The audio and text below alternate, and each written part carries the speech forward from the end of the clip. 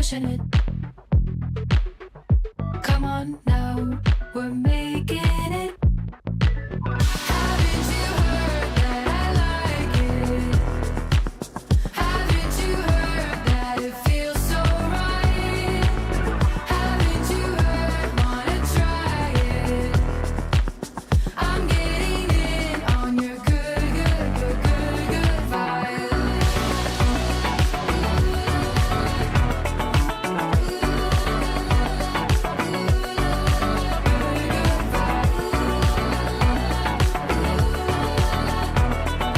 This is what it's like to love in stereo.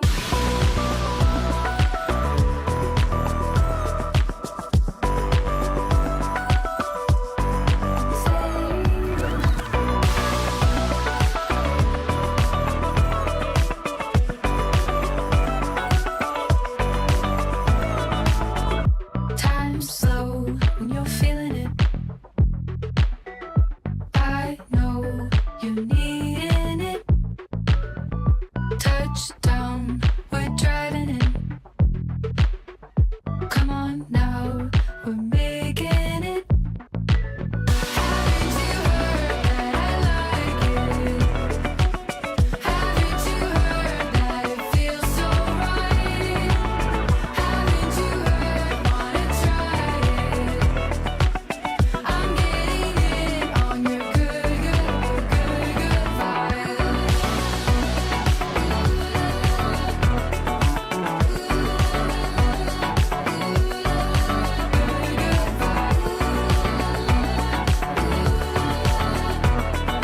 This is what it's like to love in stereo.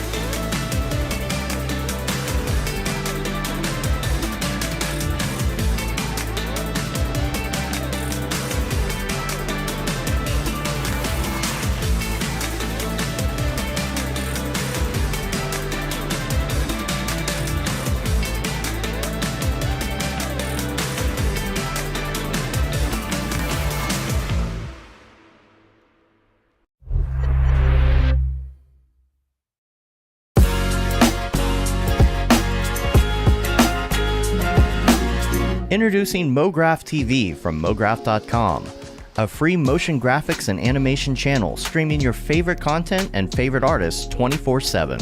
Mograph TV features motion graphics tutorials, talks, tips, inspiration, and replays of popular live shows.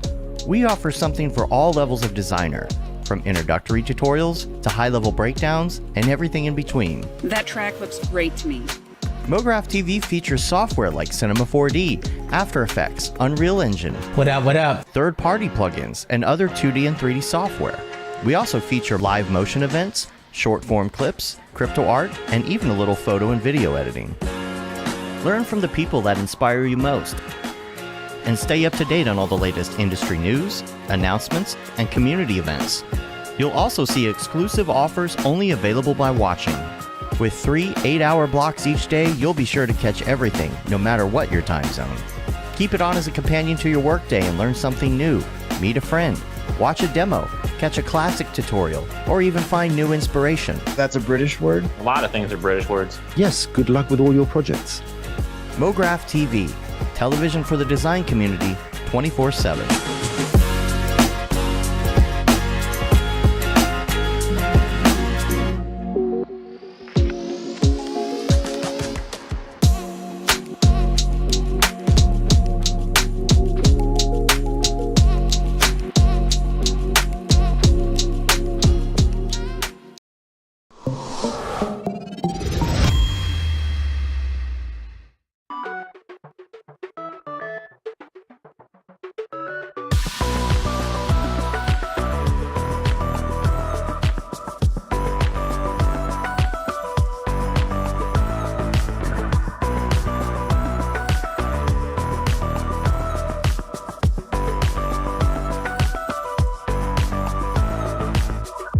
High, low, in stereo.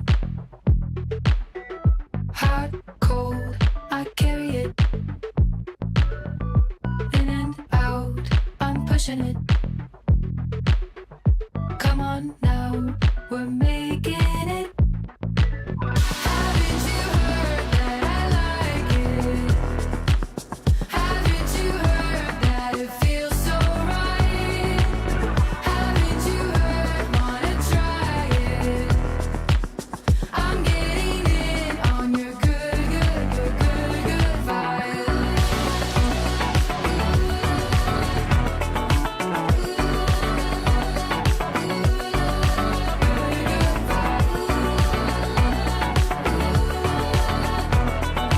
This is what it's like to love in stereo.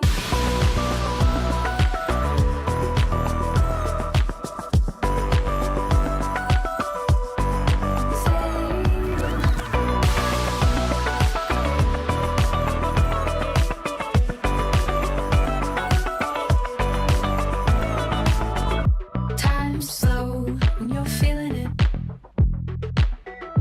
I know you needing it.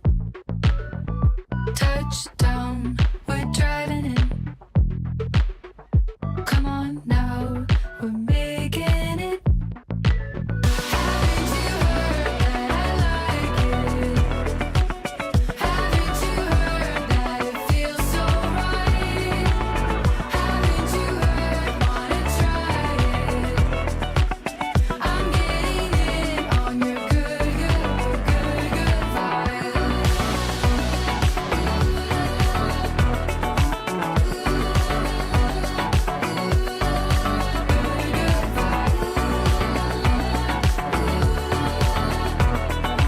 This is what it's like to love in stereo.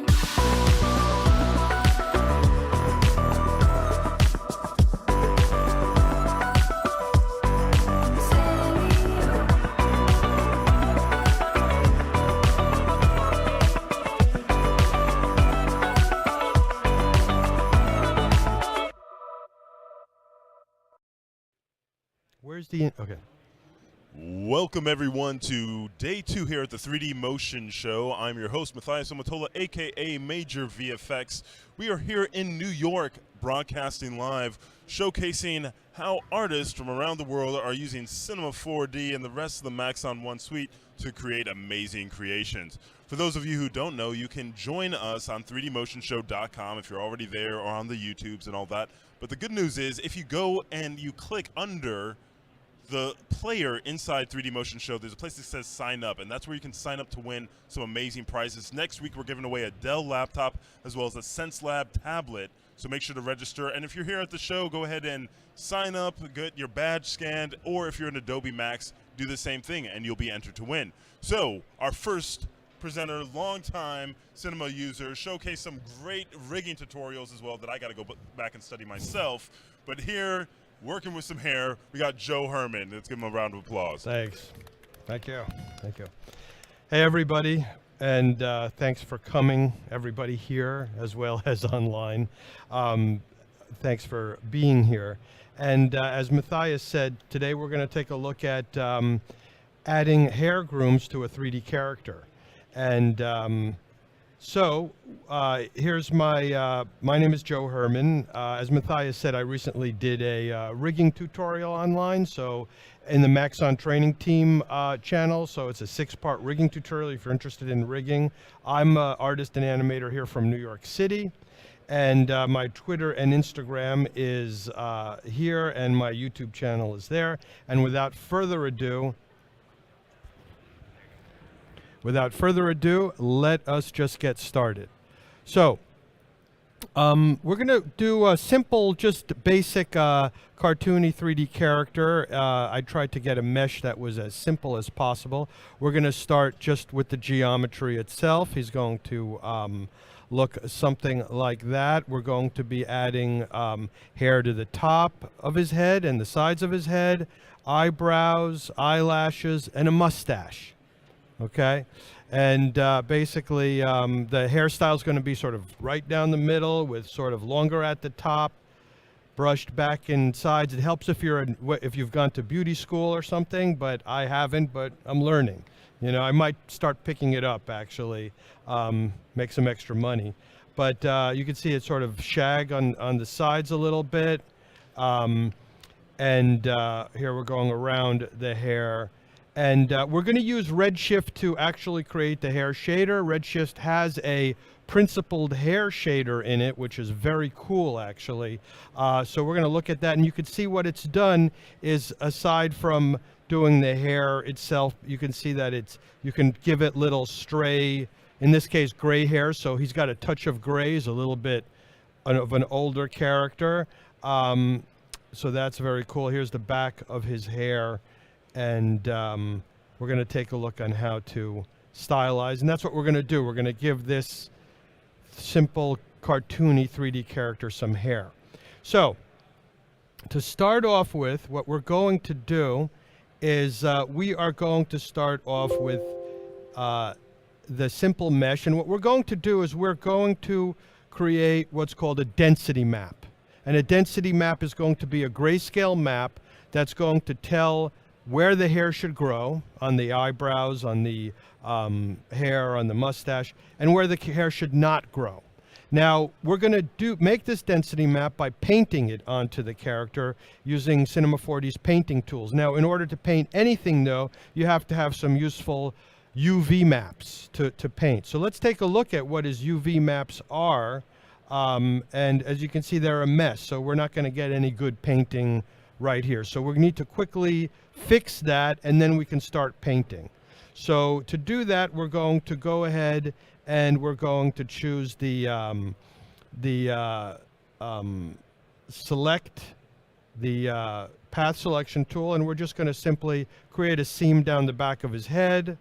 Okay, and then we'll go to like a front view, and we'll do a frontal UV projection, and then we'll do a quick UV unwrapping, and we've got some decent UVs like that.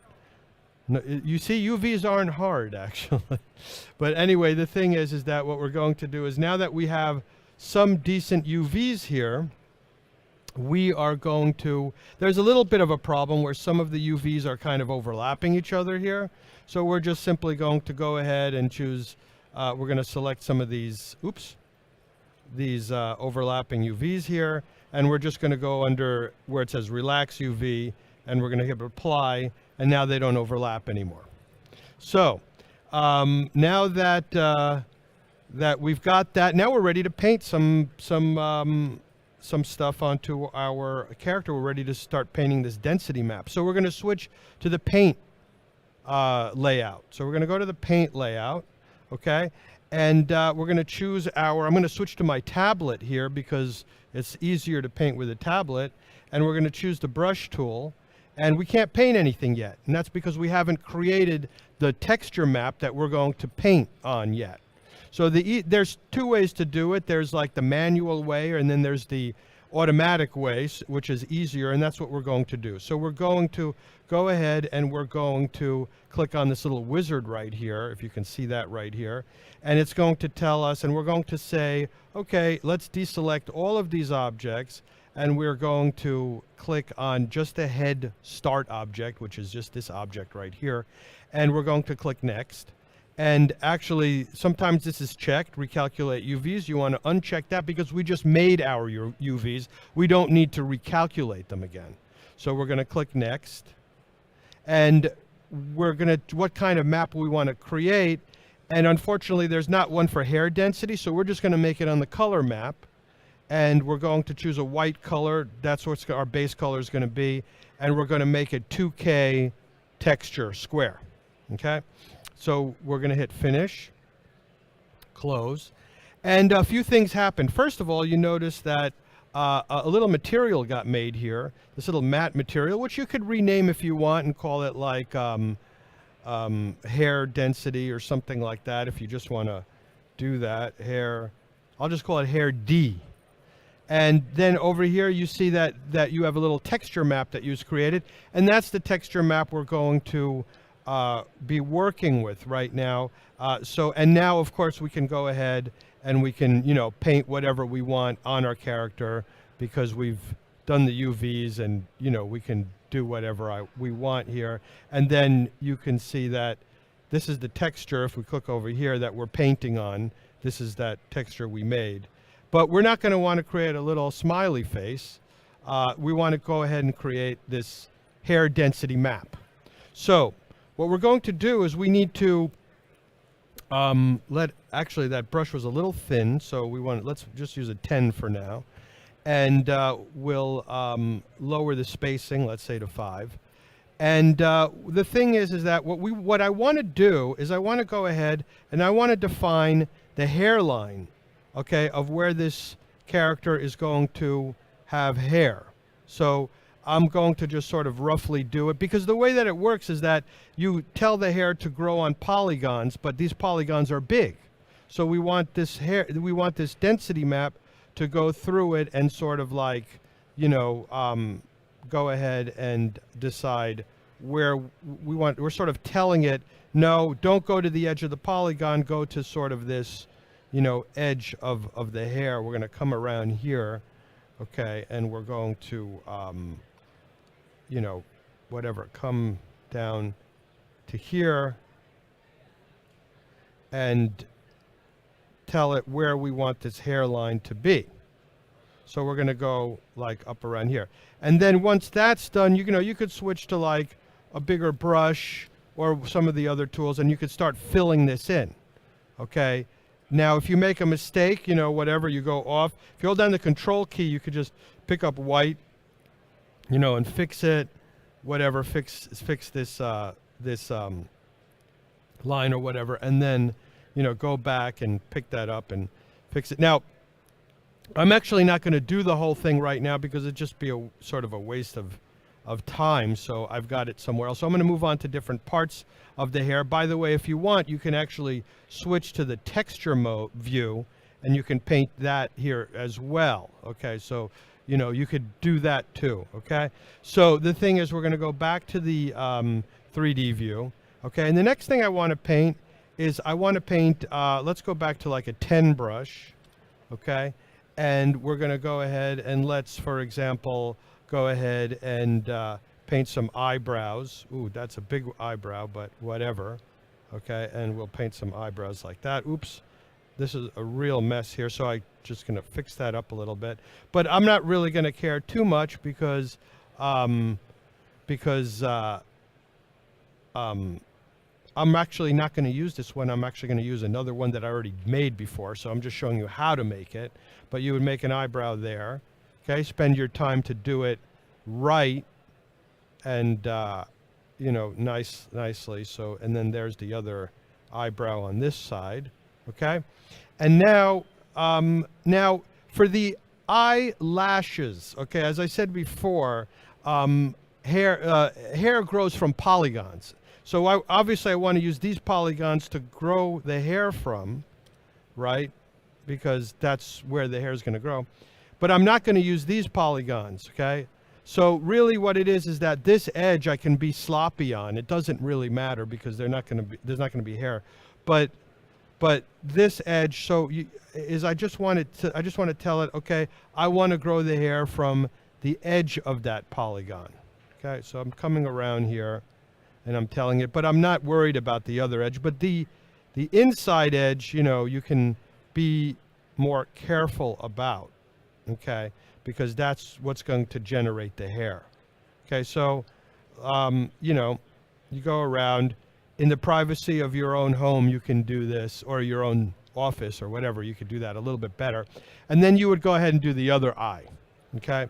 So now for the mustache, once again, this edge is going to be important because that's going to sort of just define the edge of the mustache, okay?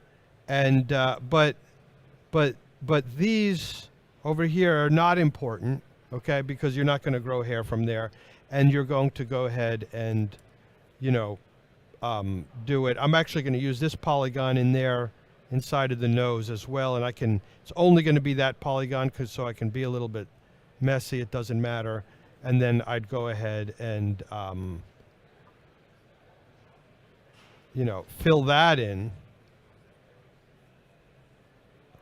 And okay, so once you have your map done, okay, what you're going to do is then you want to invert your map, because actually the way that the density map works is that whatever's white lets hair grow and whatever's black doesn't. So we're just going to go into the tools menu filter menu, and we're going to choose invert, and then we would invert our map.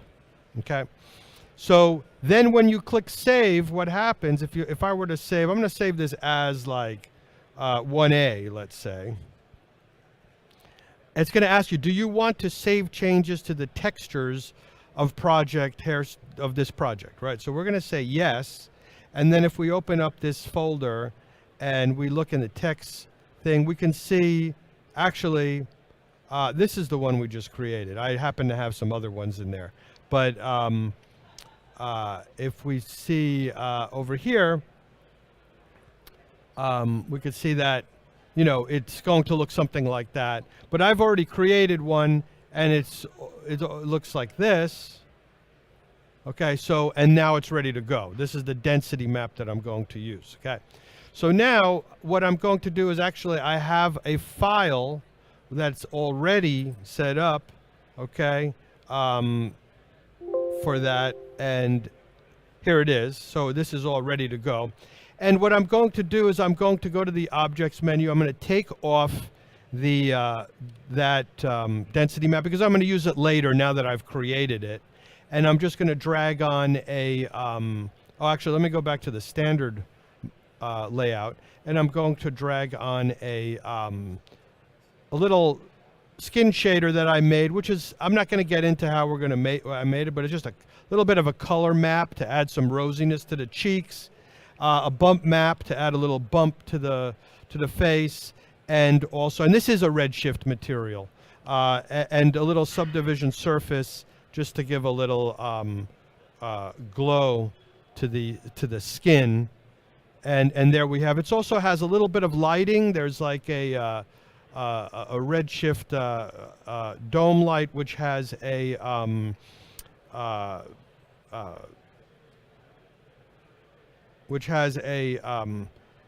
HDRI, which looks something like this. It's just a room, okay, and which is lighting up the scene, as well as, actually, let me hide that, and as well as like a little rim light, which you see above the head, which is just to add some light to the back of the hair. So that's what we're starting with. If I bring up our redshift tag, it's going to look, something like that. So now that that's done, we're ready to start making some hair.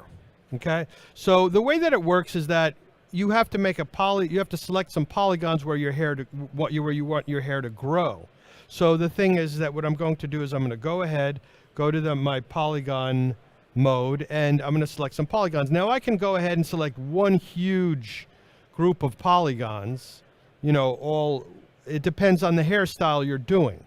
Okay, so if you want, you can go ahead and select all the polygons you want the hair to go to be onto, okay?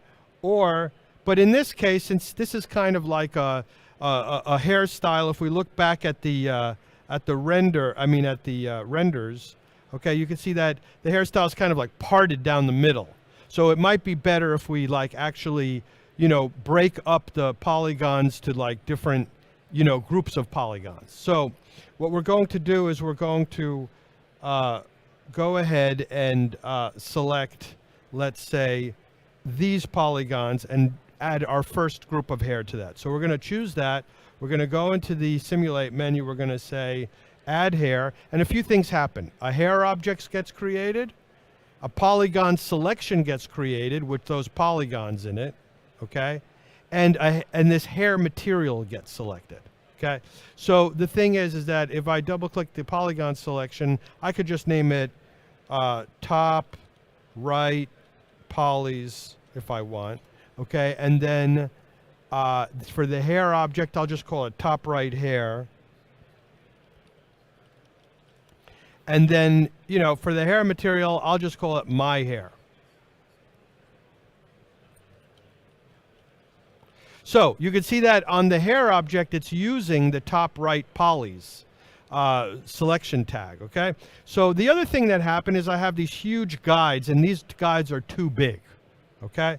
So what I want to do is I want to choose the hair over here, and I want to make it the first thing I want to do is I just want to make the length of it a lot less, okay?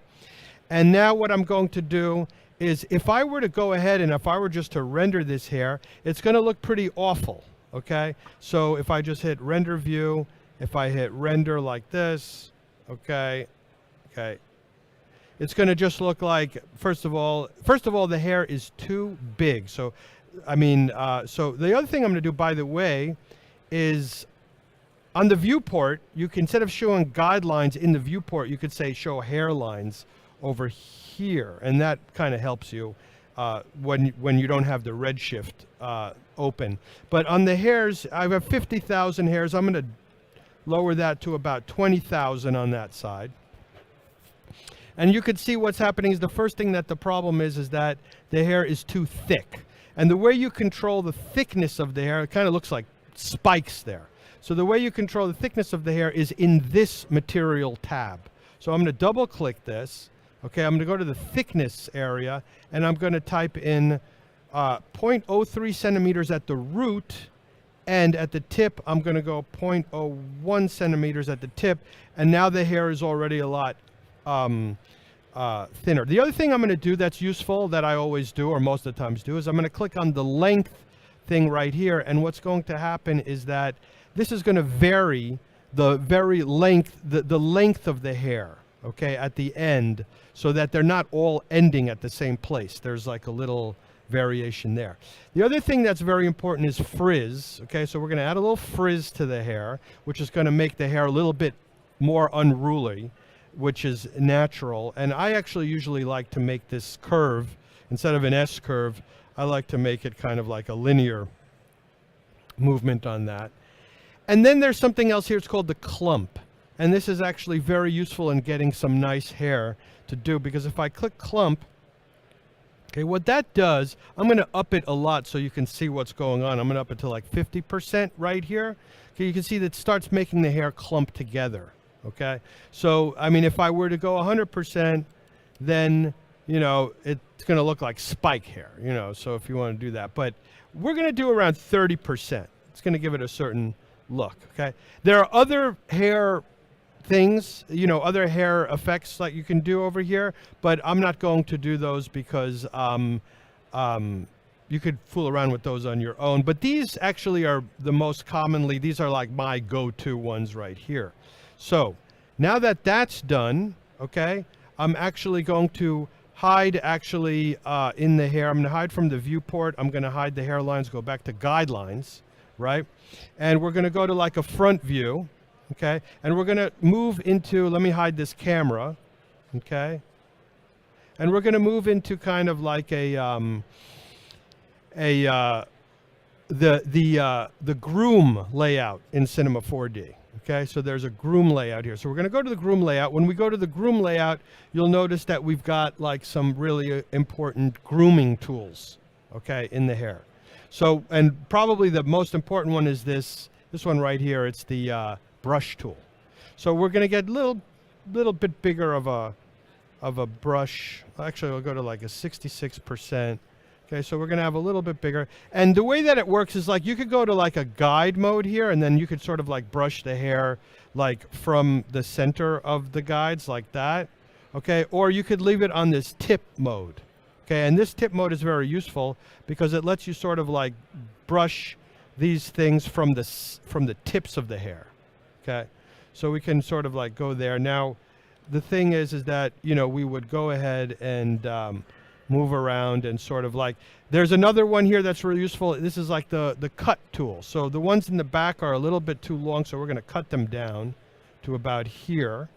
Okay, and this one too.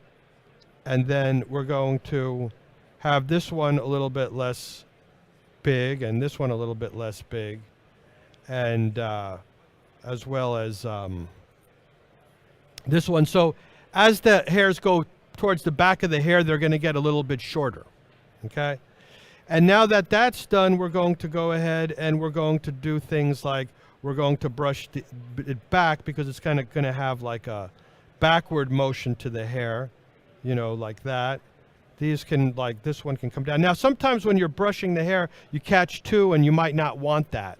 So what you could do is select a hair guide, and in the brush tool, you can go ahead and you could say select it only. And then if you get two, oh.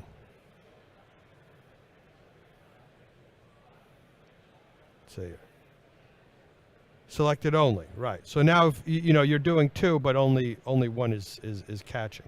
So we're going to go ahead, we're quickly going to like brush this hair a little bit, you know, like the way that we want it to be. Let me take off that selected only, okay, and brush this down, okay, like that, and you know, this is going to come back, and we're going to brush this one back, and this one, and this one can sort of, no, okay, this one can come back as well. Oops, made the brush too big.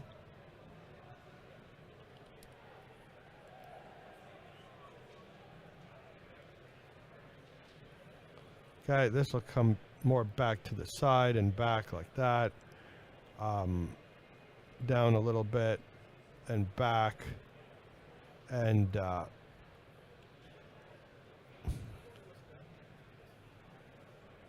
a little bit and back, something like that. Okay, so now we've got, you know, we've done this side of the hair. Let's actually go ahead and bring up our redshift render thing, because what we want to do now, let's actually render this. And what we want to do now is we kind of want to talk about coloring the hair. Okay? So redshift now has a new node in it. It's actually not that new. So we're going to make a redshift standard material. We're going to open it up to its nodes. We're going to get rid of the standard node, so we only have the output node. And we're going to create a principled hair node, okay? Principled. If you type in hair, there's two nodes. One of them is the old legacy hair node, but we're going to use this principled hair node, okay? And we're going to go ahead and we're going to, let me make this a little bit bigger. We're going to pipe that in there, okay? And what's going to happen is that it's going to be kind of like this dark reddish. Oh, actually I have to add that to my hair now. So that it's sort of going to be this dark reddish brown, but I want him to get like more like a strawberry blonde, kind of like, you know, like more of a strawberry blonde hair. So the way that that's done in this new node, there's two ways. I can actually go ahead and in the principled hair node, I can actually just choose the color of my hair, okay? Or I could use this other way, which is more scientifically correct, right? I'm actually going to make hair that looks like yours, actually. But it's called the melanin method. And the way that it works is that the more melanin your hair has, the darker it gets, the more brunette it becomes, okay? Until you put all melanin up there, and then you're going to have black hair, okay? So we're going to lower the melanin down to about, I don't know, right here. It's going to, the more we slide it to the left, the blonder the hair is going to get, okay? So we're going to slide that. Then there's what's called the reddish, the melanin redness. So if you want like a strawberry blonde or a reddish blonde, you leave the melanin, the redness up. But I'm going to, you know, the more you go down, the more like a platinum blonde you'll get. Okay? So we're going to get somewhere along this thing. Now, the thing is, what I also want to do is I want to go into the variation here, and I want to vary the melanin a little bit so you have like, you know, a touch of variation in the color, okay? As well as there's something here, it's called the stray hair fraction, okay? So if I were to choose a color for the stray hair, let's say a little bit of a silvery color, okay? And if I were to up the stray hair fraction a little bit, like to here or something like that, what'll happen is you'll notice that, oops, in the hair,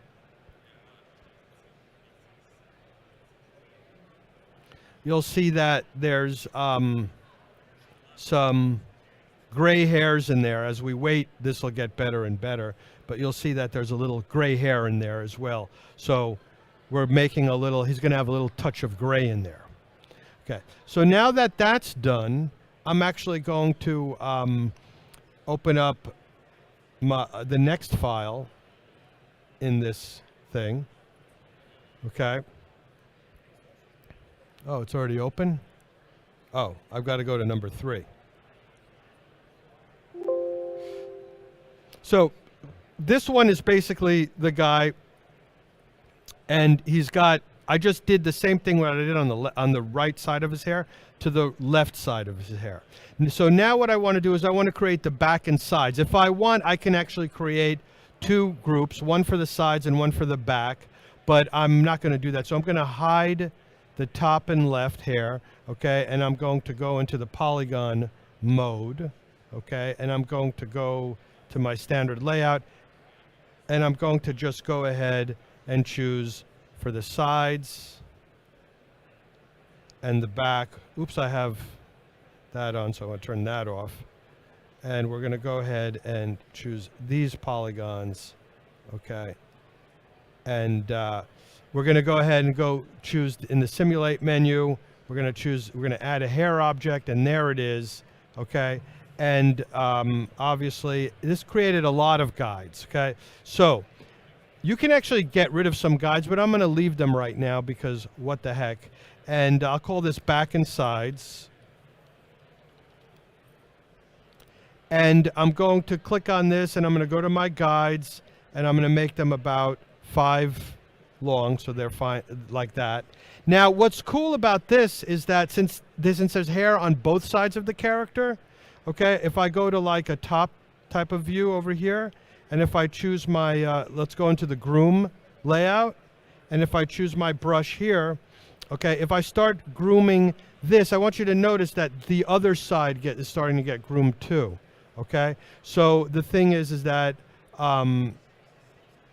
I can actually go ahead and start grooming that back like that. And it's happening. And the reason that that's happening is because I have this checked on right here, and this is called hair symmetry. Okay, so I've got the hair symmetry on. Okay, and I can sort of like, you know, go to another side view. I can start grooming back the back of the hair. Okay, like that, and then I can go ahead and figure this out. Now, what would be nice would be to see my other hair as I'm grooming this hair. But if I were to turn on my other hair, you see it looks, well, actually, and if I were to turn off the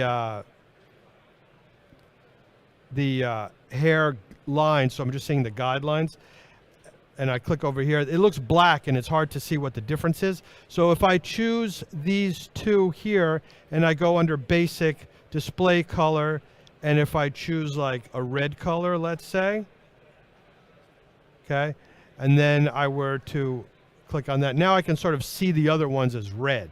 Okay, so that can be useful. So now I can go ahead and I can just simply, you know, move these down. Now on these here, I kind of like would like them a little under the other ones. So, you know, I kind of tuck them in a little bit. So that way they're a little bit under. Oops. Like that.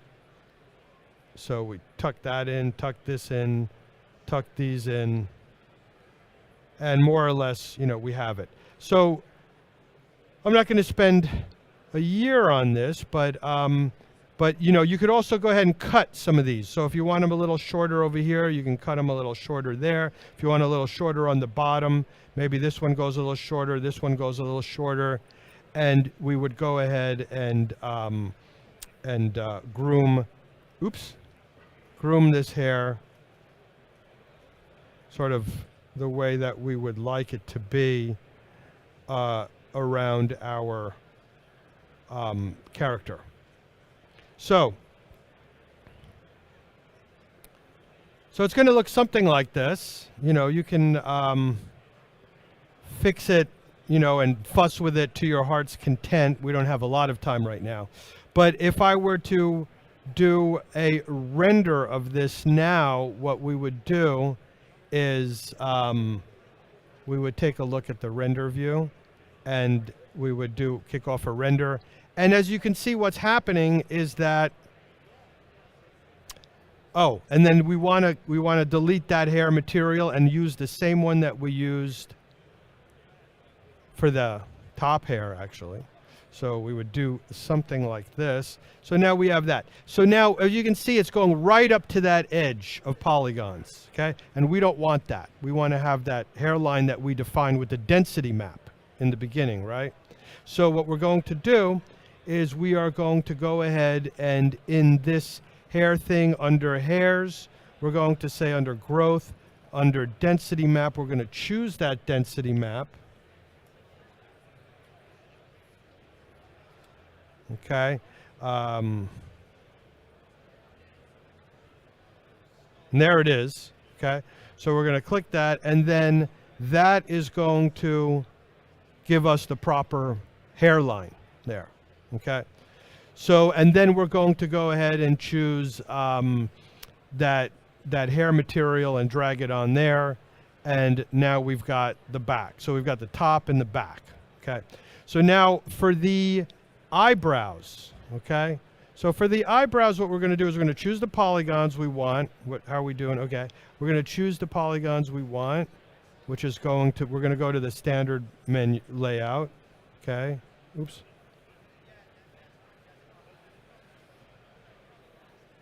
So we're going to grow on these. Oops. We're going to grow on those. Now, so what I'm going to do is I'm going to go ahead and add a hair object. Okay, you could name these. We'll name these brows.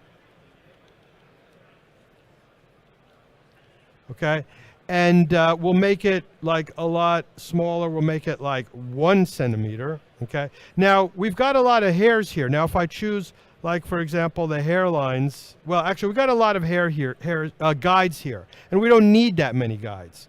So we're just going to go into our groom layout, okay? And we're going to go ahead and we're going to select. I'm going to select some of these guides. Like we're going to select these guides. Remember, I have hair symmetry on, and we're going to select these guys, and we're just going to delete them. So we only have the guides that we're going to need, okay? So, and what we're going to do is we're going to choose the brush tool, okay? And we're going to choose, you know, whatever, a smaller brush, let's say, a 30, whatever. And we're going to start, you know, grooming these things kind of like the way we want them to be groomed. Actually, I want it up, kind of up, so a little bit up like that. And I'll groom this one now. And on this one, like for example, I'll cut it so it's a little shorter here. And so then we have it. So now if we add hair, I mean, if we go ahead and in our browse and we choose like viewport hairlines, okay, you can see that we have like all this hair, like it looks ridiculous, okay? So the thing is we need to go back to our density map, okay? So, you know, if you want to do like a unibrow thing, you'd include these polygons, you know? But the thing is that, so we're going to go ahead and we're going to go into our hairs under growth, and we're going to choose that density map, that we're going to use, and that's going to stop it. And we also have too many hairs there. We've got 50,000 hairs, you know, so we're going to drop that down to maybe like 3,000 hairs, okay? And so what we're going to do, it's going to look a little thicker when we do it. And then what we're going to do is we're going to delete that hair material, and we are going to choose the top hair material like there. As a matter of fact, this one is too clumpy actually, so we're going to duplicate our top hair material and call it browse. And we're going to make the clumping a little bit less. So maybe, oh, it's only at 20 on the other one? Oh, I wanted it, okay, whatever. So we're gonna make this like, I don't know, 5, let's say. And we'll put that onto our hair. And we'll also, so let's just take a look at what that's gonna look like in our render.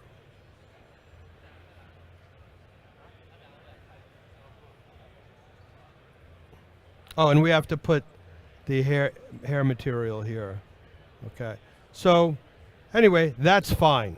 Okay, if you can fuss around with it later. Okay, let's actually jump to the mustache because we want to do that. So we're going to go into the polygon menu, and we're going to choose the we're going to go to the standard layer. We're going to choose the polygons where we want our head to grow. So it's going to be this one, this one, this one, this one, and these two. Okay, we want to include those two in there as well. And we're going to add a hair object, and we can call that mustache if we want.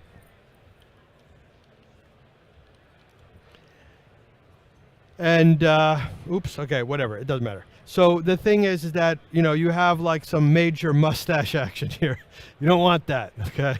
So what we're going to do is we're going to go over here to length, and let's say we'll say 5, right? So we're going to bring it in like 5. Now, what I first want to do is I want to go ahead and I want to go to my grooming tab, and the first thing I want to do, now remember I have hair symmetry on over here, okay? So if I start grooming like this, and I'm going to choose the, actually let me turn off on the, oh, it doesn't matter. So if I start grooming this in, the other one on the other side is going to groom. So the ones on the bottom I want to groom in. I mean, I want to cut in. And like, this is going to be a little bit tricky because, well, there, I did it. Okay. So so those I want to groom in like that. And then I want to like, kind of like, you know, brush them down. This one's still a little bit long. So we'll do that. And I want to sort of brush them down a little bit.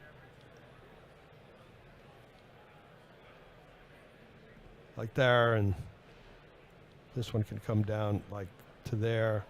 And then we're going to sort of come over here and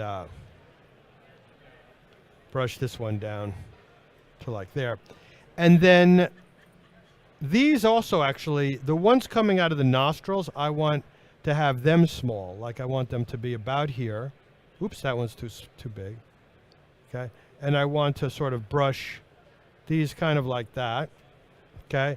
And now the thing is that what I want to do is that on these, I want to bring that down to about here. Something like that. Okay. I can make it a little bit smaller. Okay. And then on this one, something similar. Okay. We're going to bring this down, and it's way over to the wrong side. So it's also too big, so we'll make that smaller to about there. Okay, we'll bring that over and in. Okay, for now that's good. You can, like I said, we don't have time to fuss with it too much here. And then in the one in the middle, we'll do this. Now, if I were to render this now, however, there's going to be a little bit of a problem. Okay.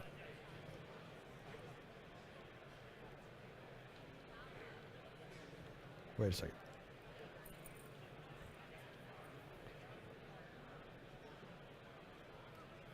So if I were to render this now, you're going to notice a little bit of a problem. And that is, so let's actually get a view of it. Let's bring up our render view, okay? And let's just render the mustache. And oops, actually, before I do that, hold on a second. I want to...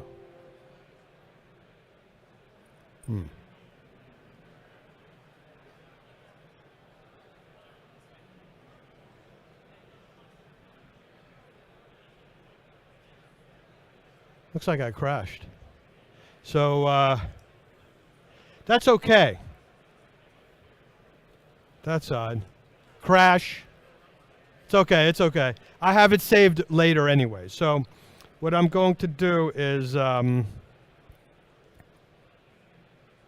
I've done this a million times and it hasn't crashed. So I don't know what, I think I did something it didn't like. So, but I've really done this, ran through this like a zillion times and there has been no crashes. So, but anyway, I have it already here.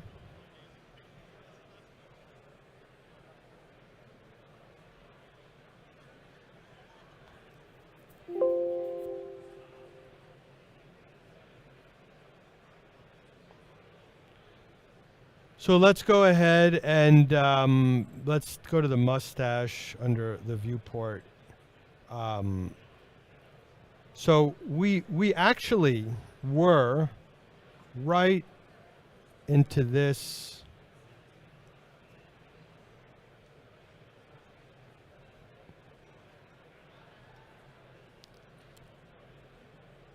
area here. And if I were to render this, okay, this is exactly where we left off. Okay, so if I were to render this right now, you'll notice that there's a strange thing happening with the mustache. Okay, and let's render that. Okay, oops.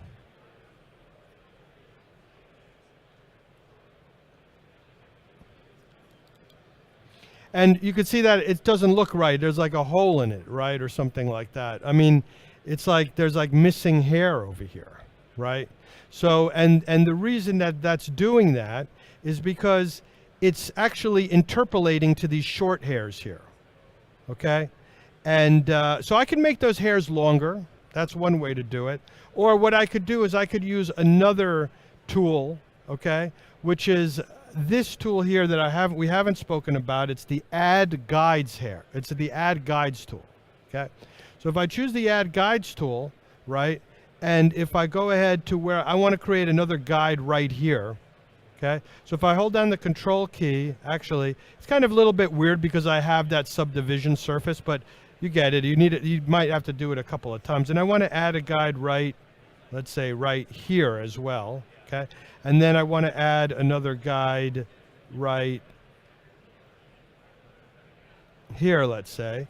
And then we'll add another guide right here. Okay. So I've added more guides to my thing.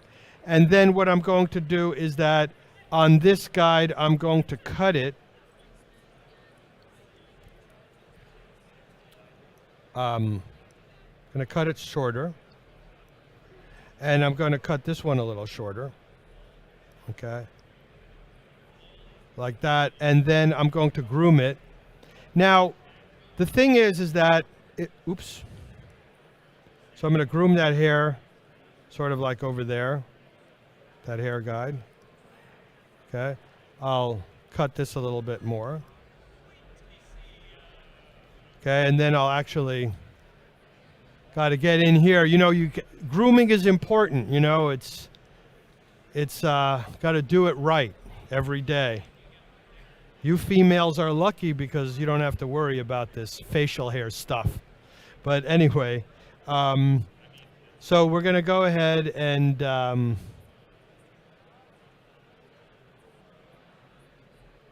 that's fine.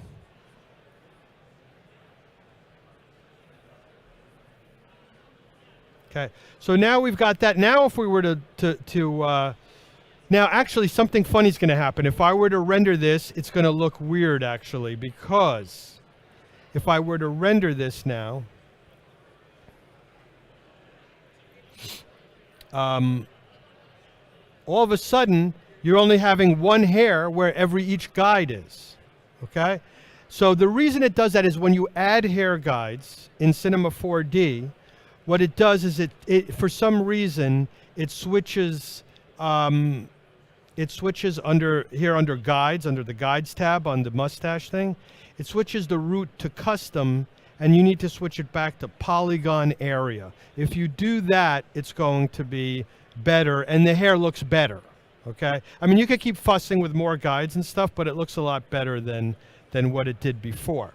Okay, now. Actually, we're going to do the eyelashes, but the eyelashes are, what time do we have? Ooh, it's about 8:50.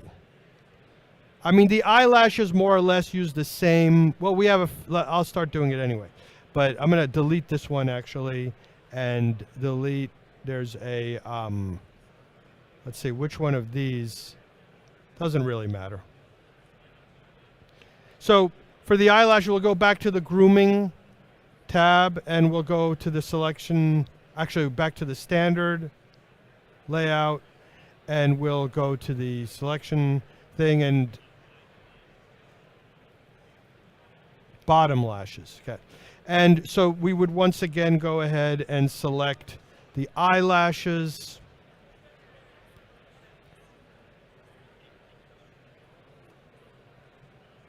There we go. Oh no. Yeah. So we would select the eyelashes here.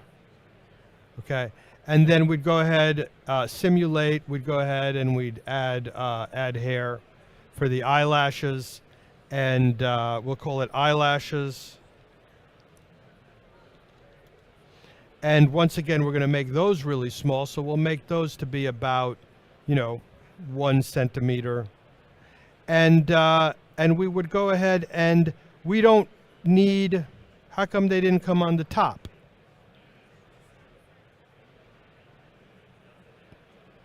Oh.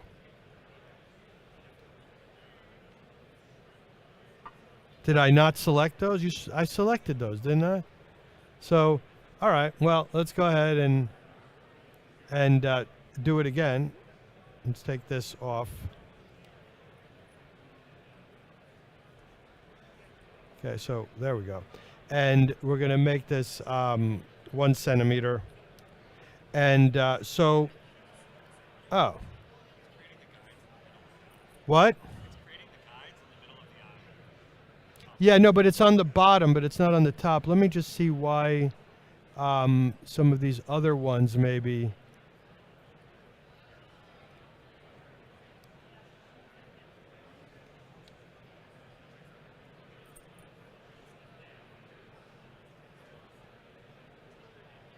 bottom.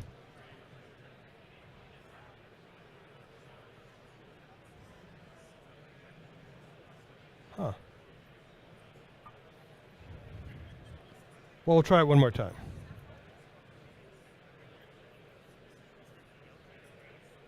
So I'm not dreaming, right? I definitely selected those polygons, right? So we're going to select these now. What's this thing? Oh, that's the, okay, so let me get rid of that. All right, so I have those polygons selected, okay? You know, I could actually select, I could actually save this. I could say save selection, store selection. So I made it, I actually made the polygon first. You could do that, okay? And then I can go ahead and add the hair object. And now it's right.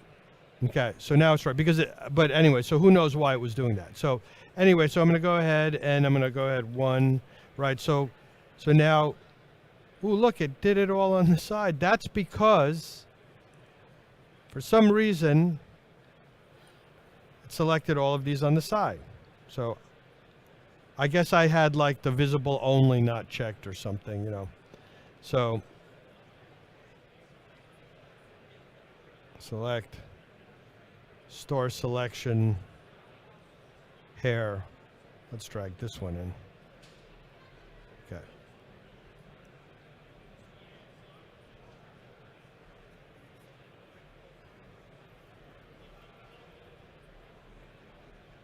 And then why it's still there.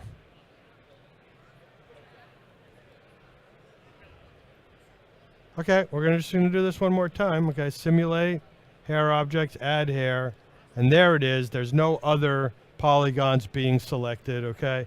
So then we're going to go ahead and we're going to say like one here. We're going to delete all the inside guides.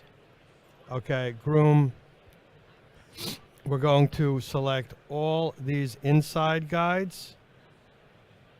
Okay, and delete them because we don't need them. Okay, and we're going to say, we're going to add hair, simulate hair selection. Wait, what was I doing? Oh yeah, we're going to say hair object, add hair. So what's happening? Oh my goodness, this is so weird. Well, okay, so you know what I'm going to do? I'm not going to fight this anymore. Close project.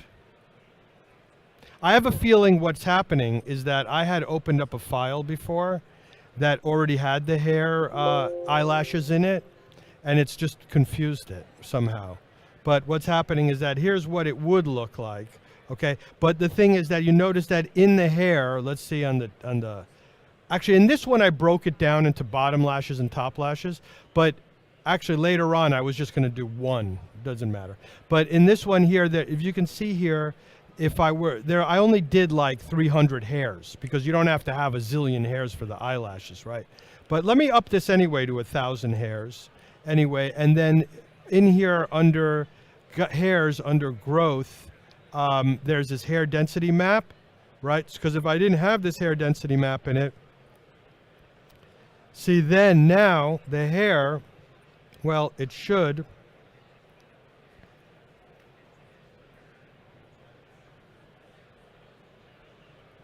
well, if you didn't have the hair density map, these hairs would be growing all over that polygon, okay?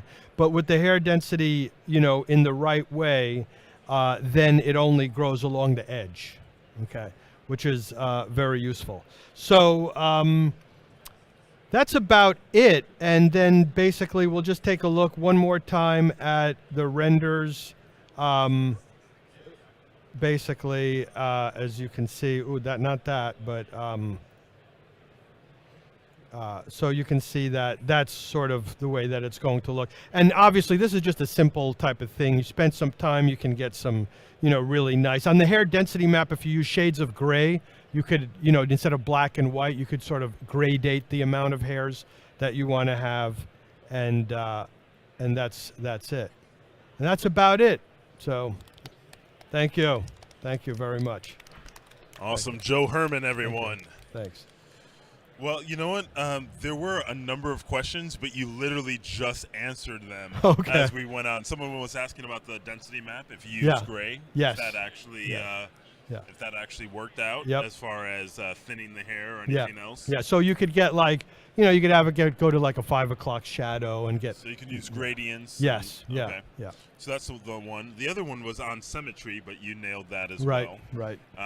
And one question we did have is, can you extend the hair just like you cut it? Yes. So if you want to extend the hair, I'll just quickly show that. So if, like, for example, if you have a guide that, let's just say on the top hair, let's get rid of the viewport hairlines. We'll go back to guidelines. And so let's say, for example, for whatever reason you want a hair to be longer, so you could select that hair, like let's say we select this hair, and then you can actually just go to the scale tool and simply scale it out. Okay. Can Yeah. you use it like the cut tool? Just That's a good question, actually. is You there probably, an inverse operation or? not that I know of, actually, but yeah, So just I don't scale know. it and There might position. be, There but might be. I'd never use Yeah, it. Yeah, yeah. that's it. I was just wondering Yeah. if there's hotkey operations Yeah. between the. Yeah. Yeah, I'm not sure unless any of you guys know. All right, so that's that one, and then let's see here. If you update the density map, save it, and then refresh the scene, how will you see an update? How I guess. Yeah, how you quickly? should just, well, I mean, we could try it. I mean, the thing is, if we go to the density map, I don't know if you have Photoshop or whatever, or we could actually be a whole thing, but Yeah. if you should just be able to see it, because like I could just switch it. Let's say we switch the density map to one of those other density maps. Let's say we'll go to the top hair left, and we'll switch it to that, the other one that I saved, like this one, let's say. Okay. And now, it doesn't seem to be updating right away unless that's the left side. Hold on.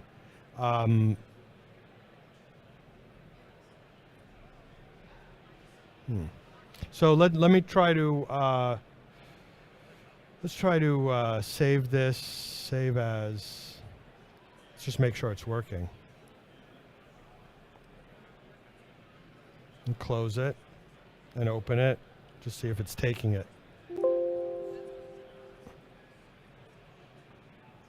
Oh, oh, there it is. Oh, so maybe it was. Okay, let's try it. Let's try it on the other side and see if it.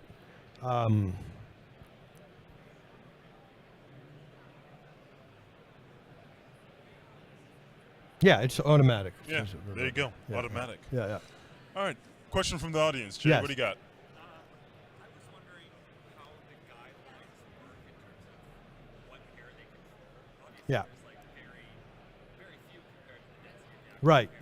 So is it like you decide how many guides? Like what region is affected by it? Yeah, so the question is, with the guides being shown, how do you determine the area or the amount of hair? Like, is there a radius that it's affecting? or- Yeah, there's a lot of controls in here. Obviously, we didn't have time to like go through it, but there's a ton of controls like that.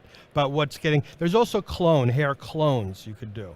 So there's hairs and hair clones. But the thing is that, let me go back to the regular density map. The way that obviously the way that it works is that if we go to the to this and we move this, you'll see the hairs being interpolated, because they get like all the hairs near this one this one's going to influence it more than this one, which is going to influence the ones around it, so on and so forth. So as far as the way that it works is that interpolation, let's see, you've got cloning, but as far as here offset, there's like a lot of controls in here you can use to control how much as far as influence. types. Yeah, the interpolation type. Yeah, linear, square, cubic. It's like weights. It's like the closer the hair gets to that guide, the more it's going to be influenced by that guide. The closer, and then as it moves to the other guide, then that other guide's going to influence it more. And determining on the interpolation is how much it's weighted, Yes, or exactly. the style of how it's weighted. Exactly. Good question. Yeah. Good question. All right, we're going to get ready for our next presenter here. Let's give Joe another round of applause. So thank you so much. Thank you very and much. once again, if you haven't got your badge scanned, get your badge scanned. You get your chance to win a Dell laptop or a SenseLab tablet next week. So make sure you've done that. And if not, and you're online, you're watching online, just go to 3dmotionshow.com, click sign up, and then enter your chance to win. And we'll be back in just a few moments with our next presenter, Brad Nichols.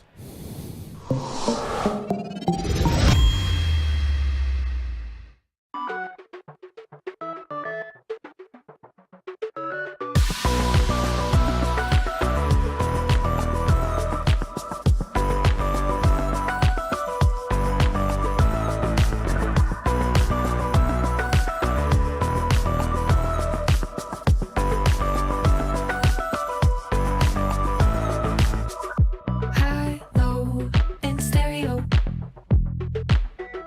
Hot, cold, I carry it. In and out, I'm pushing it. Come on now, we're making it. Haven't you heard that I like it? Haven't you heard that it feels so right? Haven't you heard, wanna try it? I'm getting in on your good vibe.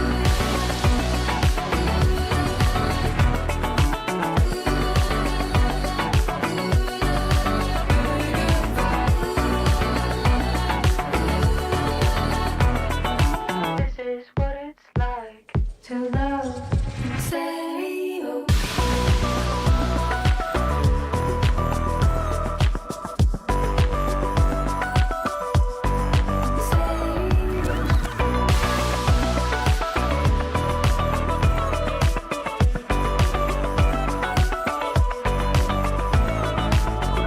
Time's slow when you're feeling it.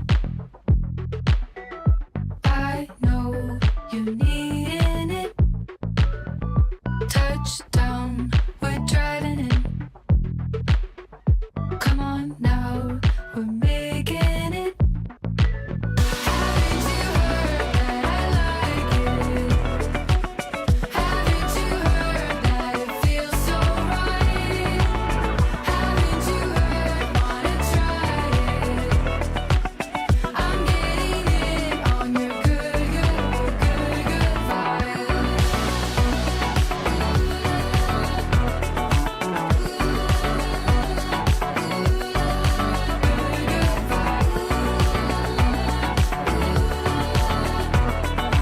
This is what it's like to love in stereo.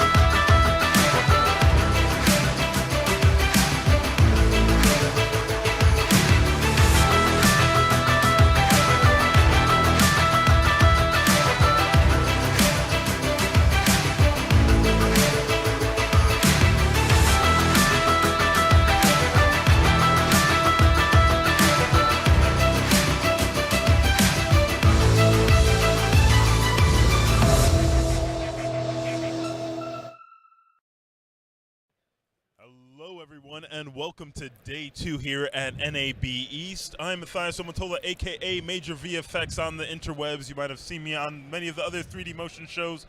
We are here live in New York, accompanied by Bradley Nichols, who's our next presenter. We'll let him get started so he has the maximum amount of time. So let's Cheers, get man. going. Cheers. Cool. So hey, thanks for coming, and then everyone that's joined the live stream. Thank you very much for joining us. So yeah, I'm Brad. I'm the head of CG at Pop Paper City. So I oversee the 3D design pipeline as well as kind of assisting with 2D and quality control. So just a quick bit about me. So I live in Bournemouth in the UK. Has anyone been to the UK? Cool, nice, sweet. So yeah, live there in Bournemouth with my wife. I've got 2 cats.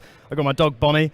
And I have a little hamster called Steve, which is cool guy. Huge motorbike fanatic, with the territory, obviously, massive gamer as well.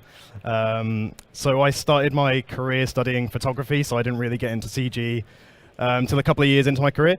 So I was kind of working on corporate and short films as a camera operator and lighting artist, and then kind of quickly turned my eye towards motion graphics and 3D look dev. I don't know, C4D gave me this like opportunity to experiment and create without the fear of making mistakes. There were so many times I'd come away from a shoot and be like, oh my god, did I leave the lens cap on, or did I like even put an SD card in the camera? So kind of with Cinema 4D, any kind of mistake you make, you just hit Control Z. And if there's any art direction that you need to do, it's super quick and easy to experiment. So it just kind of, naturally just ended up sticking with Cinema 4D and really U-turning that career. So for me, it was kind of awesome that Maxon and Pop Paper City from the beginning, we had a really strong partnership. So yeah, it was a really cool opportunity to continue working on Cinema 4D and join a really, really cool show. Speaking of which, the guys at the studio are definitely watching the stream. So hey guys. So the show is pretty mad, but it's the first ever long-form kids TV show made in Cinema 4D. So no pressure to do it well, but it's built using the standalone Cinema 4D and Redshift that's available for everyone. So we're not adding any plugins or doing any kind of weird Python scripting to make it work for the show. It's what's available for everyone on Maxon 1. So I think that's really cool that kind of what we're doing is just really standalone and core. So yeah, with the show is basically it's a craft series with adventure. It's the first series comprises of 52 episodes of 11 minutes. Which is basically 9.5 hours worth of content. So all 3 Lord of the Rings is what we're making. So the series are distributed by Aardman Studios. I'm sure you've all heard of them, but they've done Wallace and Gromit, Shaun the Sheep, Chicken Run. So big names. So our anchor UK broadcaster is Paramount's Milkshake, which is on Channel 5 in the UK. But we've also got many awesome international broadcasters that are supporting us all the way as well. So the show is set in a really captivating and unique world. So these guys are hitting the surf. So it focuses on 6 paper-crafted characters. So we've got Phoebe on the right, Plum and Zip on the left, and then there's also Zip, May, and Fly. There's also a 7th character, which is a live-action hand that comes down and helps them with the crafts. We'll get to him in a bit. But yeah, the adventures are limitless, but they all begin in the capital city, which is Pop Paper City. And they're finding new ways to have fun together. They're going on cowboy adventures. They're going on pirate treasure hunts. We've just done an episode where they're going to space, which is insane. And then they do absolutely everything else in between.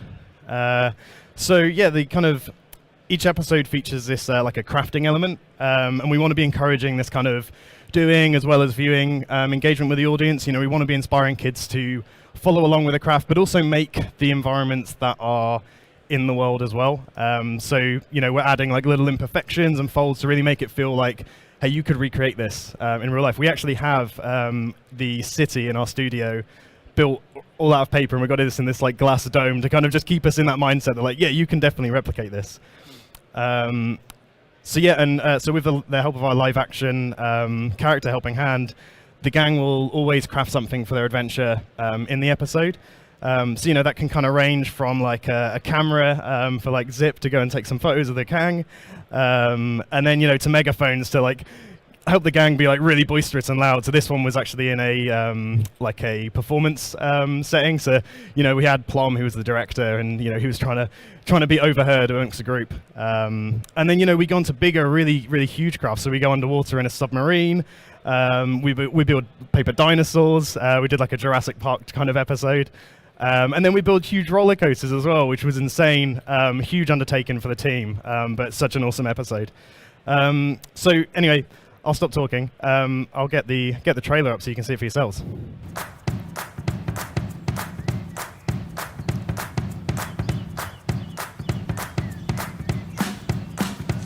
Why is it black? Hold on. It's black on mine as well.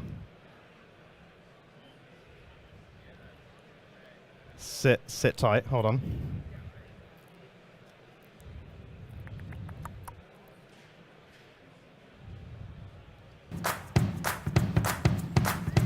Hey, there we go.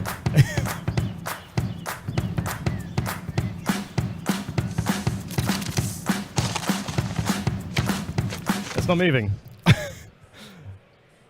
Okay. That's not worked. We'll throw that up in a bit. That's fine. That's fine. So yeah, this was the paper world that we've got in the studio. So like I was saying, we've got this in this like little glass box. It's kind of a constant reminder for the team.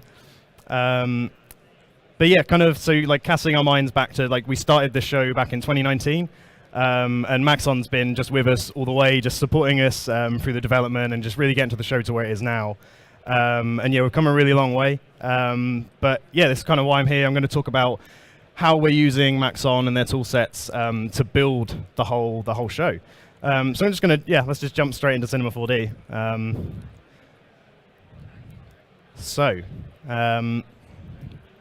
Where were we?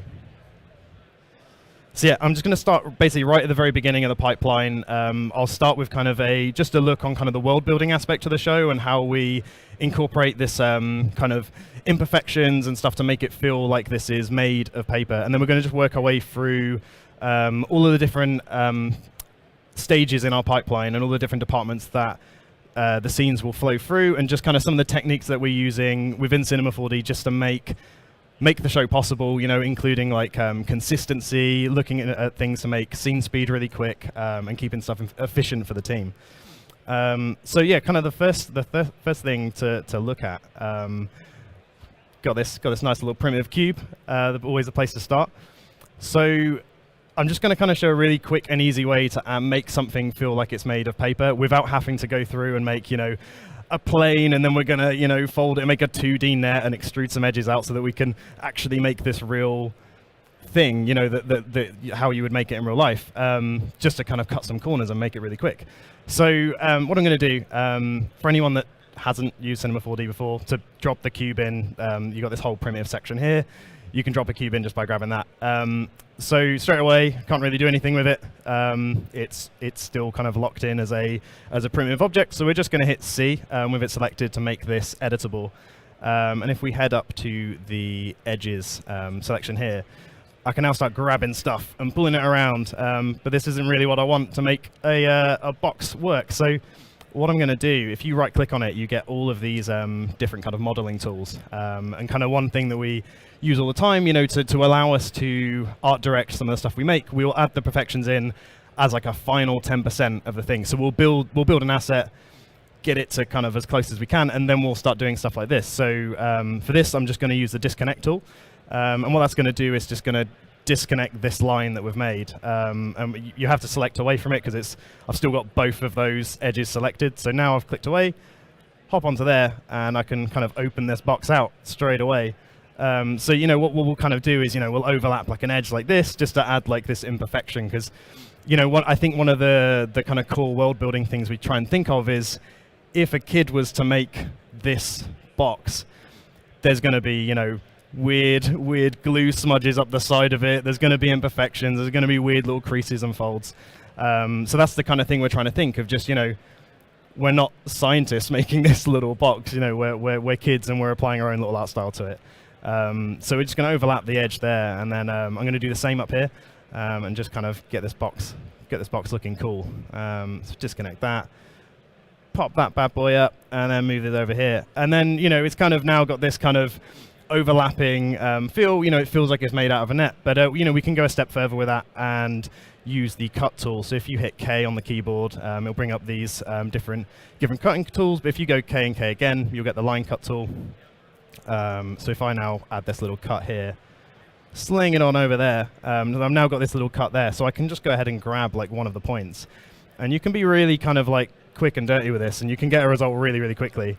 But you know, I've got this box that a kid's made, and it just, you know, it doesn't look like a CG artist has made it and they've painstakingly gone in and made it scientifically perfect. You know, it's just really haphazard, and it's like thrown together, and that's kind of what we're trying to do is instead of approach this from a CG artist mindset, we're approaching it as though a kid is going to make this thing. So yeah, adding like purposeful imperfections is one of the big things we're doing. So cool, that's kind of just the design element of it. This one's is pretty boring, this bit, but it's a really important start to the production, is to have a really consistent starting point. So to kind of run through, just because of my background in camera operating, when I would go out on a shoot, I wouldn't have an infinite amount of lenses. I would probably have 3 in a box, and I would choose only from them. So, and I do this at work, I do it on my own projects at home. I will always start with a kit of lenses that is a realistic kit. You know, I won't take a 27.8mm lens that just doesn't exist in the real world. I'll start with this, which just means that, you know, when I'm just look deving and I'm trying to get myself to, you know, quickly 80% of the way there, I can just jump between these cameras because they'll spawn in for me, and I'll show you how to build that scene so it spawns in straight away. But you know, now I can just very quickly select these out. I don't have to make them, and it's something in every scene you're going to have to make a camera. So why not cut that corner and have them always spawn in as a beginning? And it just saves, you know, when you're doing it on, like, you know, single base projects, you know, it just makes sense not to put in. But because we're doing this, you know, week by week, we're on a new episode, we're opening new scenes every day. You know, you multiply those 20 seconds it takes to make that camera, you've suddenly lost hours of time. So to have that just begin straight at the beginning is awesome. So, you know, we basically, how we've set this up, it's just a bunch of nulls that I've put together in a scene. I've matched that out in my layers, and that's really important when we get to the layout department, because that's how we'll organize it, and you can turn different bits off, but we'll get to that in a minute. So basically all I've done for this is just add in a null. It'll spawn in with the default name, the default logo for it. So then you can just go into the icon, go load preset, and it'll just have a bunch there. I've just chosen some random ones, but for me, I find having a visual is so much quicker to find something in the name. You know, I know all of this group here belongs to props because it's got the little guy there. There's no reason for it. It's just a nice little logo to be there for it, and it's the same for everything else. So it's just having some kind of consistency to the scene. So as you pass this scene along to, you know, we've got like 40 different artists in the studio. So as you pass this from artist to artist, you have this consistency. Everyone knows where to find what they need. So basically, to set this up, it's come in as default for me, and at the risk of ruining this for the next person, I'm not going to click to save default because this might trip someone out. But basically, now I've got this made, I can go up to Window and go into Customization and go Save as Default Scene. And then now every time I open a new project, it's going to just spawn those in to begin with. So yeah, it's just cutting out that initial like technical step where you've got to make your nulls, and it just skips that boring process out because it's like, hey, it's already there, and I spent, you know, 10 minutes doing it right at the start of production. So yeah, moving swiftly on. So something that we kind of do to get us 80% of the way there, you know, like when you're building an environment out, you want to flesh it out as quickly as possible because, you know, adding hundreds of trees, it's very difficult to be like a pure artist about that because you're just distributing loads of trees. The artistry kind of comes in at that final 20% where you're now just tweaking the composition to make that work. So there's some tricks that you can do to get to that. And one of the really big things as well is when you're starting out, you want to be making your scene quick. So what we kind of do on our show is we build the environment out. That environment goes to layout, and then it gets distributed like 100 times for how many shots are on the episode. So if you've kind of got if you've made your environment and it's super heavy, you've now just made 100 problems for someone else to solve. So it's really important to spend that time when you're building your environment to make it as fast and as efficient as possible. So there's some tricks that you can do to do that. And this is something I do with absolutely anything. I don't know if you guys use like Quixel or anything. So like when you're dropping those in, they're huge assets. So this is a really cool way of working with those assets, and we do it on the show as well. So basically what I like to do, so you can already see I've got my instances in here, but I'm just going to hide those for now just so we can start. But let's say, you know, I've dropped in my asset pack here, and I've got all the things I need for this scene. And And we use the asset library, which is just over here. So we've got kind of a bunch of cool different stuff in here. I don't know where it's gone. I'm not going to try and find it in the interest of time. But yeah, we'll pull everything from the asset library into the scene. And this is a really cool place. And I could now, technically, I could go in and I could start grabbing this tree and throwing it around or lobbing it in a cloner, which is fine. But when you do that like 100 times or 1,000 times, your scene is going to get really, really heavy. So there's a really cool way of doing this. So I'll drop this in, and then basically what I'll do with this kind of tree selected, I'll go in and I'll make an instance of it. Straight away, the instance is just, it's not going to give you any speed bonus. It's kind of just a copy of it, but it's a copy that you can't select any of the. So like with the snowy pine tree here, I could go in the viewport and just grab this, and then I've accidentally moved some of the geometry around. So you'd have to select this null, whereas the instance, I can't do that. I can only select the base object and move it around. With an instance, you can use it with like any of the deformers. You can bend it. You can do anything with it. But in this case, we don't want to. We just want to distribute it across the scene. So for speed, you can then just change this to render instance. And I can now, duplicate this tree like hundreds of times and throw it around. So this is a really cool way, if you've then got this set up. Let me go to here's one I've made earlier. Bring these all back. So now basically I've gone and made an instance of all of the objects that I'd spawned in.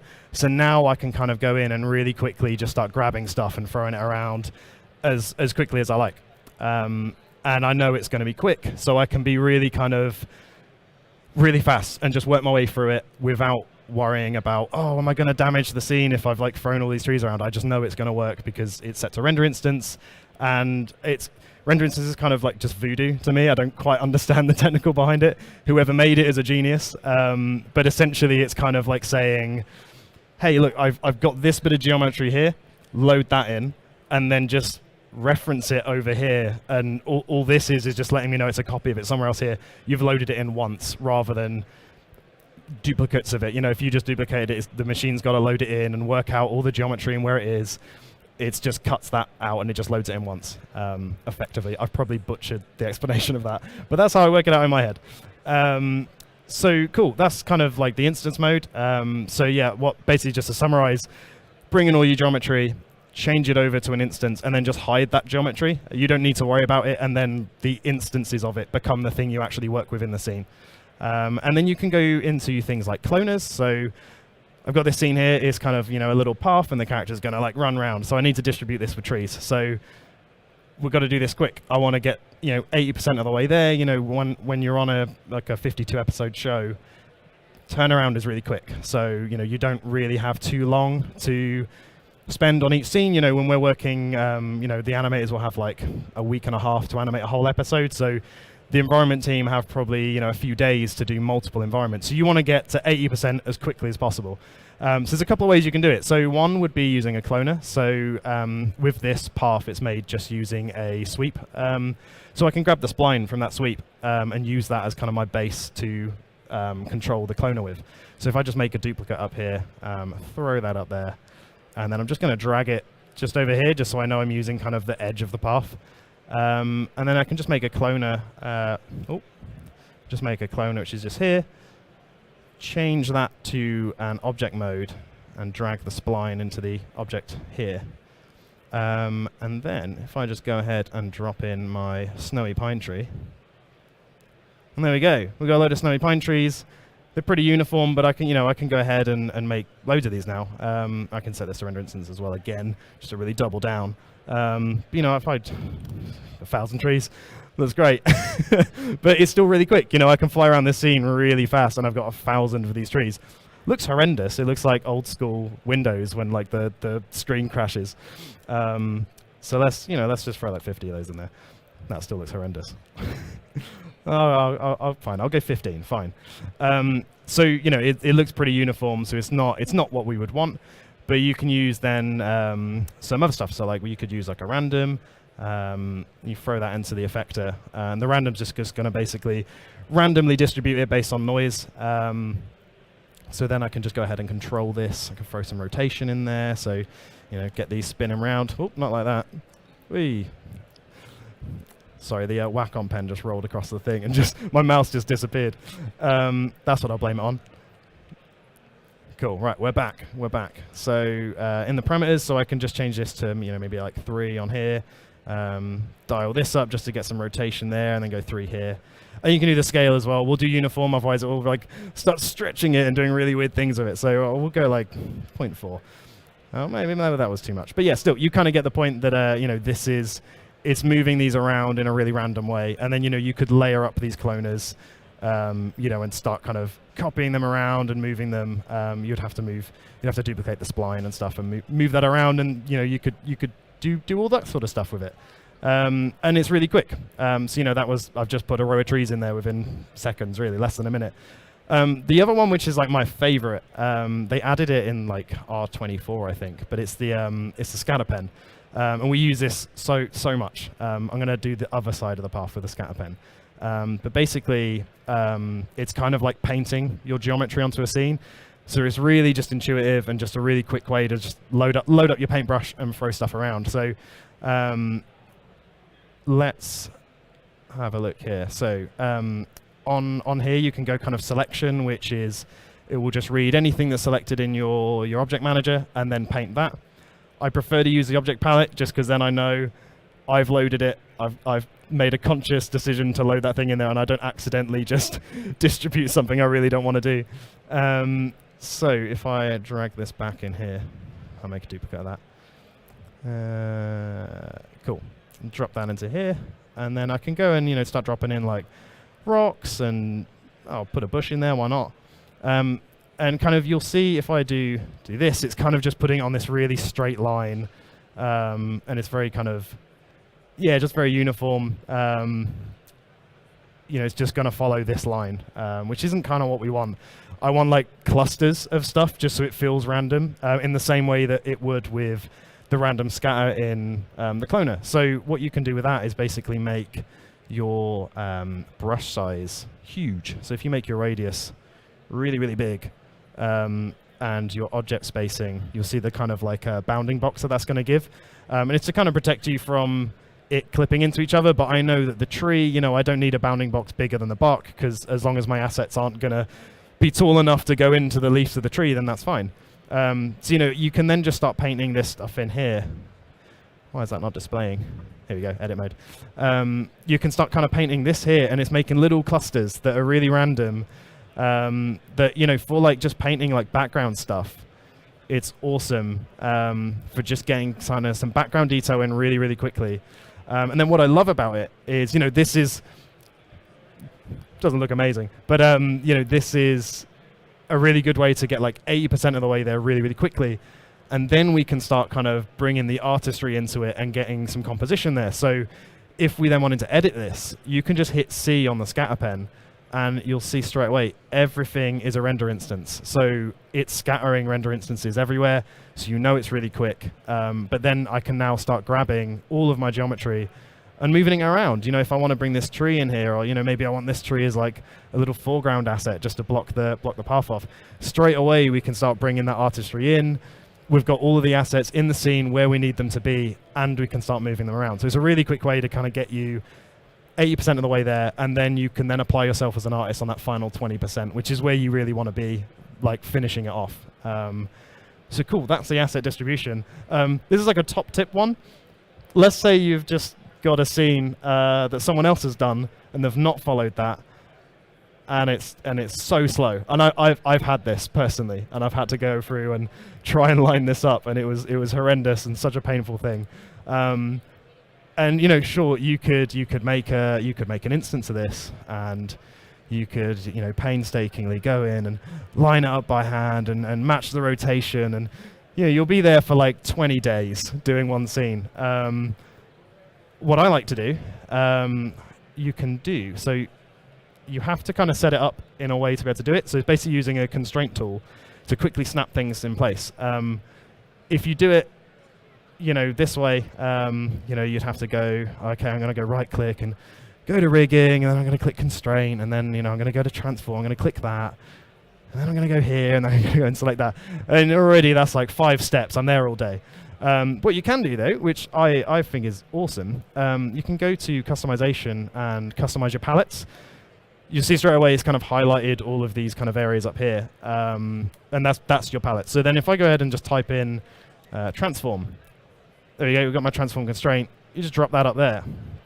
And now what I can do, if I make like 9 copies of this, oh hello. If I make 9 copies of this, I've got them all loaded up, and now all I've got to do is click the thing I want to move, and then click the thing I want it to move to, holding control, so I'm selecting them both in that order, otherwise you'll snap them to the wrong thing. So yeah, the thing you want to move, the thing you want to move it to, and then just hit the button, and it moves. So then you can really quickly just start flowing through.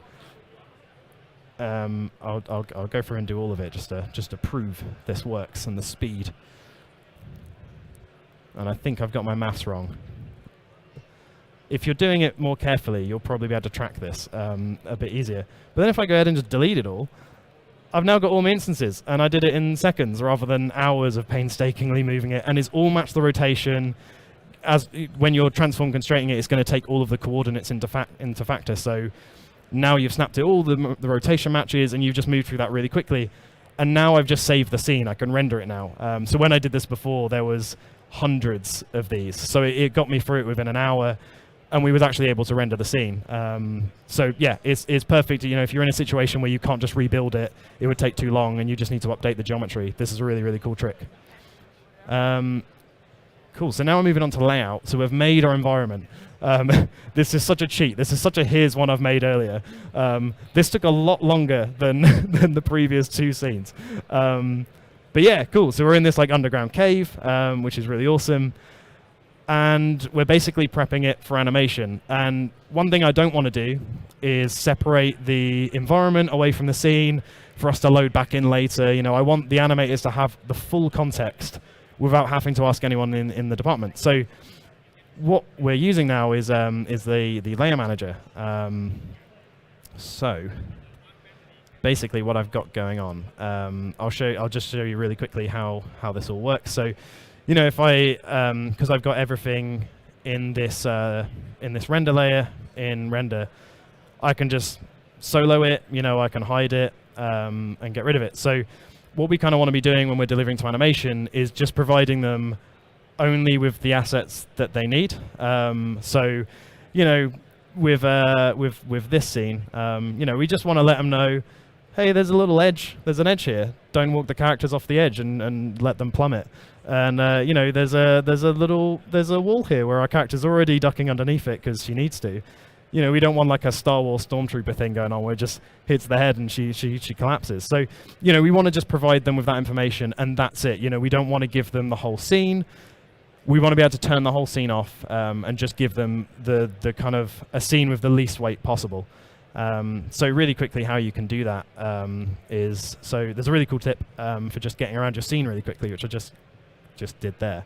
So in the viewport, you can just click on the asset that you need. And if you have your like mouse in the viewport and just hit S, it's going to frame that object up in your viewport.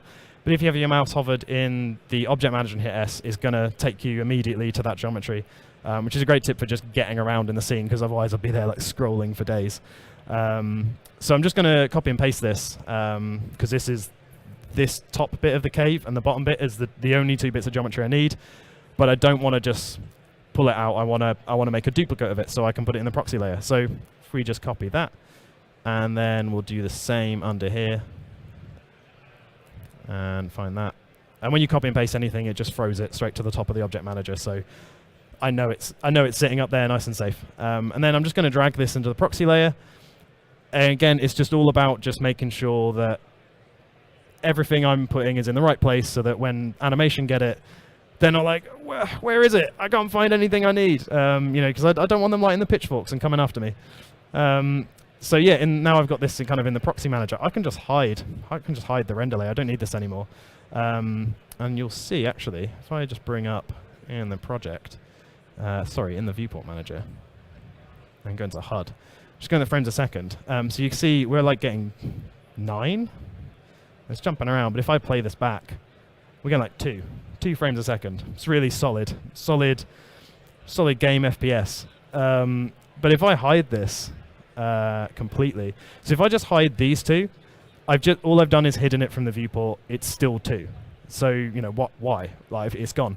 Basically, in the background, all of these other layers, it's still calculating those. So it's still calculating the animation, and we have a waterfall in the background, which is like super heavy. We don't need it. So if we turn this off, you'll notice there's got a little bit of speed back. We're now at 3.5. Yes. And with all of it off, playback, we're now at 5. So we're kind of increasing it slowly. All of the characters are obviously animating, so that's going to add a weight to it as well. So if I actually just soloed the proxy layer, so there was no animation, this is what we're looking at. We're looking at 80. So that's pretty good. So when you're in a scene where there's only one character and you're playing that animation back, you're going to get that speed there. And I could just solo, like just fly. One character's playing at 32 FPS. So it's pretty good. We've got that speed back from turning all of these layers off. But if I didn't turn from A to X, that's the animation, your like cloners and stuff, and any Python scripting and stuff that's running in the background. We've now just told it, hey, stop thinking about it. I don't want you to think about it. Just stop it. So that's kind of what we're done. So we can make this lighter as well. You could just go in and just like we can do this really quick and dirty. But you could just grab this and just select a bunch of stuff and just be like, hey, I don't want you. Bye. Because basically all I want is characters to walk down this line here and stop there. So I can start stripping this back. If you've got a bigger scene than this, where the characters are really traveling quite far, like we have an episode where they're in like race cars, which is really cool. But to do that, you need a massive environment. So your proxy layer is huge as well. So we kind of start stripping it back and be like, hey, well, they're only going to turn left here. So we actually don't need this path that goes along here, and we don't need anything that goes behind it. We just need this little bank turn. So you can kind of start being really calculated with how you do it. But in this case, I'm still getting 30 FPS, so it doesn't really matter. So yeah, that's kind of just the layer manager.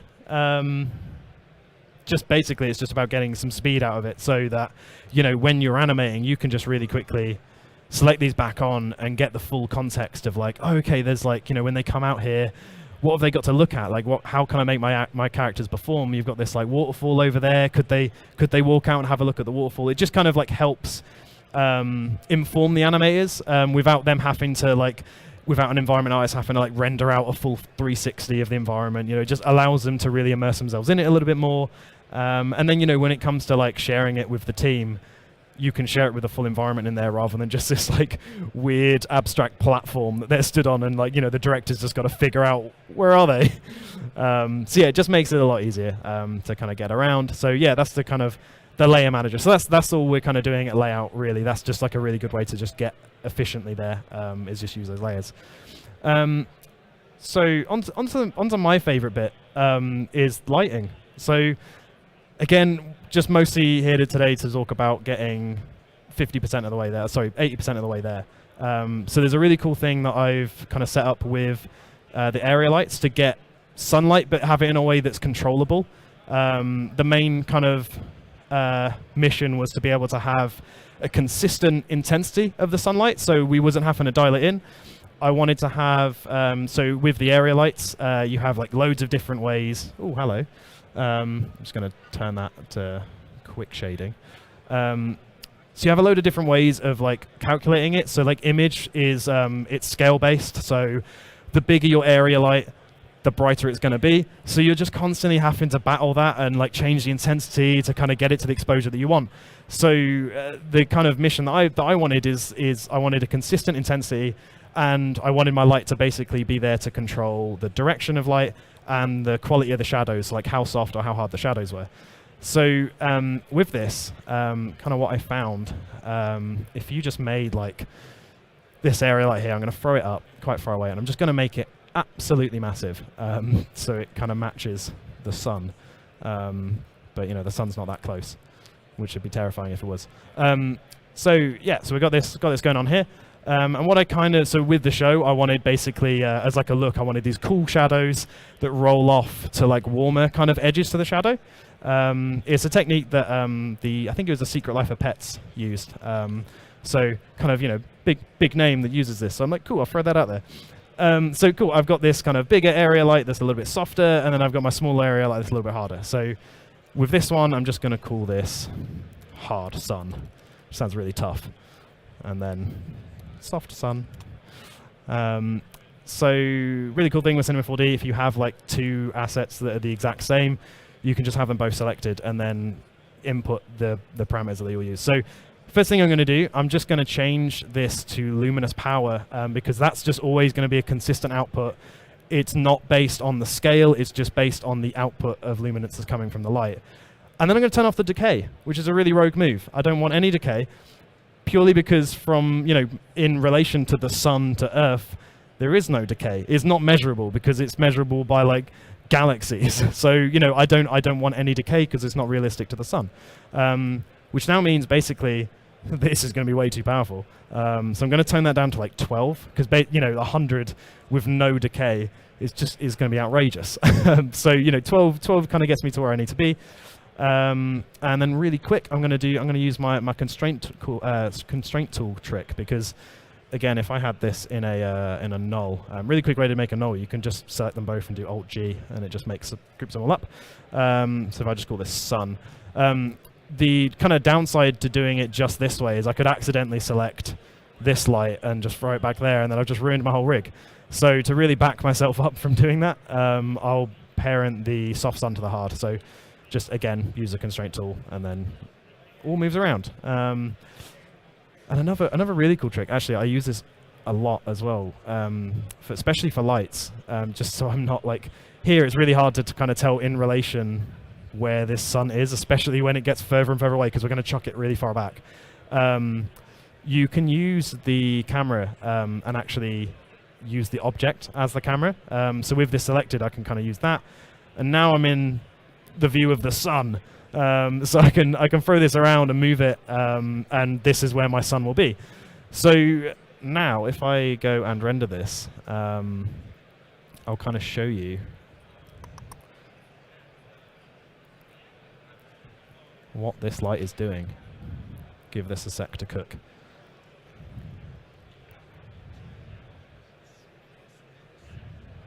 Cool. So looks horrible, looks nasty. It's really hard shadows.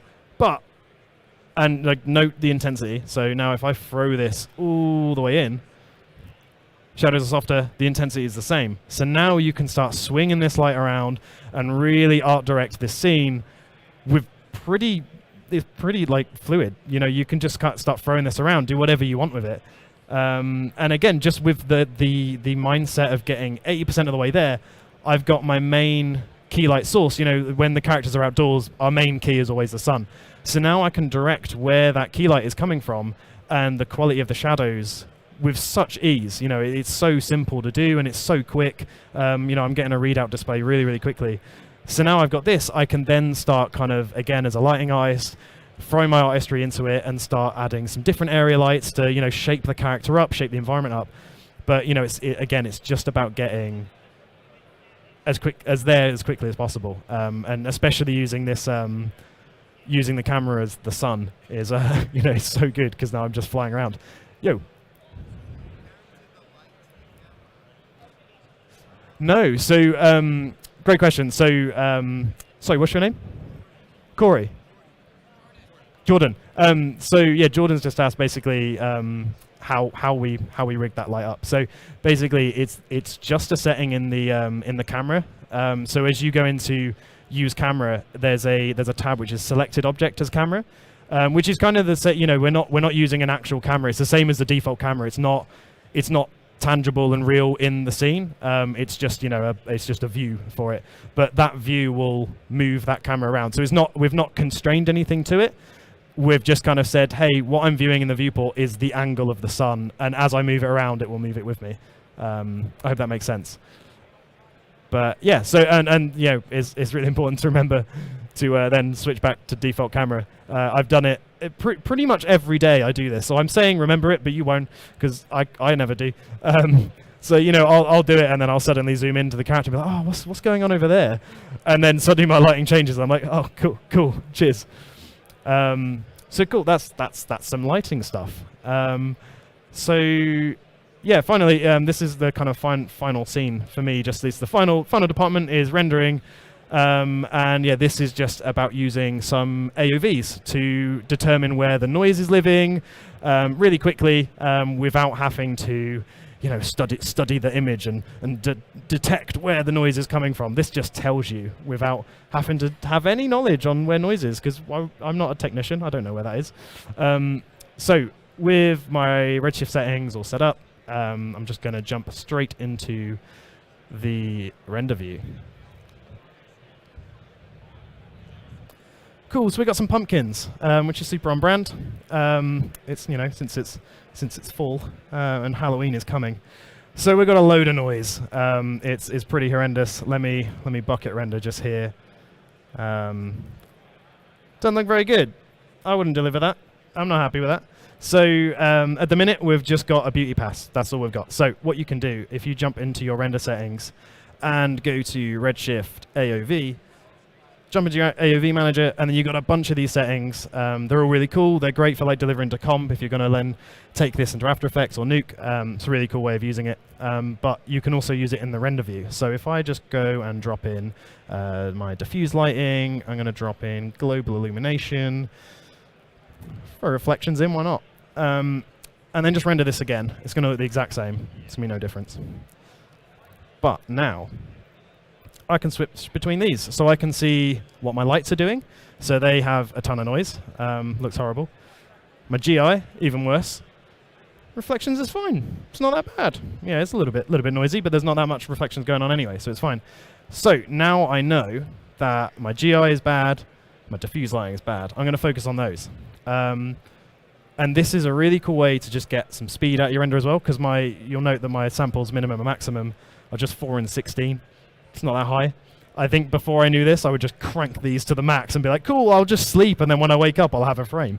But this is just a really cool way of just doing it a lot quicker. So now I can use my overrides. I know that my diffuse lighting looks like that. So I can just tick this and just replace these samples. So I'm just going to throw like 516, call that a day. And then go to my GI, because I know that that is also not very good. And do the same here, just throw 516 here. And then we'll just chuck it again, see what happens. And this will only work if you bucket render, by the way. So if you do progressive rendering, you won't get that kind of readout. So cool, much less noisy. So in the diffuse lighting, it's looking pretty soft now. And then in my GI, still a little bit noisy. So, you know, we could crank this up some more. We could, you know, one of the really cool things, I'm terrible at maths, but you can do maths in the prompt. So I times it by 4 and I'm done. I didn't have to work that out in my head, because I'd be here for the next hour trying to figure that one out. So cool, that's kind of cleaning that up a little bit.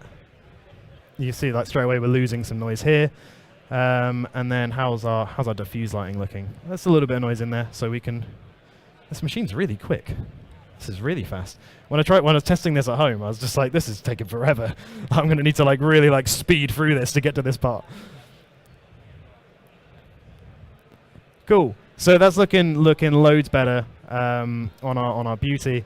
And then we can use, you know, like on the show we use denoiser all the time, and we're using it with animation. So like, I know it works because it's not going crazy. It just has a hard time sometimes with like hard edges, but it works great. So if I denoise this as well, we're just going to get. I'm just using the optics denoiser in Redshift. So it's just it's denoising it in the render engine, and it's doing a pretty good job. That looks really, really nice. I mean, we're only. What are we at? 720p. So, you know, it's not epic, but you know, that's looking pretty good. You know, we got there in what, like 5 minutes? Like, so just basically using those AOVs to inform your decision on where you're going to put those samples, you know, and I've not touched the minimum and maximum once. It's just remained at the default. I've not needed to, because I'm just assigning these samples exactly where they need to go. And that's what the AOVs are for, is just to tell you, hey, look, you've got a really noisy global illumination here, but everything else is fine, so just chuck some noise there and we'll be fine. So it's just Redshift kind of letting you know, like, this is what you need to do.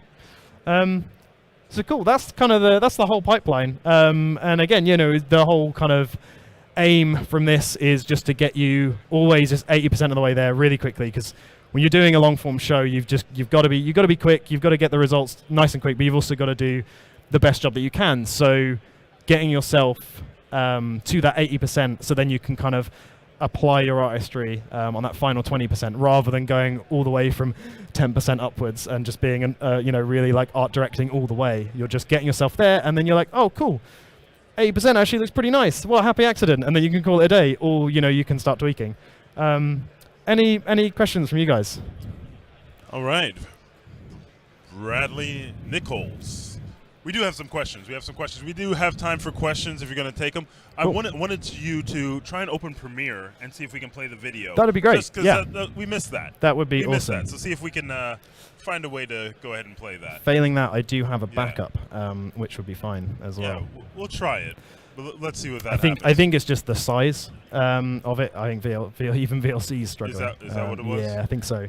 I was like, it was in some type of British format. It was like it was in PAL or something. It's just the editors playing a prank on me. They're like, oh, this would be so funny if we just made it black. Yeah, that's it.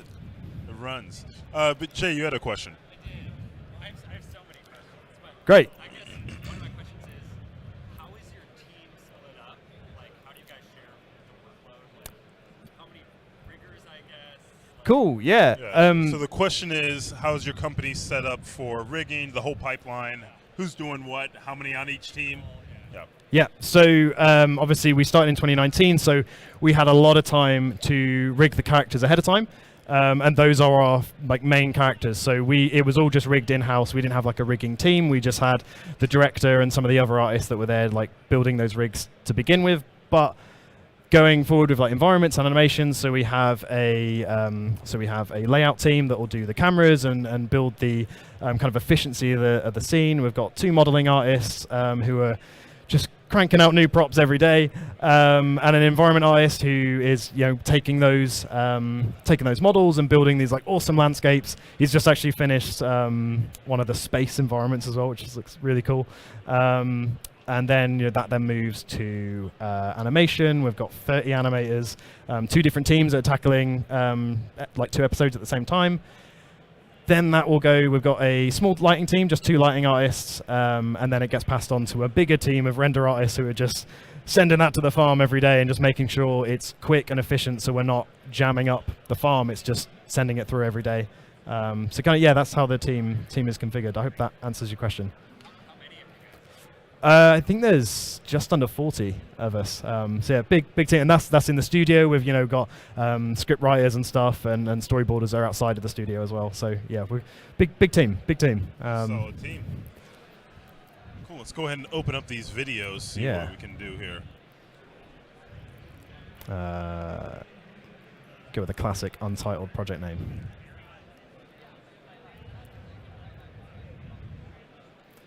Hey. What's the shortcut to full frame this? I couldn't tell you. Good enough. That's good enough. We'll take that. We'll take that.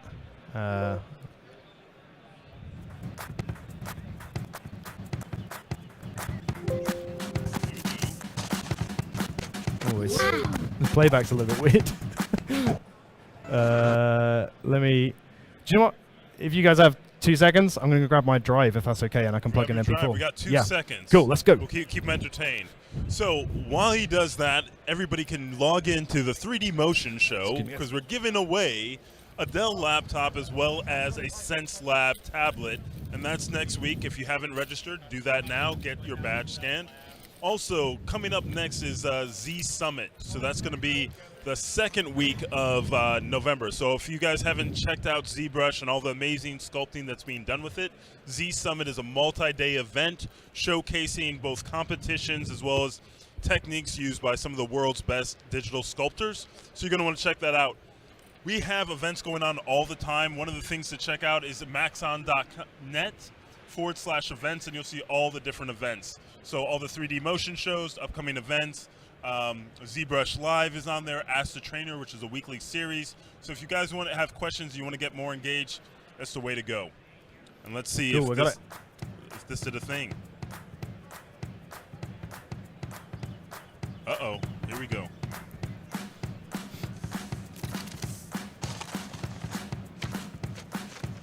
Wow.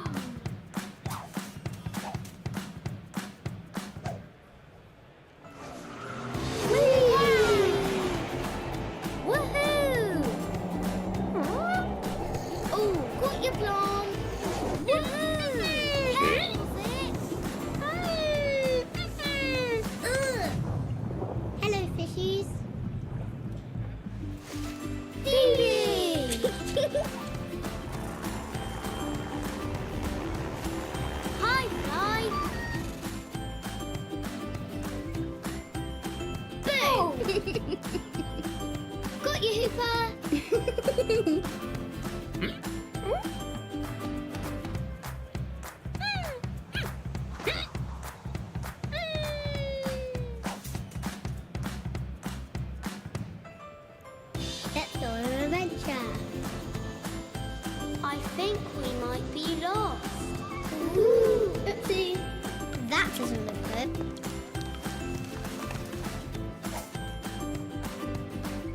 Why don't we make a hot air balloon? Grown up! Let's make it together. Well done, everyone. Ooh. Thank you, grown up.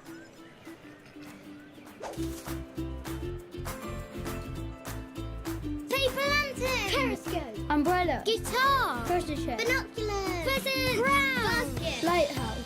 Birthday cake! Snowman! Now our snowman just needs a nose. I'll do it! Boo! Got you back, May May!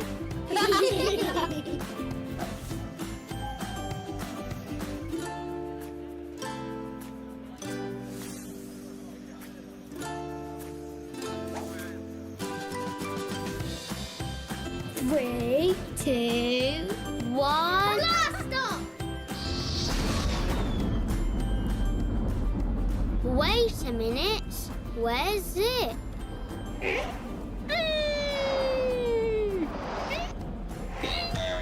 Zip.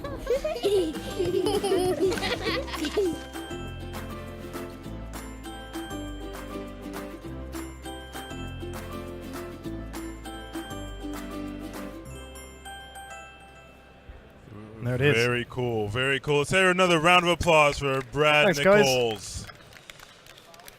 Awesome. Stay tuned, everyone. We're going to be up with our next presenter, John Lepore, so you're not going to want to miss that. So stay tuned. We'll be up in the next 5 minutes or so. So hang out. Thanks again. Great job.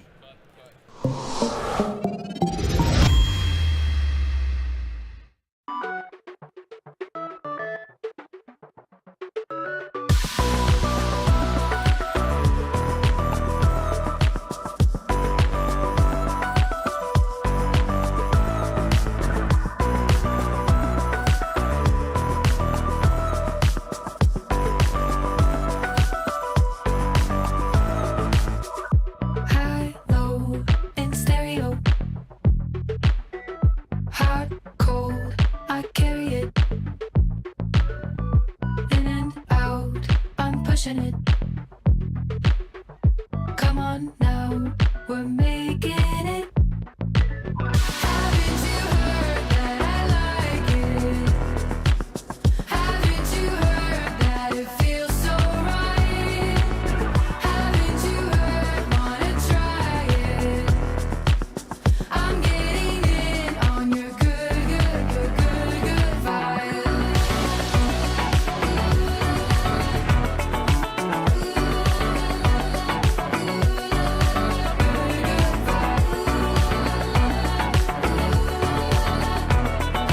This is what it's like to love stereo.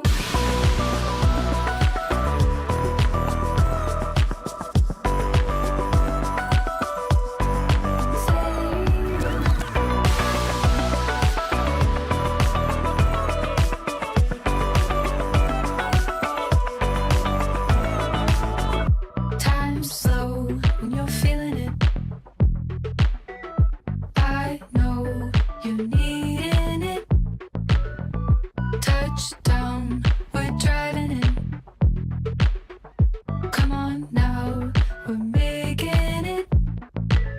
Haven't you heard that I like it? Haven't you heard that it feels so right? Haven't you heard, wanna try it? I'm getting in on your good vibe.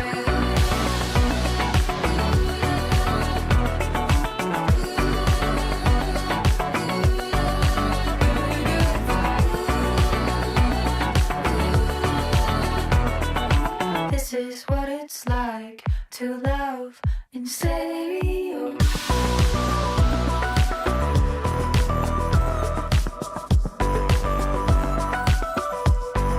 Stereo.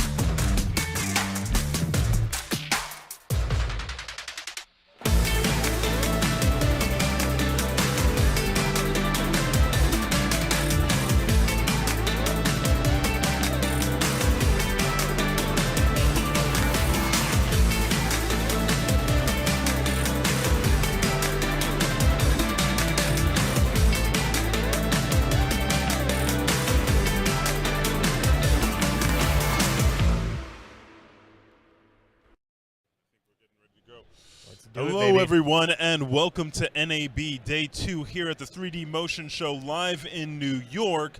I'm your host, Matthias Omatola, a.k.a. Major VFX on all the socials. I'm accompanied by one of the man, the myth, the legend, John Lepore himself.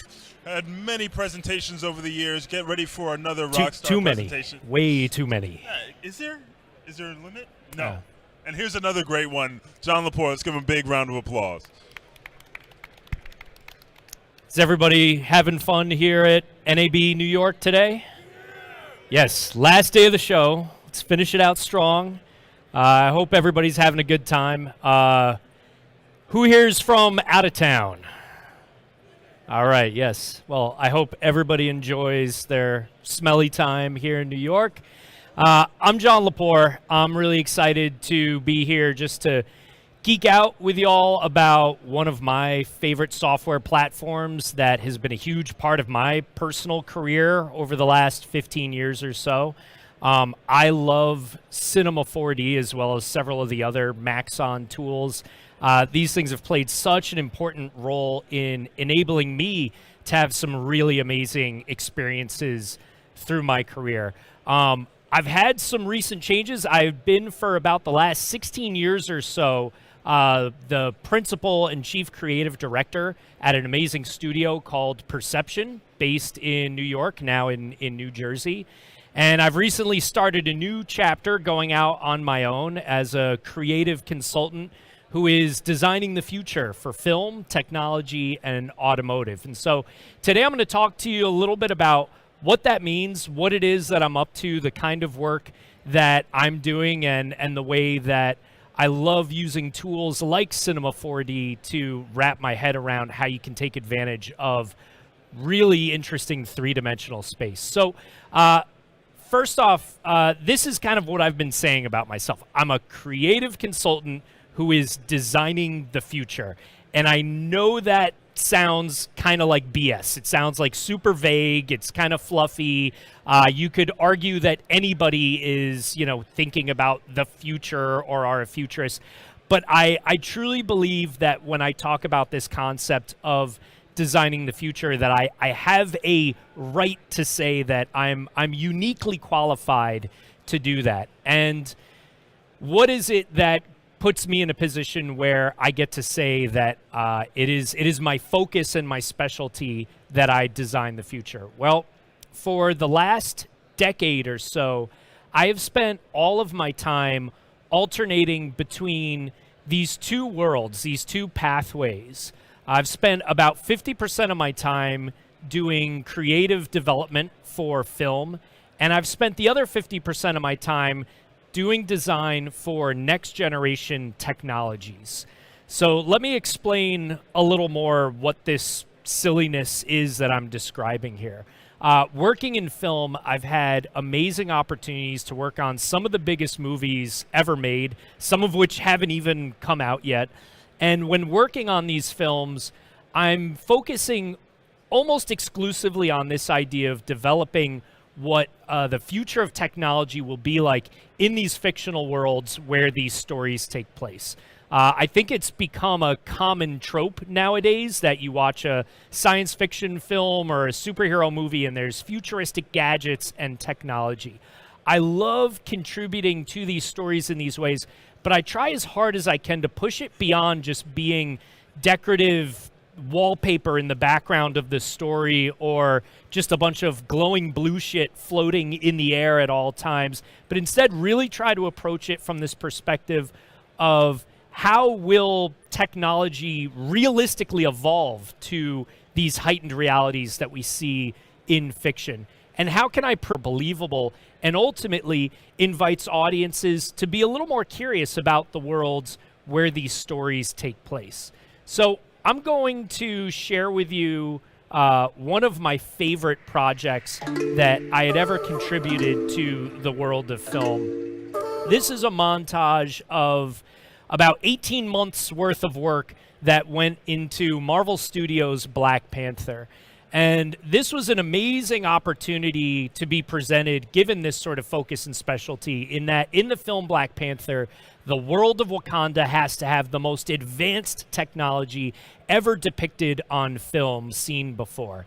And so I really pushed my team at Perception to go beyond just the idea of glowing luminescent holograms floating in the air, and instead pursue this concept that we described as vibranium sand, this actual physical substance that would levitate into the air and form different shapes in 3 dimensions. It's actually based on real-world principles where you can use ultrasonic sound waves to levitate styrofoam particulate and other matter. And so we took this idea and extrapolated it out into this concept of vibranium sand that appeared in the film in a ton of different ways, including the way that Black Panther's suit would activate and surround him as he's jumping into battle. The director of the film, Ryan Coogler, one day approached us and said, we want to open the film with a Wakandan history lesson that tells you about the backstory of how the world of Wakanda was developed and came together, and that should be entirely rendered in vibranium sand. One of the final pieces that we put together for the film was a closing title sequence, effectively a 2-minute music video that plays at the end of the film celebrating the events of this story that was also set to a soundtrack made specifically for the title sequence by Kendrick Lamar. And we found different ways to pipe in Kendrick's actual song while also creating these beautiful depictions of the story that we had just concluded. So a project like Black Panther, again, for me, is the perfect example of the ways that I've had the opportunity to contribute to this idea of, taking a more factual approach to how technology works in fiction. Now, that's only been 50% of the kind of work that I have done in my career. The other 50% has been working on real-world technology products, and that's been in all sorts of fascinating spaces where I've got many clients who are constantly trying to figure out how can they take advantage of the newest and most exciting and interesting emerging technologies that are on the horizon. I've worked in all sorts of different niches, from augmented reality to artificial intelligence, autonomous vehicles, military-grade cybersecurity and aerospace and whatnot. One of these niche areas of real-world technology that I'm particularly passionate about is the world of automotive. I'm a huge car geek. My old man is a racing instructor, and ever since I was a kid, I wanted to be a car designer. And I've been able to sort of fulfill those dreams by working with numerous automotive manufacturers in helping them develop the next generation of technology that'll be appearing in their vehicles. There's so many different projects that I've done in this space, and almost all of them are top secret or maybe a few years out. But there is one in particular that has been revealed to the world relatively recently, and that is the brand new all-electric Hummer EV that General Motors made. Starting probably about 3 years ago, I worked really closely with an amazing team at General Motors and also led the team at Perception developing this entire operating system of digital experience that you use when you are operating this insane over-the-top vehicle. And you can already begin to sort of connect the dots, right? Like, this vehicle actually starts to overlap a little bit with this work done in fiction. This is probably the most cinematic vehicle ever made. It is very impactful, very dramatic, very exciting, and was able to leverage a lot of high-fidelity techniques to put together interesting things like when the vehicle starts up, you get this beautiful welcome animation that plays out across the instrumentation. When you're doing any precarious off-roading with the vehicle, you get this 3-dimensional gyroscope that lets you know how much the vehicle is pitching and rolling in any given direction. And so many of these ideas are founded in very serious user experience principles. When you work on a vehicle, you have to take human-centered design unbelievably seriously. If you are designing an interface just to be flashy or exciting or dramatic, the worst case scenario for a user in an automobile, if you can imagine, can be really, really bad. And so we base these concepts on some very serious user experience foundation, but also look for ways to really flex it and find these little cinematic flourishes that we can bring to the table in an experience like what we put together for GM's Hummer EV. So for me, bouncing back and forth between these two worlds has, for me, really developed and honed a very particular strength that I'm really proud of. For me, my strength has become, coming from a background as a designer, an animator, a 3D artist, a visual effects artist, now I'm finding myself being a rare individual who's very comfortable being in scenarios or being in contexts where we have projects, we have challenges that nobody quite understands and can make sense out of. We've got all these exciting emerging technologies that are coming at us so quickly, they can be overwhelming, right? Like everyone is scrambling to make sense of like, what is the metaverse?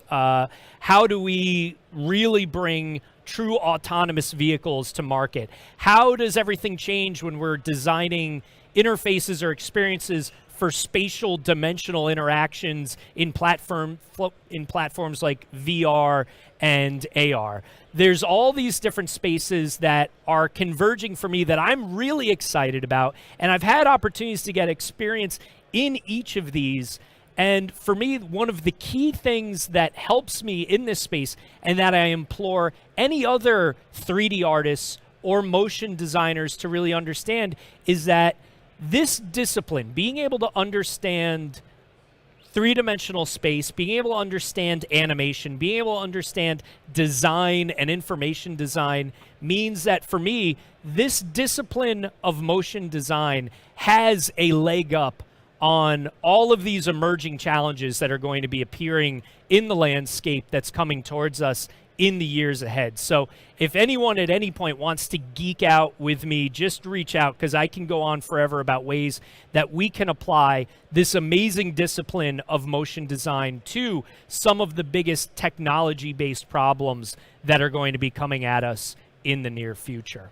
So I want to share something that is, for me, kind of like a typical process or that I will go through, where I find myself with a challenge or an opportunity, and I want to bust open Cinema 4D and start sketching and experimenting and playing around. And so I thought it would be fun to explore the idea of designing a new or overhaul the interface, or we call this the HMI, the human machine interface, within a modern Porsche. But let's take it to another level. Like, this is pretty familiar. We've got a dial gauge here in the instrument cluster. We've got a infotainment screen here. What if we wanted to take this much further and make something that felt volumetric, that felt holographic, that felt like it had a much greater sense of depth and flexibility to it? So what I want to do is do some sketching and some playing around and some experimenting in Cinema 4D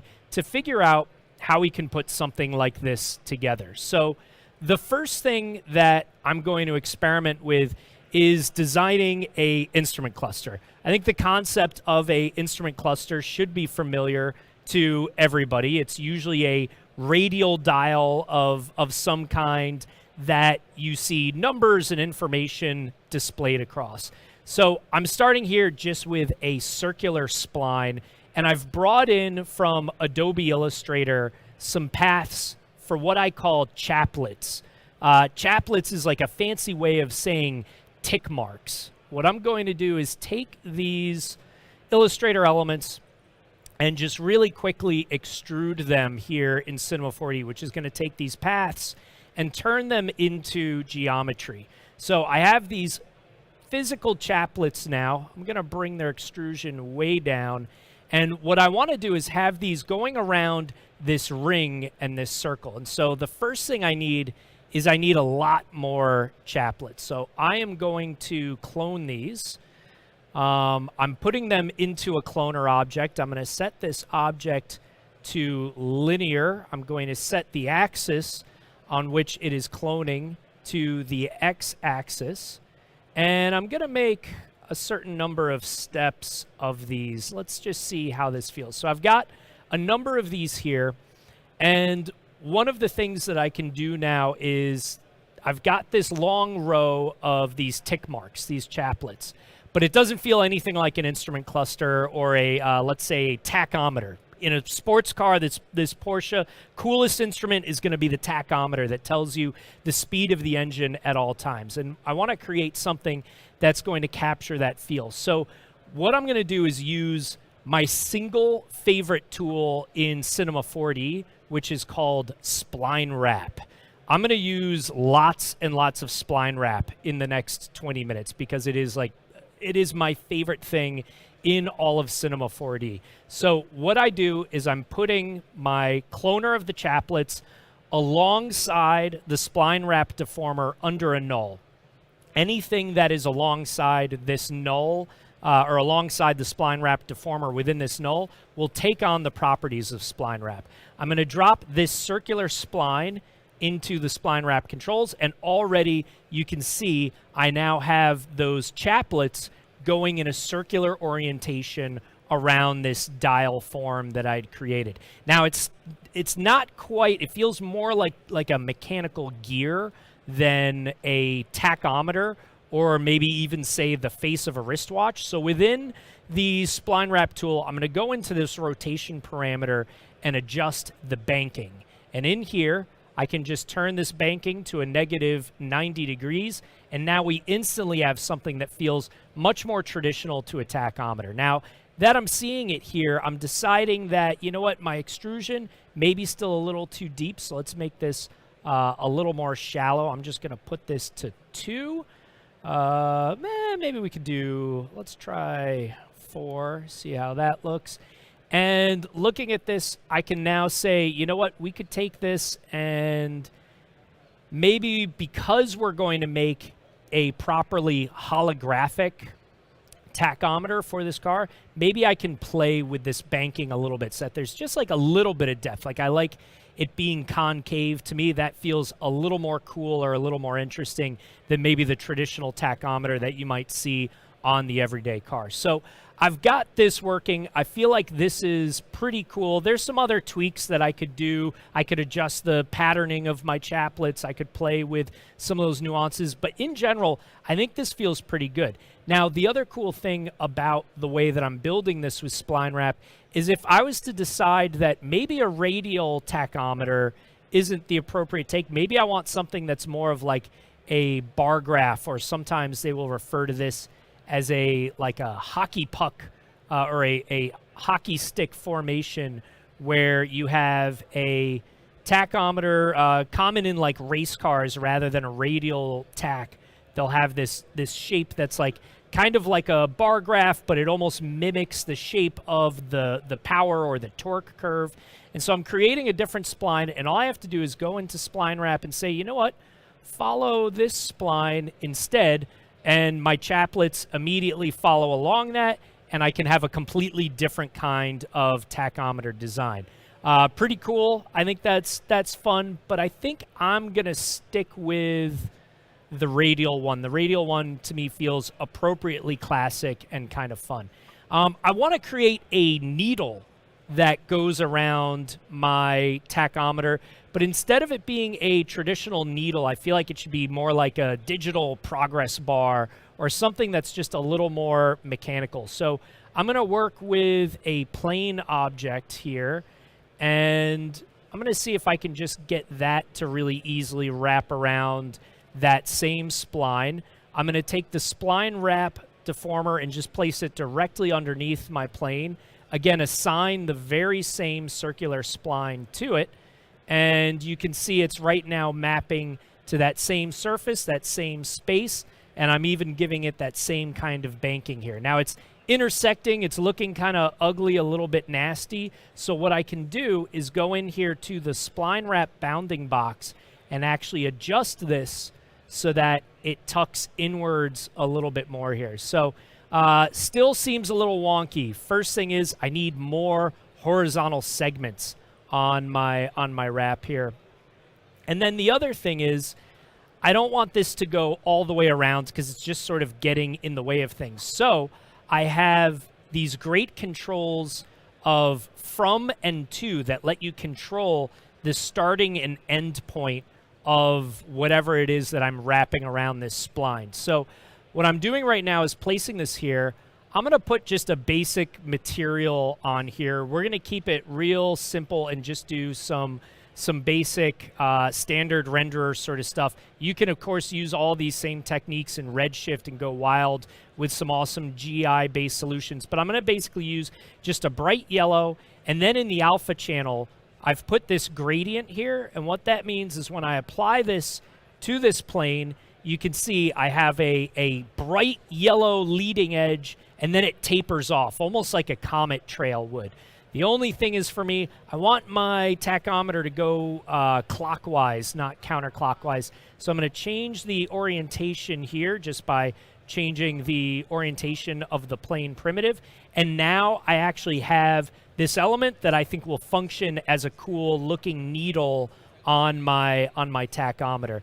Let's throw some color on the chaplets too. I've been loving this sort of like laser red color. That's a little bit crazy, gets a little intense. There's some fun stuff there. And something that's really nice about this is now that I've set this up with spline wrap and I've set it up with my to and my from controls here, it's actually really easy for me if I wanted to animate this revving around just using the offset parameter. I can literally just use this and kind of like, imagine a car revving its engine, vroom, vroom, can just do that, throw some keyframes, and I'm good to go. So pretty happy with the simple forms of how this is coming together. But there's more than just a tachometer that I want to put together for, this relatively big open space that I have here in my Porsche interior. So there's a few other elements that I'd like to start building out and putting together. So let me pull open right here. Let's see. I think when I'm thinking of cars, I always like instrumentation that shows off interesting functions or features of those vehicles. And so in many cars, I find it very gratifying to see like a visualization of the vehicle itself with some interesting graphics surrounding it that can speak to how the vehicle functions and operates. So one of the coolest functions in a modern day sports car is the concept of torque vectoring, which is when each different wheel is able to deliver power at different percentage levels based on how the vehicle is performing, how it's sticking to the ground, and how it's feeling about its adhesion, its traction to the surface around it. So I'm going to set up yet another spline wrap sort of scheme. And once again, I'm going to use a plane. I'm going to drop in the spline wrap deformer, put that as the child to this plane. I'm going to assign it to this circle. I need to adjust the rotation of it so that it gets the approximate kind of banking that I'm looking for, which is going to be 90 degrees.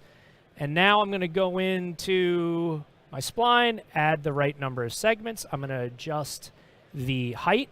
I'm going to grab the circular spline itself and reorient it so that it's about like this. And what I want to do is create a circular, almost like force field around my Porsche that's here, and then play with the height of this force field to almost imply that it is detecting which corner of the car, which of the four wheels is getting the most power delivered to it. And so to create that in the style of like a proper data visualization, I'm thinking it would be cool for there to be like almost like a waveform like feeling that surrounds the car. I'm going to put another one of these gradient alpha textures like this. Very, very simple thing, but already feels like pleasing and interesting, right? Feels like it has this cool luminescent ring that's surrounding it. But what I want to do is have the height of the ring respond to where the car is making the most power. And so there's a really cool function within spline wrap, which is that you have control over the size of the element, right? I can kind of scale it up or down vertically, but I can also do that via a graph.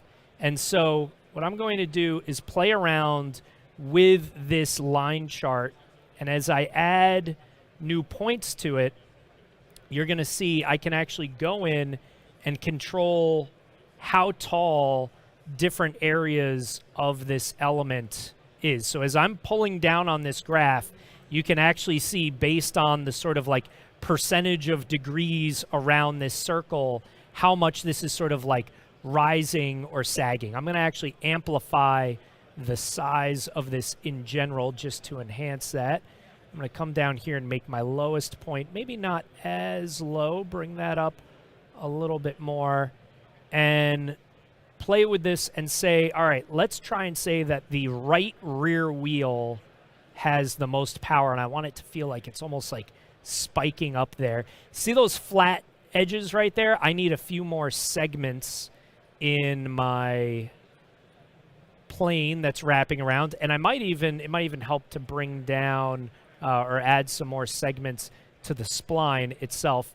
And so going in here, playing with this graph, it makes it really easy to create these almost like ripples that are happening along this ring and get some cool effects. And I just have to kind of do a little trial and error and play with how they're positioned and where they're landing to get some interesting effects and say like, oh, okay, maybe I put a little lump in here, maybe I do this.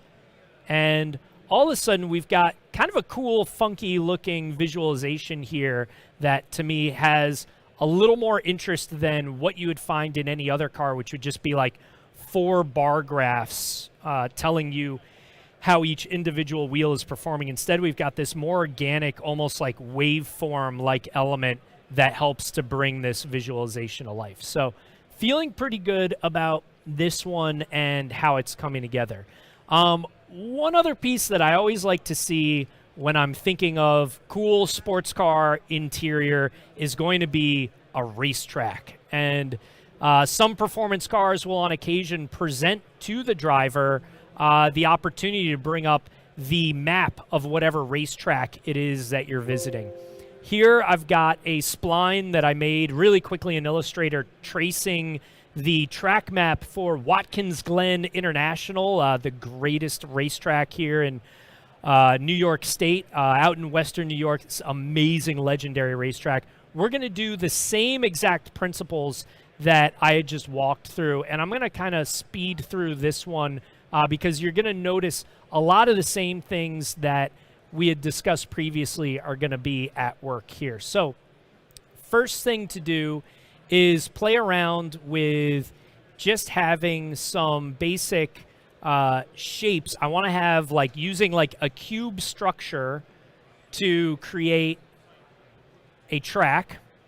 All right. The track now has some volume, has some geometry to it. When you go in here, check this out. I use that same height map so that this is no longer a traditional 2D track map, but is actually showing the elevation changes. That is the coolest thing about Watkins Glen, is when you come around this corner, you do this insane downhill swing into a hairpin turn, and being able to see that height easily adjusted here using these spline wrap parameters makes it super easy to put together something a little more dynamic.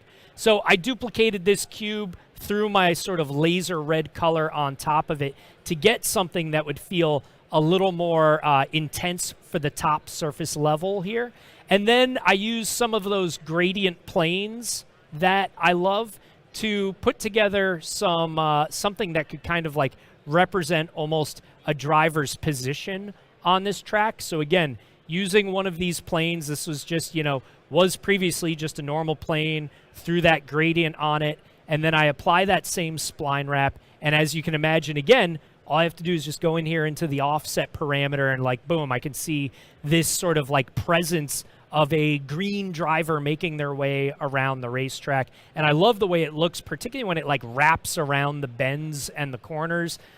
Some fun stuff here. So really easy to put together these different kinds of visualizations. Now, the key is going to be taking all of these different disparate visualizations and bringing them together into the interior of the vehicle. And so I'd gone in and made some extra little embellishments and put together a few of these different concepts here, each and every one of them, of course, leveraging the spline wrap tools that I've been describing. So we have over here our torque vectoring widget, which is looking rad and has those waves moving through it.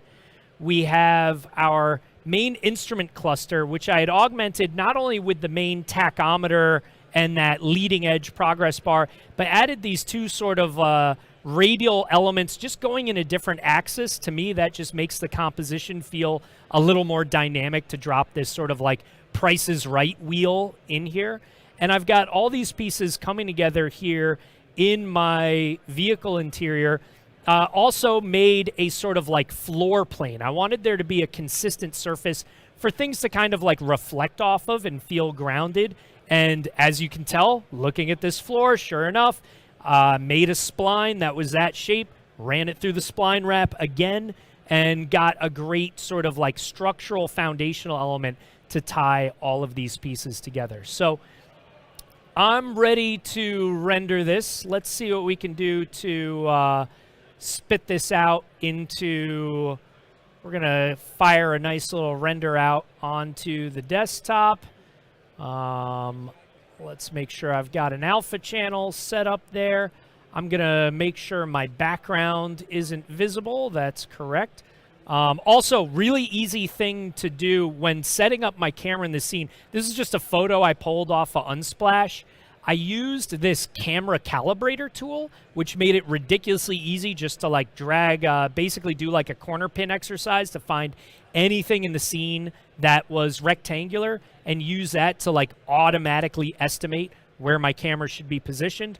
Worked like an absolute charm, made my life super easy and made it really easy to quickly put together these visualizations. Again, for me, like, this isn't the beginning of a TV commercial. This for me is like, I'm sketching, I'm exploring, I'm tinkering around. I want to show my clients what's possible with these ideas and these opportunities that they have presented and how we can best take advantage of them. So I've got my key render set up. We're going to bring this over here into After Effects, and we're going to drop this into this Porsche interior. This isn't quite working just yet because it has all this inherent depth that goes a little bit beyond the core space of the actual like area that the car has naturally for a display. So I'm going to make just a really quick and dirty garbage mat. This won't look perfect, but it'll help us get the idea across and help us, more than anything, strike a mood.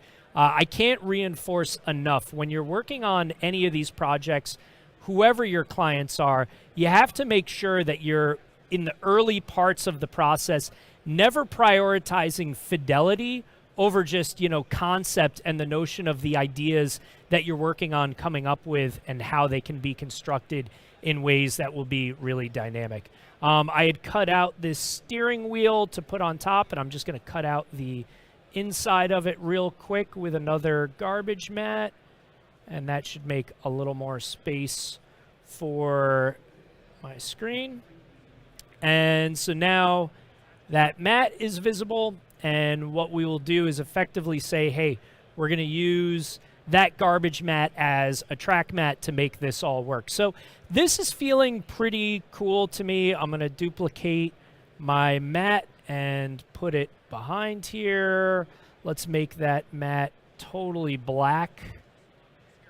But this is far from complete. This would benefit from a little bit of compositing love. So what I'm going to do is pre-comp this dash display. I'm going to go into this pre-comp. I'm going to paste the interior in here just so I have it for reference, but I'm going to set this to be a guide layer.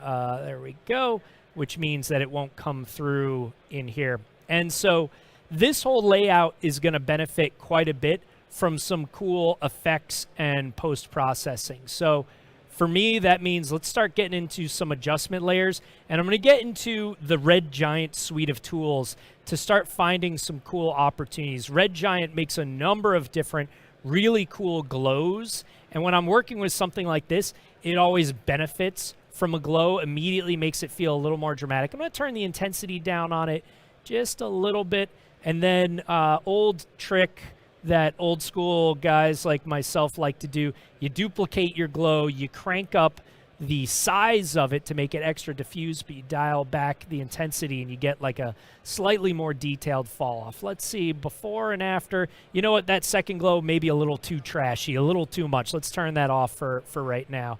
I'm also going to bring my matte element also into this pre-comp. Just so I have that for reference. And let's also set that to be a guide layer. A few other things that we can do in here to make this a little more dynamic and interesting.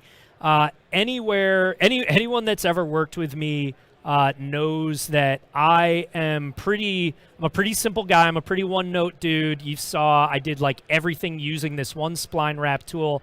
If there's one other thing that I lean on way too much, it is lens flares. And within the Red Giant suite, you have the awesome Knoll Light Factory tool, which can create all different kinds of lens flares. You got to be really careful when you're using lens flares, though. You don't want to just be like, oh, okay, there's like a Tinkerbell flying through the scene. You want to find like a luminescent area of interest that could be a light source. And I'm going to place this on top of that yellow area, and I'm actually going to make the lens flare pretty small. I'm going to make it relatively small set. It's just a little highlight kick.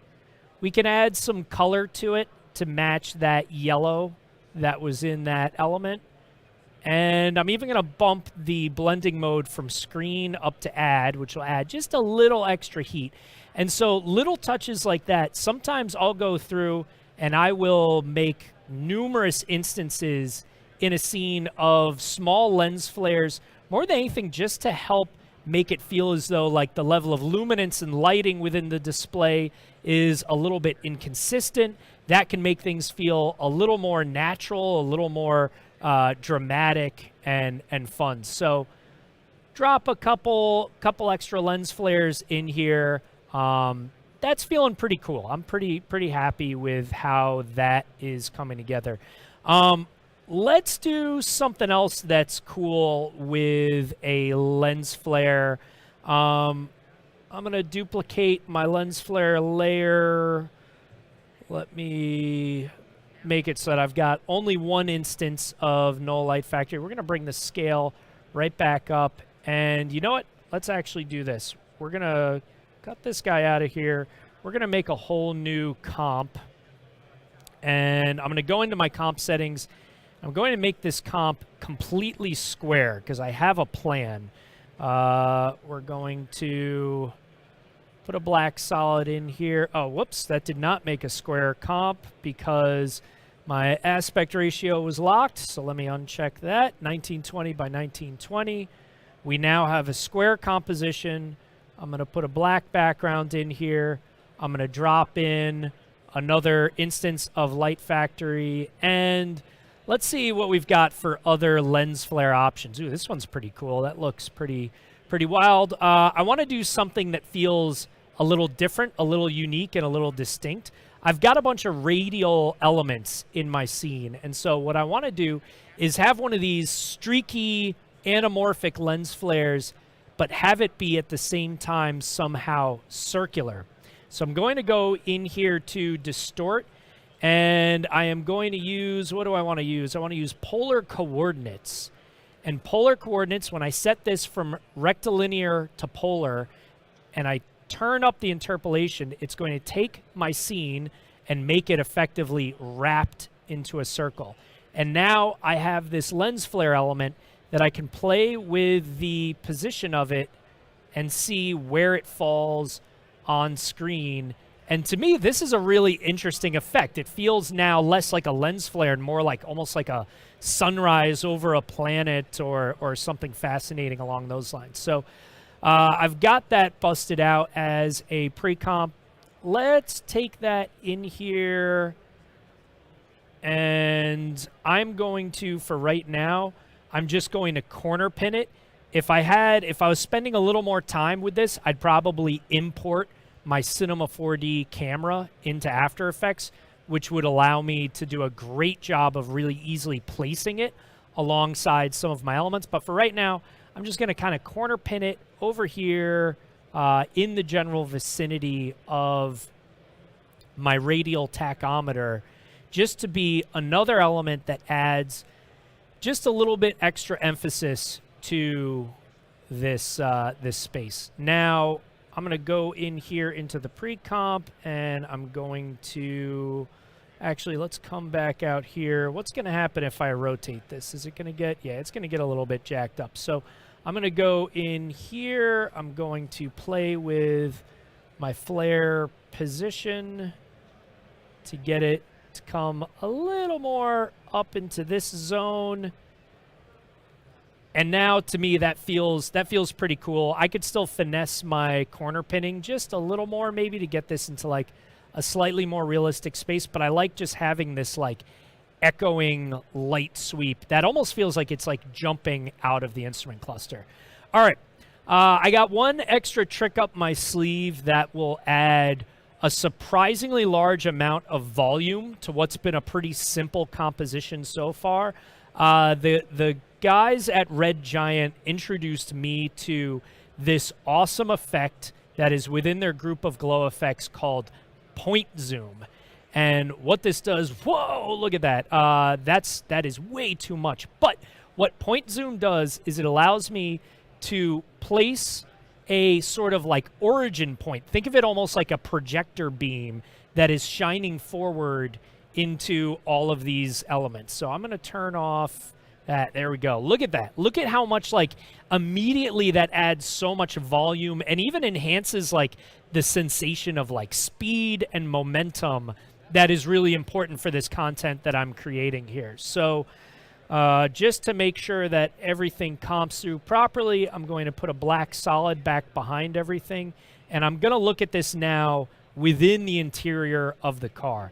That's feeling pretty good to me. Now, the comp is still a little wonky. I'm going to do some quick and dirty shortcuts, like just doing like an overly aggressive vignette on everything to make us a little less distracted by like what we can see coming out through the windshield of the car.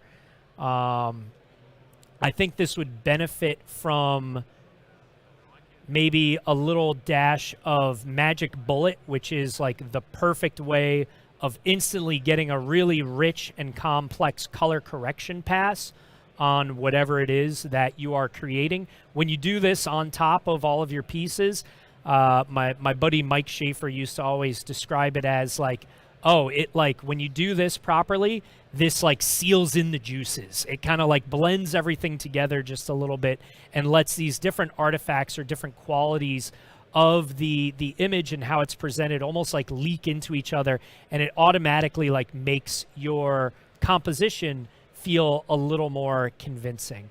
I'm gonna go for, I don't know, let's try this cutting board look. I like how like weirdly desaturated with all these like laser reds that are coming through. I'm starting to get kind of like almost like an 80s vibe from this, which to me means that it's time to add another lens flare on top of this. Let's see here. Let's get in here and see, what do we have for natural light?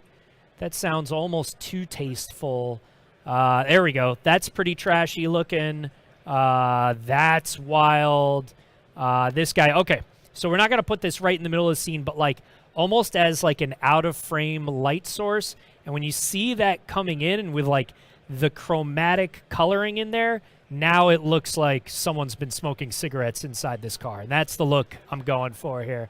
I'm going to add a little bit of a red tint to that. Maybe not too much, just a little bit. And sometimes I can get away with this. I'm going to take this whole element and see what happens if... Actually, I'm nervous as to how this is going to go, so I'm going to actually duplicate this. I'm going to go to the whole pre-comp that had all of those elements in there, and I'm just going to swing the colors. I'm going to do a hard colorization to like fully saturated red. I'll sometimes even bring the brightness of it down a little bit so that like my most luminescent colors in here are red. And to me, that does start to play into some of that 80s vibe. Maybe I'll mix that in with the original just a little bit. But that's feeling pretty good to me. Now, the only other thing that gets me is that the car interior in general is feeling too like normal without a little bit of like red on it. So let's just do another pass at that sort of like reddening. Crank the saturation way up. Let's bring the lightness up. Let's switch this to an overlay mode. This is not real color correction. This is like very sloppy way of doing it, but it's gonna work. It's gonna get the general idea across for us. I'm pretty confident it will. At least I hope it will. All right, so let's make this a subtractive matte with a little bit of feathering on it. Let's mix this back a little bit. And now we've got like just a little bit of red coming into the interior. And I think I'm feeling pretty good about this. I'm going to throw like, sometimes I just need one extra little bit of punching up the levels or the brightness. Sometimes even in selective areas. This is another like really dirty and cheap way of doing things where I'll throw some strong levels on stuff, but I'll just kind of isolate it softly with garbage mats to a few different areas just to, again, make it certain that when your audience looks at this image, you want them to, without hesitation, immediately know like where their eyes should go within the image. And you don't want them to be like struggling to figure out which different things they should be looking at or paying attention to. It should be obvious at a glance. So, all right, pretty quick and dirty, but to me, I think this gets us to a point where for some really quick iterating and like way too much spline wrap and lens flares, we've got something that is a pretty compelling proof of concept just to show up in front of a client and say, hey, have we thought about looking at a way that we could leverage augmented reality within the interior of a vehicle so that your instruments and your visualizations aren't flat on an iPad surface, but feel like they are living in a deep, infinite space that surrounds you. So I hope this gives you a little bit of a sense as to how I love to leverage these tools in my process, and also give you just a little bit of a sense as to the way that I'm thinking about and approaching these projects and these opportunities. I can't say enough how much I love this industry and this space and this discipline. And I encourage everybody to really look at the ways that you can take these skills, these tools that you have at your disposal, and find new and unexpected ways to leverage them. Because, again, everyone out there, especially as emerging technology catches us more and more off guard, are going to be counting on creative, clever, and flexible and adaptive folks like all of you to bring these ideas to life. Thank you very much, everybody. Enjoy your time at NAB. Great job. John Lepore, everyone. Kit says hello. That's, wonderful. Yeah, Kit. So for those of you who don't know, watch Knight Rider. You can find it. There was no question. Somebody said you're living in 2777, apparently. All right. So you're ahead of your time. Oh, it's Dave from yesterday, Weinstock.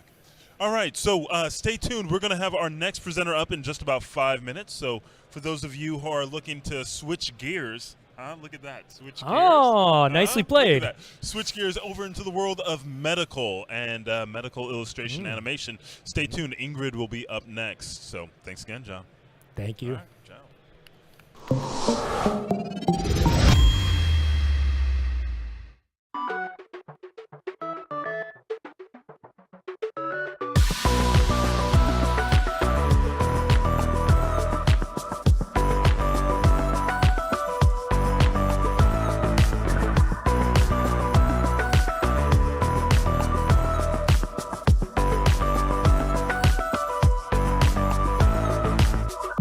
High, low, in stereo.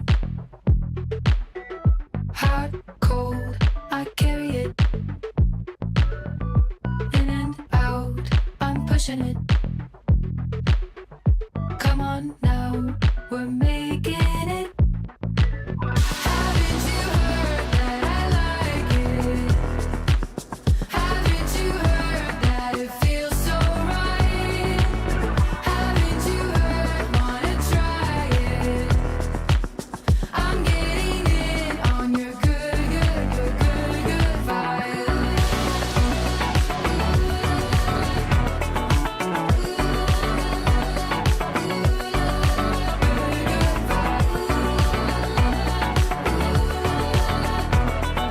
This is what it's like to love in stereo.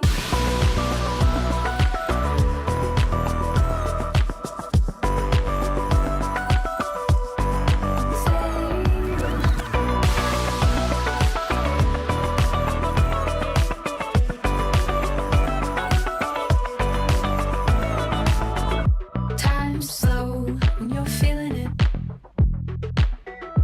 I know you're needing it. Touchdown, we're driving in. Come on now, we're making it. Haven't you heard that I like it? Haven't you heard that it feels so right?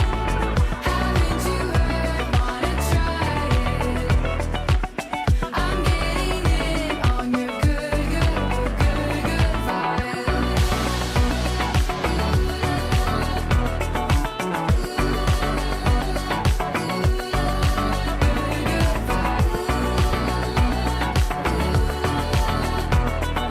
This is what it's like to love in stereo.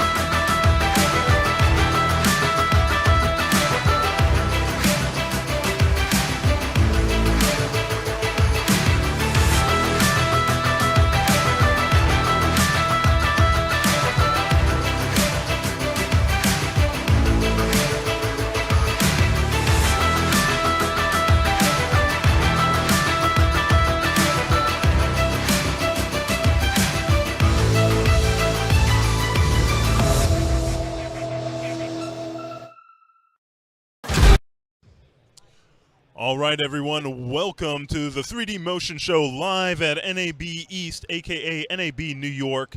We are here accompanied by amazing artists showcasing how they use Cinema 4D within their workflow. And today we have another special guest all the way from up north, the great north in Toronto, Ingrid Barony.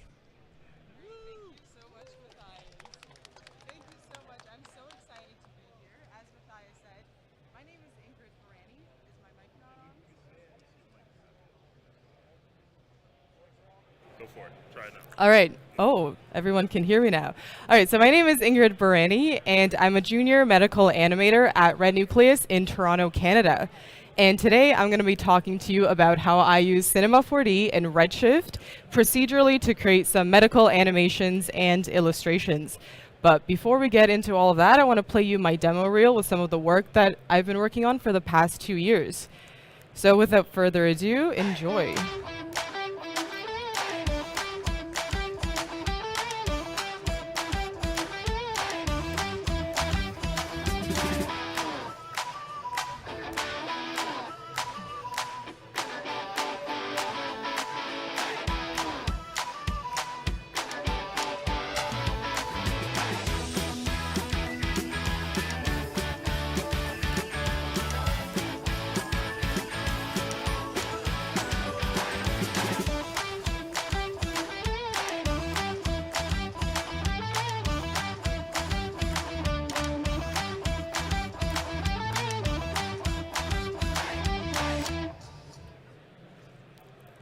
All right, so before I get into the whole demo part, I want to talk a little bit about what I do.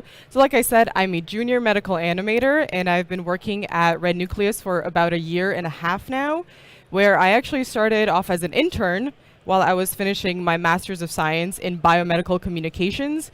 And if you don't know what the program is, it's essentially like medical animation and illustration, so it's everything with visualizing science.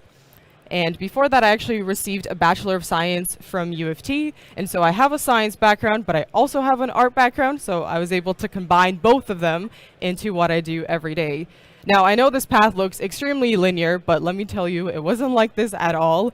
I was always into art, but having gone to undergrad and studied science, I was always looking for a way to leverage my artistic creativity into what I do. And so I was very fortunate to find out about one of these graduate programs, and there's actually 4 of them in North America. There's 3 in the States and 1 in Canada. They're accredited biomedical communications program, and that way you're allowed to kind of do both art and science at the same time.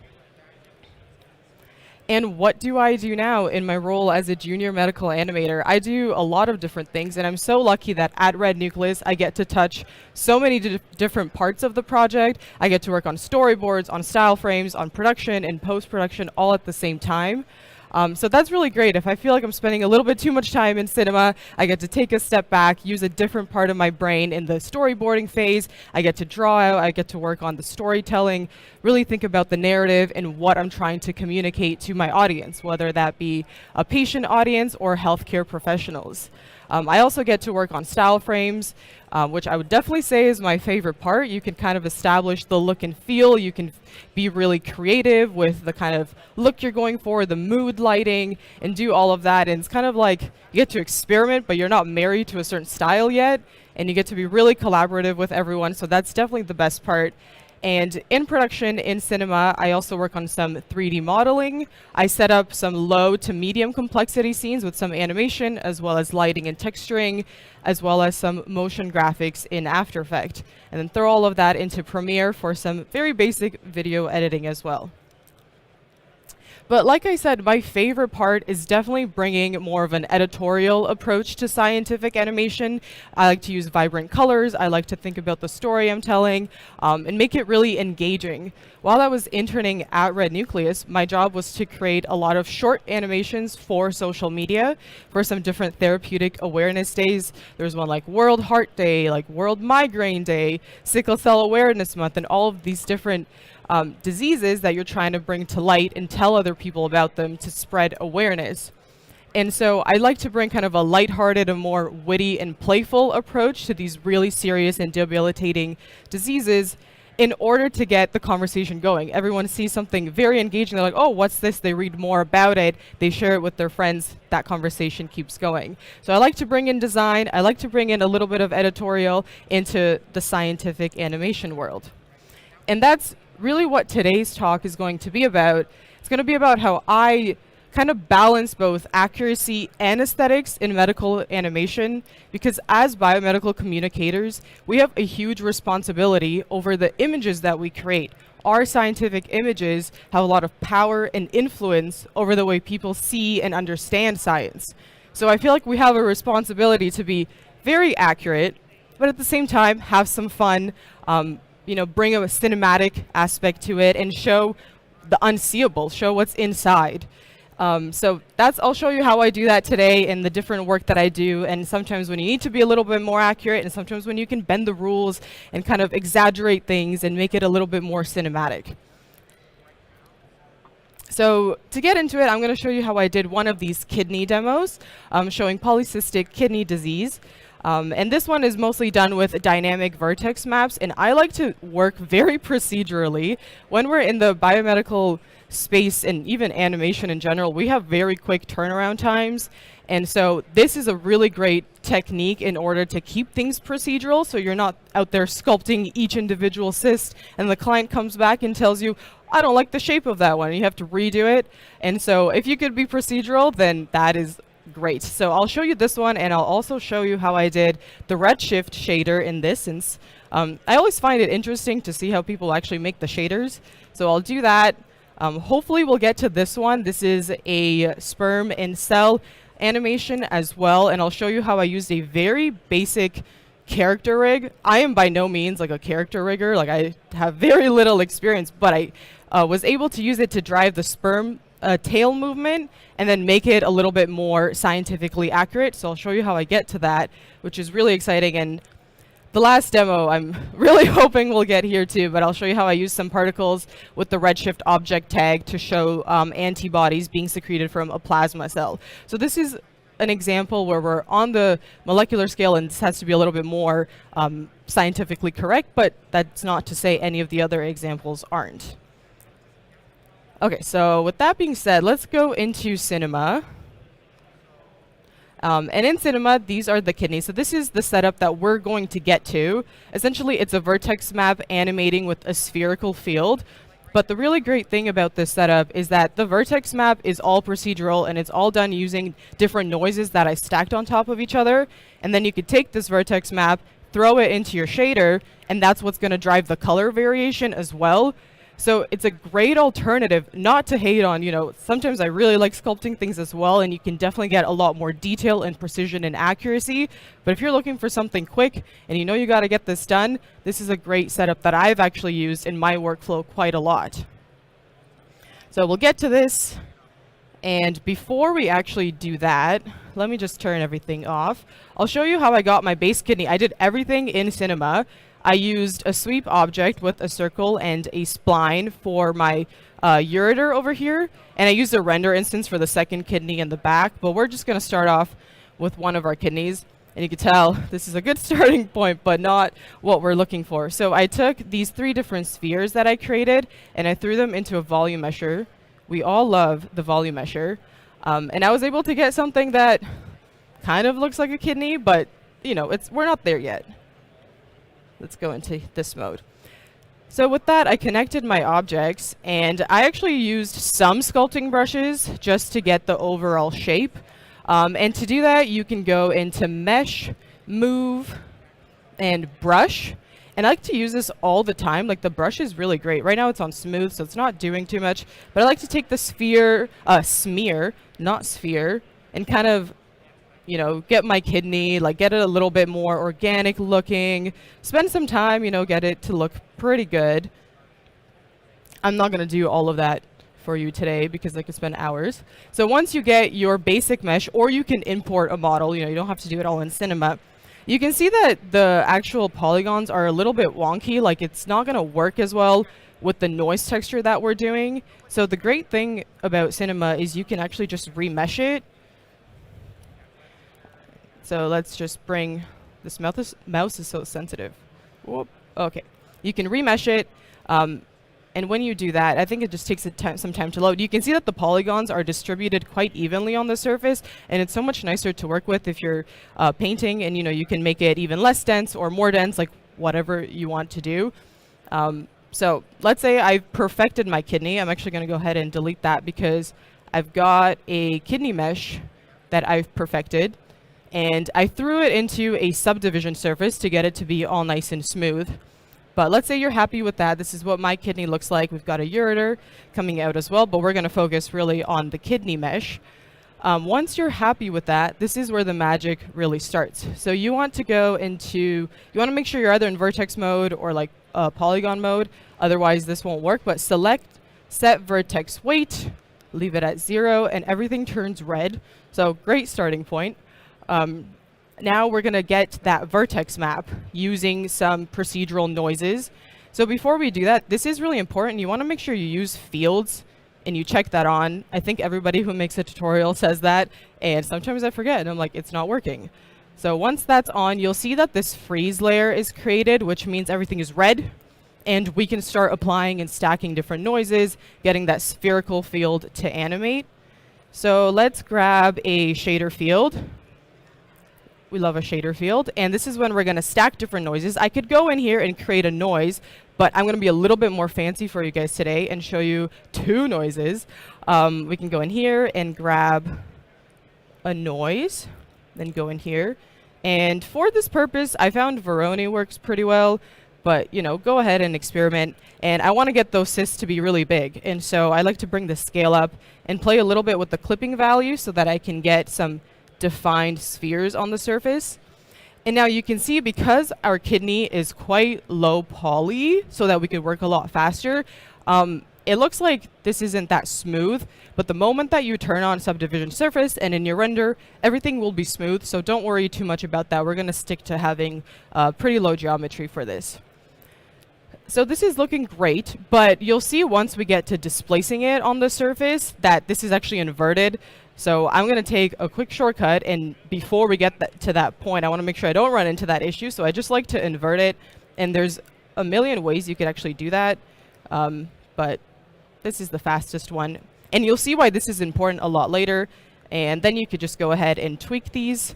So great, we've got the basic cis, but now let's add another one. So back to shader, let's go into noise. Let's add more fine noise into this. And again, we can use Barony. This time kind of scale it up just a little bit more, something like 200. And again, I'm going to go ahead and invert it. And, you know, play with the clipping values. Right now, this doesn't look like a lot of texture. It's kind of like, you can see kind of squares, and it doesn't look very organic. In all of the biomedical animations that we do, we like to make things look organic and soft and kind of like diffuse looking, and so you can do that a lot with just these different values. I just want a little bit, just a little bit, and you can see that, again, they look like squares, but not to worry. Once subdivision surface is turned on, you just have some extra noise to it. So great, we're in here, but now I don't see the noise that I worked so hard on before, because they're not stacked yet. So just like, you know, Photoshop layers, we all know layers, we can go ahead and change this to screen, and that way we have the other noise that we created kind of poking through just a little bit for more variation. And in the finished product that I've created, I could just show that to you right now. You can see I have a lot of different noises that I've stacked, and that's because I went in and I kept adding more and more, but for this demo, we'll stick to 2. I won't get too carried away. All right, so we've got these 2 noises, and you can play around, like, I think overlay works fine, or I guess it doesn't work that fine because you don't really see it. So screen was the route that I took to get here. So we've got a vertex map, but it's not really doing anything. If I exit out of this vertex map, everything is still very much flat. And so what I want to do is I want to add a displacer. Add that in. If you hit shift, it will become a child. Great. So we've got a displacer, but now we want to connect the vertex map that we made with the displacer so that it actually protrudes out of the surface. And in order to do that, you can go into fields, and it's as easy as dropping it in. And you're like, whoa, I dropped it in, but nothing is actually happening yet. And the reason for that is you have to set, like, what is your displacer going to do? And in order to do that, you go into shader, and in the other examples, you can like set a displacer to noise. You could do all of these different things, but we're going to be quite boring and just set it to color and set it to white. So white will mean that it will actually protrude out of the surface, and then black will go inside. And that's the reason that in our vertex map, when we went to the shader field, remember when I inverted these colors and I told you that will become handy in the future? This is why it's handy, so that now the bumps protrude outwards. And if you wanted, let's say you had a different example and you wanted these bumps to go inwards for whatever you were doing, you can set the vertex, the displacer, instead of white, you can set it to black. So it looks nice when the subdivision surface is on. It looks kind of janky right now, but we'll keep working at it. So we've got this, and it's great. It looks sort of like a cystic kidney. We can get more definition and kind of tweak and refine, like how big the cysts are, where the fall off is and everything. But I want more drama. I want these to be protruding out of the surface even more. Okay, maybe not that much. Something like this is fine too, because once you add the subdivision surface, it works. You can see like the creases of the kidney. But if you think that that's a little bit too much, you can always add a very handy smooth, and if you hit shift, it will become a child, and you can put it underneath, and now it smooths out all our work. So you know, you can play around with the slider until you get something that isn't too crazy. I tend to overdo it most of the time. But so we have our kidney, it's all cystic, but let's say your animation, like in my case, you want to start off from healthy and move to a disease state very quickly, which it's not how it happens in real life. It takes a little bit longer, but for the sake of our demonstration, we'll we're going to do it very quickly.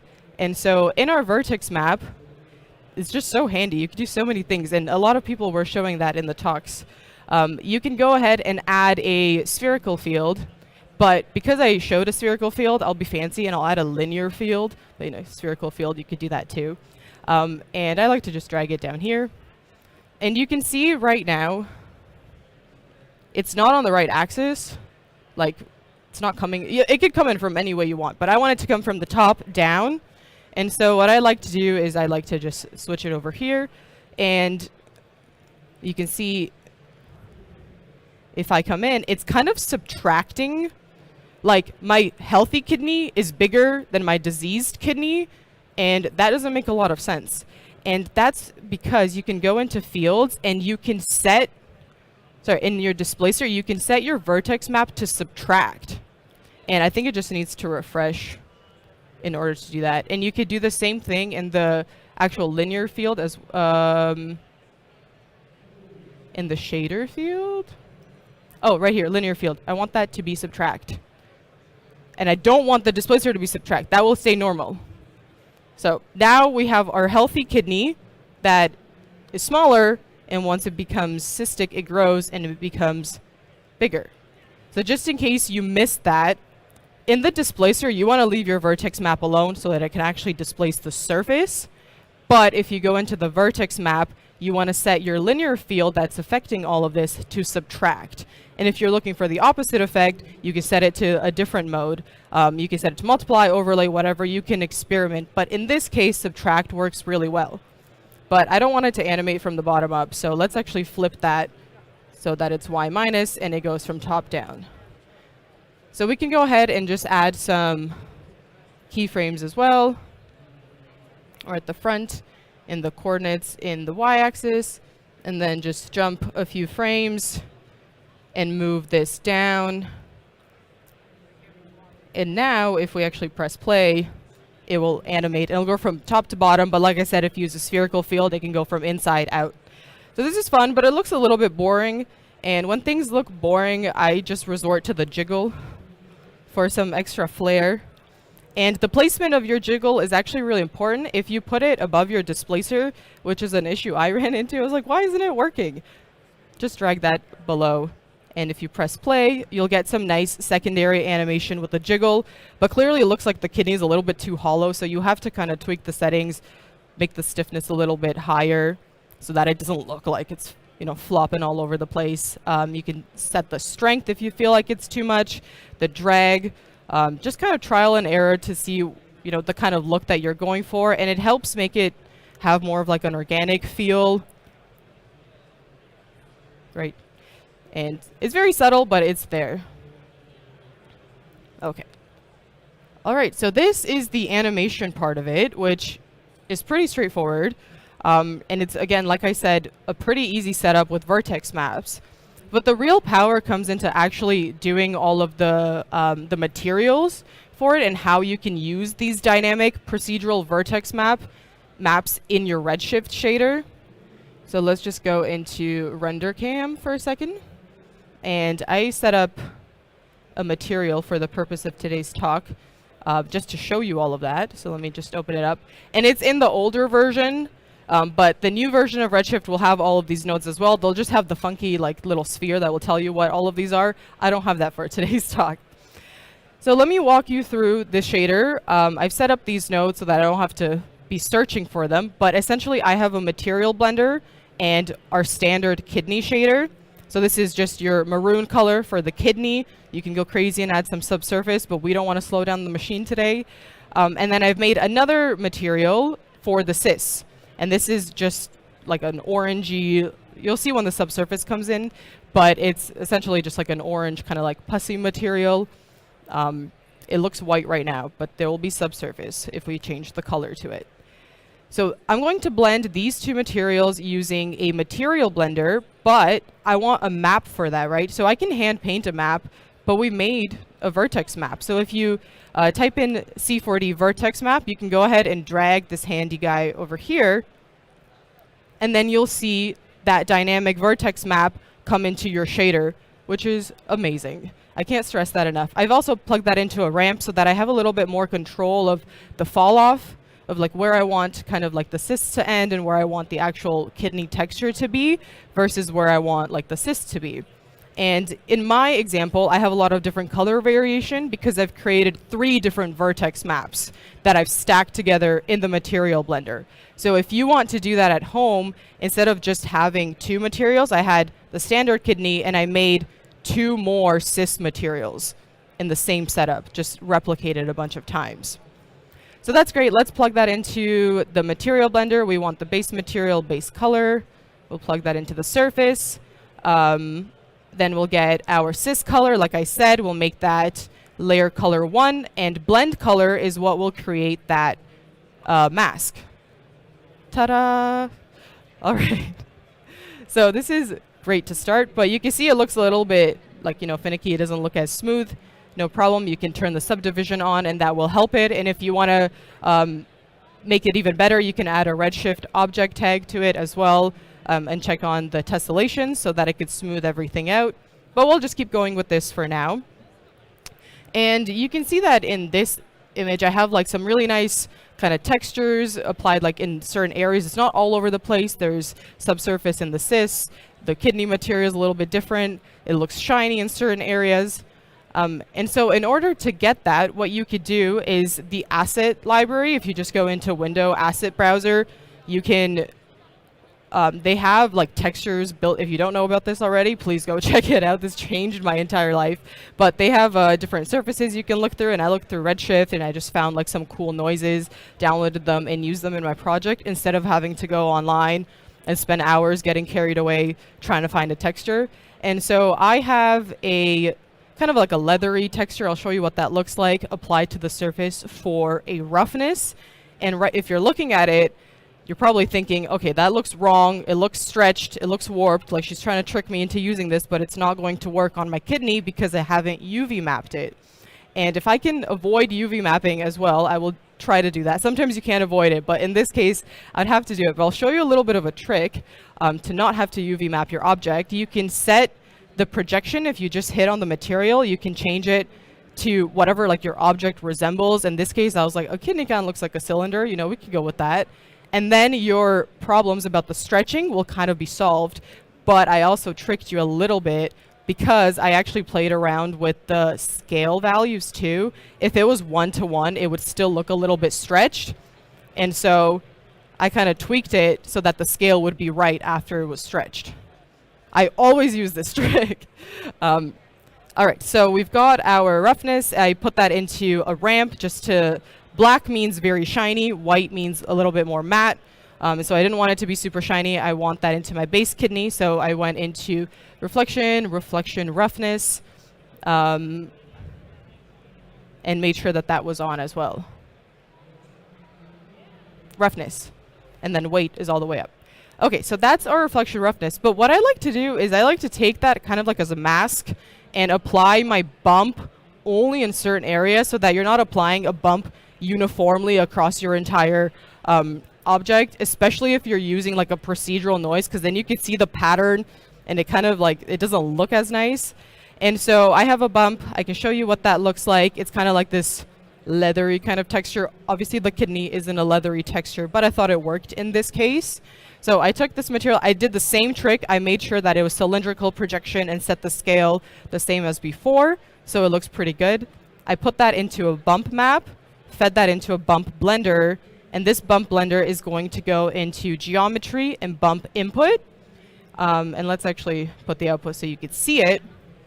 And I made sure that that mask that I made before was going into the bump weight. So now you can see that it's being applied a little bit here, but you don't see it in other areas. And if I go a little bit crazy and like, change the height to something even higher, you'll see that even better. But you want to be subtle. Remember, be a little bit subtle with the bumps. Otherwise, it looks a little too forced. So you can see it's in some areas, and then in some areas it's not. And if you didn't want this bump to be on the cyst at all, you could use that vertex map that I was talking about before to be the mask of where it goes. So let's just bring that down a little bit. We don't want it to be that high up. Okay, so you're probably thinking these cysts don't look like cysts. They're white balls on the surface of the kidney. So let's get to those because we've been neglecting them a little bit. And I wanted to show you how I generated like these kind of like the vasculature in the cyst, like a little bit of like blood vessels, but not too overpowering, just some nice micro details on the surface as well. And I used another noise for that. I always like finding different noises and applying them in the biomedical space. And so I can show you what that looks like. This one is called SEMA. I really like using SEMA. I changed the scale. I made it a little bit bigger, played around with the clip until I got it to be sort of what I was looking for. And this isn't going to be applied on the whole surface, just a little bit in the cyst.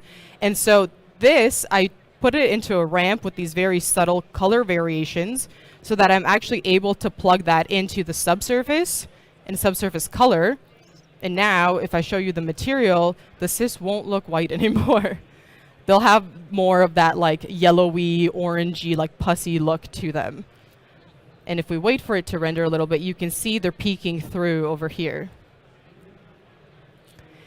And like I mentioned before, in the final product, I have different colors because I made 3 different vertex maps to be able to get these variations. So I just repeated these steps. And the really great thing about doing this, we can pause the render, is you only need 1 displacer, and you can throw in as many vertex maps as you want in here. Unless you want like 1 displacer to be higher than the other, then you'll make 2. But if you just want to throw in a bunch of them, you can put them in here. So that's a pretty quick setup, and in order to get my second kidney in the back, I had a render instance, and I just threw it in there, which made it very easy. Because if I was making a change to 1 kidney, I didn't have to like, replicate that to the second one. It was already doing that for me. So this is what I have for the kidney demo, which is great because we have so much time to move on to the sperm demo that I was talking about. So I want to show you what that looks like in the animation. You can see there's some sperm trying to penetrate our egg. This is paying tribute to some of my embryology background. I wanted to find sort of an easier way to get the sperm to move without having to get super, super technical and really into rigging. And so I'll show you how I achieved this look. Okay, so let me just open that up. Actually, let me just take a sip of water.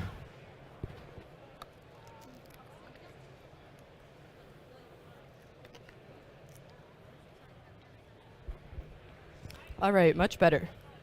Let's move into the sperm file. We don't need Redshift for this. So I'll show you what the rig looks like. And you're probably thinking, that doesn't look like a sperm. It looks a little bit like a sperm, but it's kind of moving like a fish.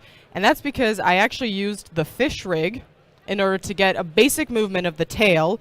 But as we know, this isn't anatomically correct. This is not how the sperm would actually be moving. The sperm has a very spastic kind of coil movement to it, especially when it's trying to burrow into the egg.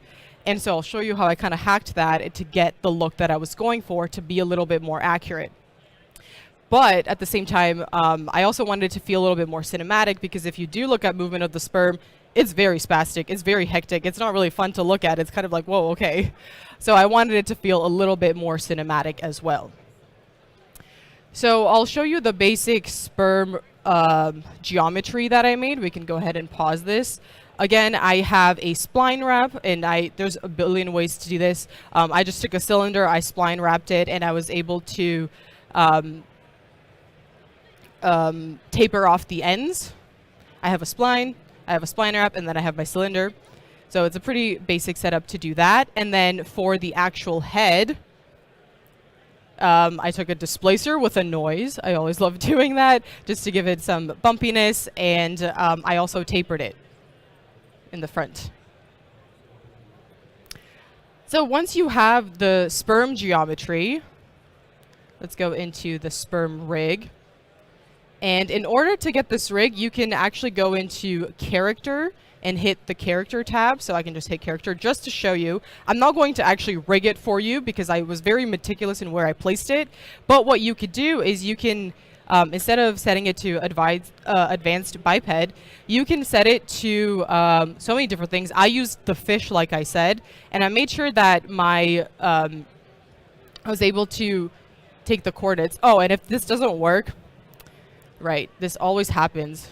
You have to click this, And when you're building it,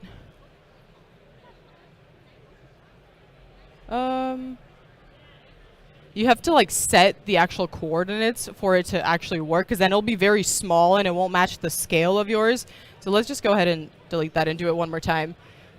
So go into character, go into the fish, IK, display.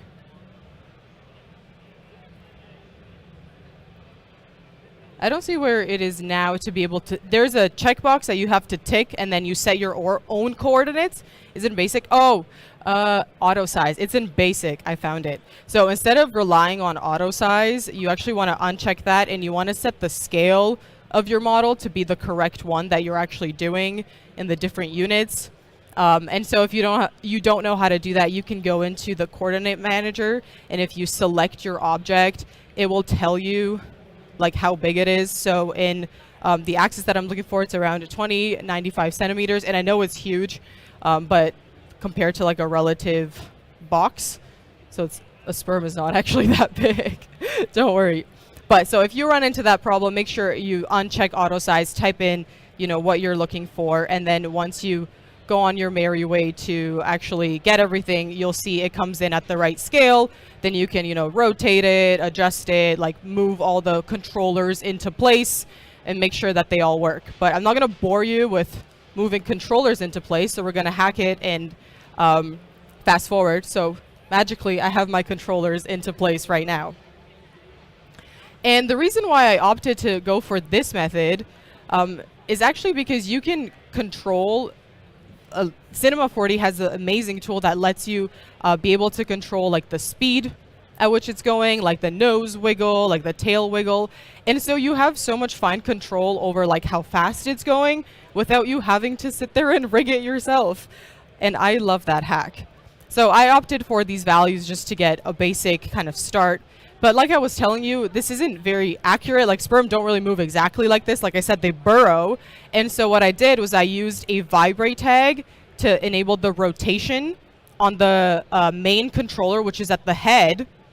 And I set that to 360 and found a frequency that didn't look a little bit too hectic. And so now it's actually rotating and coiling and swimming a little bit as well. But when you have so many of these sperm, this is close enough that it actually worked for this certain project. Again, if your client wants a little bit more control, they want to really mimic what that sperm looks like, you might have to take a different approach. So this is a pretty good setup, but you're probably wondering, how did you get it in the cloner? How did you get the egg? Like, how did you get all of these things to work? And so let's skip forward to that part now. What you could do, you actually have to put your sperm and your rig into a connect objects. So let me get a connect objects. And let me drag both of these guys into my connect objects. And then I made a render instance. And I threw my connect objects in the instance. So let's just call the sperm into the connect instance.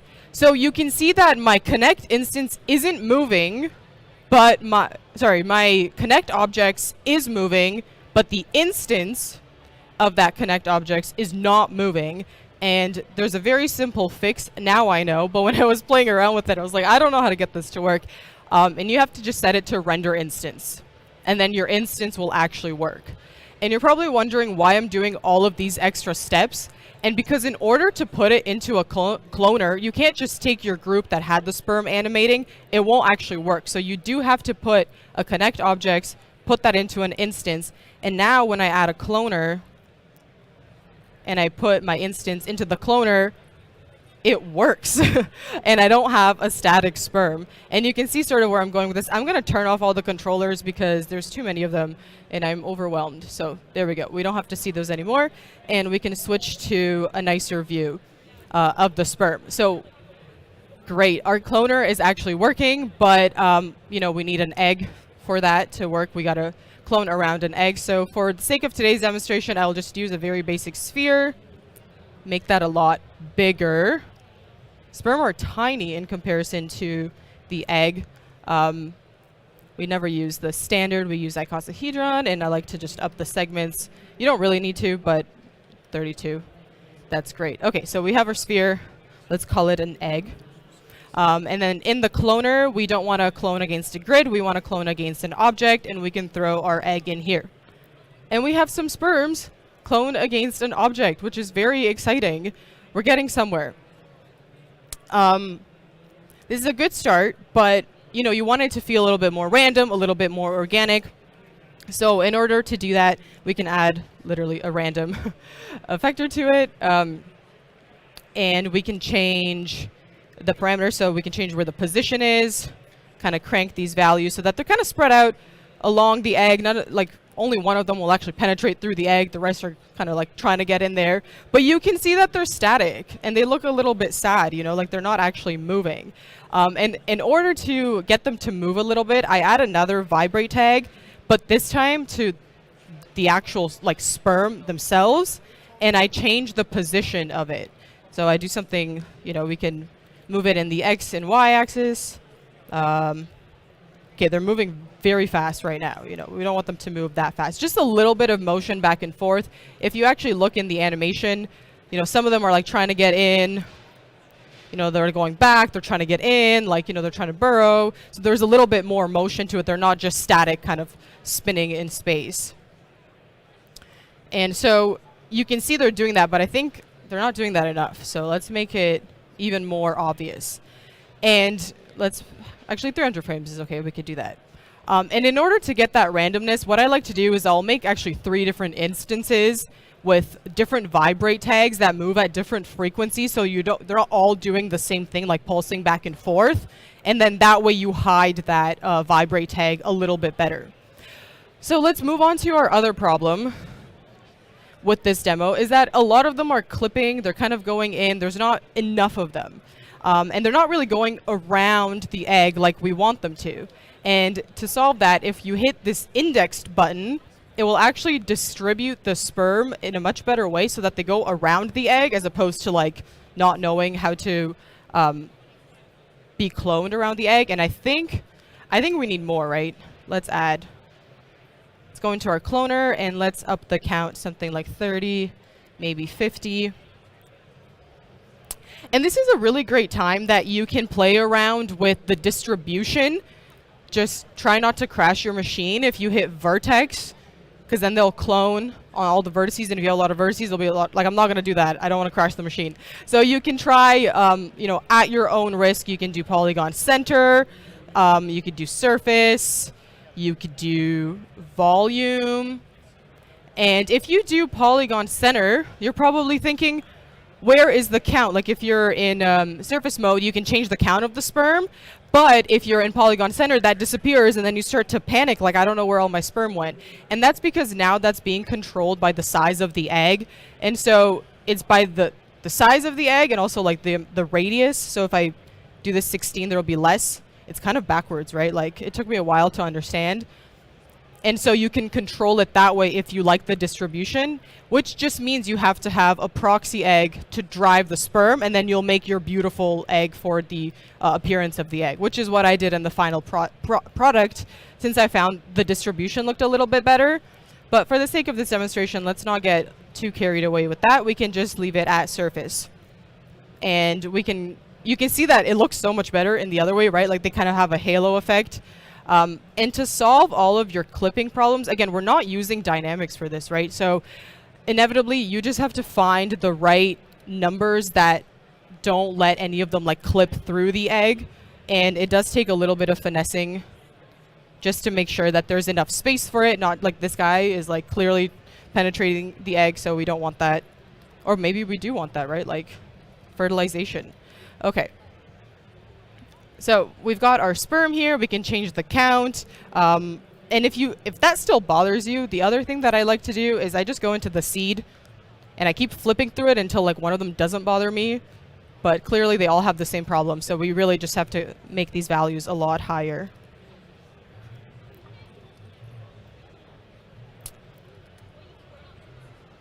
Right, so that gives you a pretty cool scene. So egg, and then let's just maybe up the count a little bit more, something like that. And of course, they all have the same movement. So like I said, if you make 3 different sperm with different vibrate tags. And if you go into that controller and you play around with the speed of each one, they won't all look the same. And you can throw those all into an instance inside of the cloner for different movement. And then with the random, you can change the rotation as well for a more organic feel. I don't know why I put 36. You could pick whatever numbers. And you can also change the scale so that, they're not all the same. It's probably too much, 0.1, just something like that. So this is the basic setup that I have for the sperm actually trying to get in. You can see like there's some nice fluid movement, and they're all kind of, the tails are moving. This works really well for a still as well if you wanted to get just like that nice kind of motion of the tails and to get like a really dynamic shot with some nice bokeh on the background and some nice cinematic lighting like I have in this shot. And you can see for the egg, I animated the displacement as well just to give it a little bit more motion. I added some particles in there for some extra funky effects, and the sperm are kind of doing their thing. You can see it doesn't look as uniform in this. Okay, so I am looking at the time. I have 12 minutes left. So I think what I'll do for the final demo is I'll just sort of walk you through what I did and sort of building it instead of building it from scratch. And this is just antibodies being secreted from a plasma cell. And again, through the use of like exaggeration, we have our hero shot in the front over here. That's a lot bigger in order to show the actual internal structure. And this is really where you, as a biomedical communicator, you have a responsibility, like I said, to make sure that it's accurate, but you need to enhance certain things. Like the ratio of antibodies to plasma cells is crazy. Like there's like thousands of antibodies being released by a plasma cell per second. So it's like, how do I actually show that but still make it like cinematic in a certain way? And so you can play with scale in order to exaggerate certain things like I did here in the foreground, and all of that to get that look and feel that you're going for. And so for this setup, I could just play the demo. I have my plasma cell, and I have some emitters that are right now using just like a capsule, but through the actual redshift tag, if you add a redshift object tag to it, you can change these emitters to be anything you want. And so I had an object that was actually for the antibodies, that you can see in the final look, the actual antibodies, but I didn't want Cinema to have to calculate all of this geometry because it would hate me for trying to make it do that. And so I picked something that was a lot lower poly. And in the emitter, it's a pretty basic setup as well. We can just go ahead and hide the plasma cell for now. Just play the emitter. I'm making it emit from sort of one area. I was able to change like the birth rate, the variation, the lifetime. This is like the very quick version of using an emitter. You can play around with all of these yourself to get the look that you're going for, but the magic and how I got it to interact with the plasma cell without using dynamics, and you can use dynamics, it'll probably give you like, a more realistic look, but I was looking for just like a quick way to kind of do it.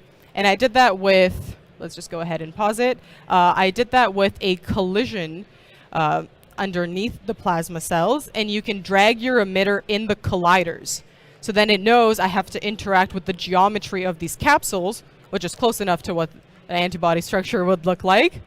And then you are able to get that like surface deformation to look like it's actually being secreted from the plasma cell itself. So that's the setup. Again, I threw in a jiggle, a displacer, a smoothing. You can see we use these tools all the time. They really work, and they're great to use. And I also used a vertex map to paint the nucleus of my plasma cell. So you can see how interchangeable these tools are once you get to know them. I also used a vibrate tag again, right? Like, can we see a pattern here? That's how I was able to achieve this really nice render with the antibody here in the surface, in the foreground. So just before I wrap up the presentation, I just want to give some thank yous. First and foremost, thank you so much to Maxon for giving me this opportunity to come and present. When I was in grad school, and to this day, I still look at all of these tutorials, and that's how I learn, that's how I know everything about cinema. Thank you to Red Nucleus and all of my colleagues at Red Nucleus for being so supportive, so engaging, and just, fostering a really creative space that lets you explore and learn different things. Thank you to my friends and family back home, and also to my mentor who actually taught me Cinema 4D, Adam. If you're watching this, thank you so much for all of your help. So yeah, thank you so much. And if you have any questions, please let me know. This was so much fun to present.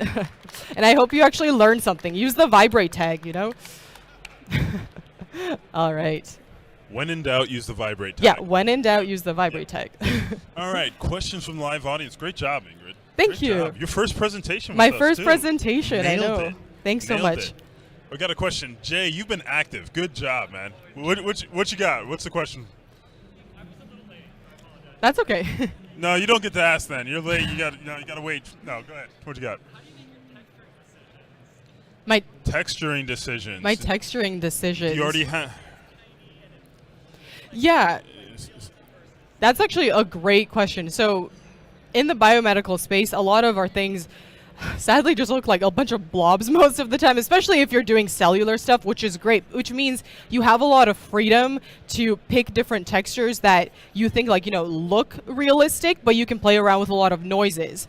So if I wanted a very hyper realistic texture, in certain instances, if you have to make a model of the skeleton, obviously that has to be hyper realistic. You have to UV unwrap it. You'll go into Photoshop, you'll paint it, you'll use sources like stone or concrete for bone and get it to look like that. But if I'm working on cells or something that's a little bit more creative, I look through the Maxon noises to see if I can get away with warping the scale or stretching it in certain ways.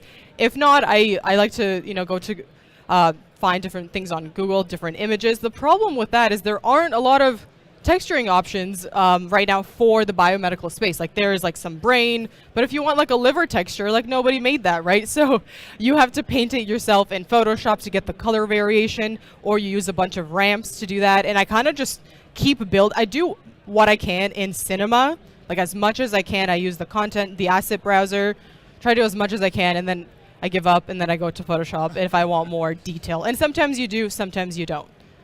I hope that answered your question. That was a great question. Thank you. Now, do you have libraries that you use of textures already pre-made, or are you building a lot from scratch? Yeah, so the company that I work at has a huge texture. They've been around for so long that they have a library now, and sort of what I'll do is I'll scroll through, see if they have a texture.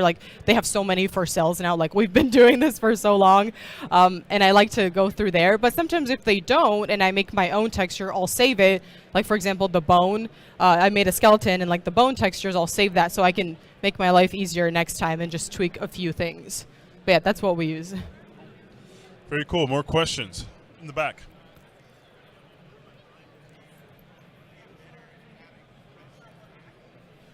Can you repeat the question a little bit louder? Yeah. Yeah, you can come up. That might be easier.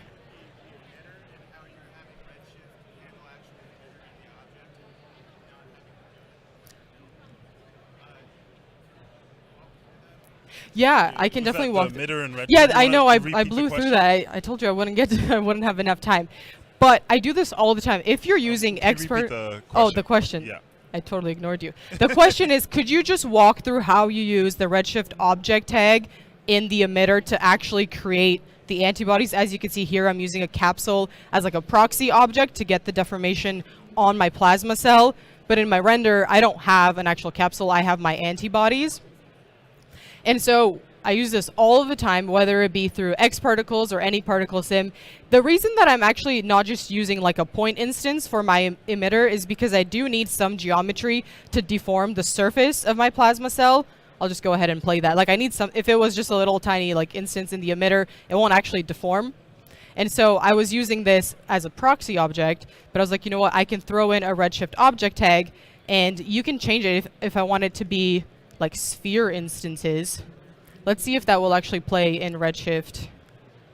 You can change it so that they're spheres and not antibodies, because that's a custom object that I made.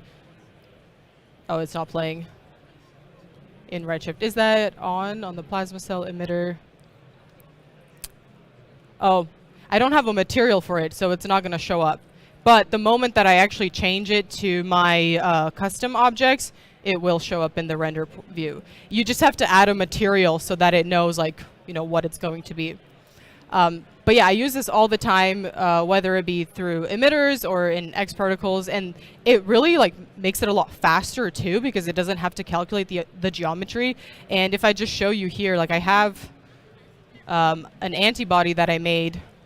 Maybe I can solo this using actual data, and you can see the mesh is like pretty thick, right? So if it had to calculate this every time it was displacing the surface of my plasma cell, it would hate me and it would never render.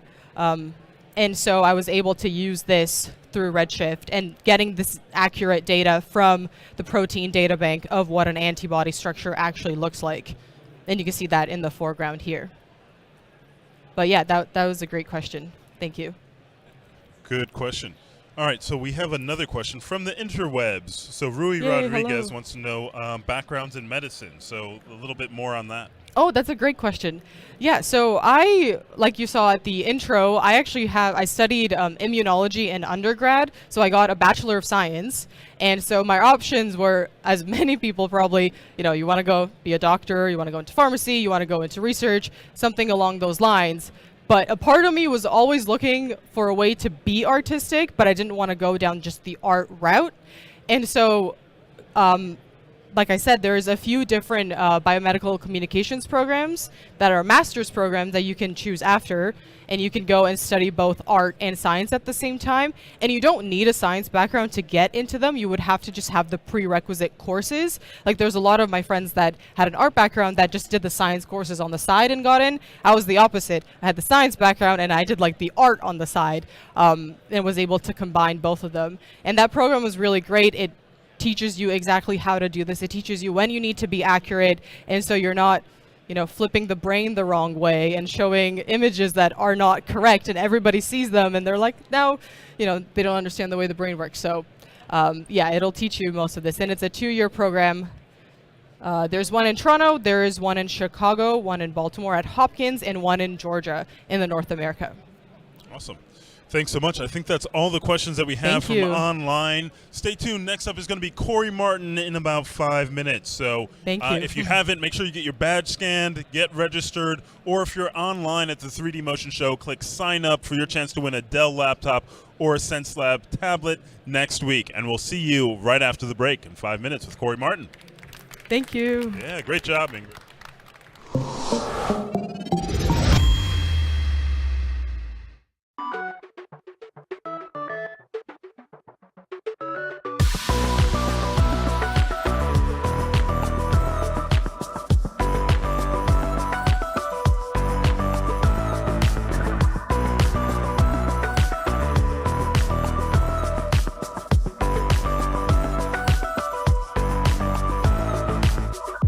High, low, in stereo.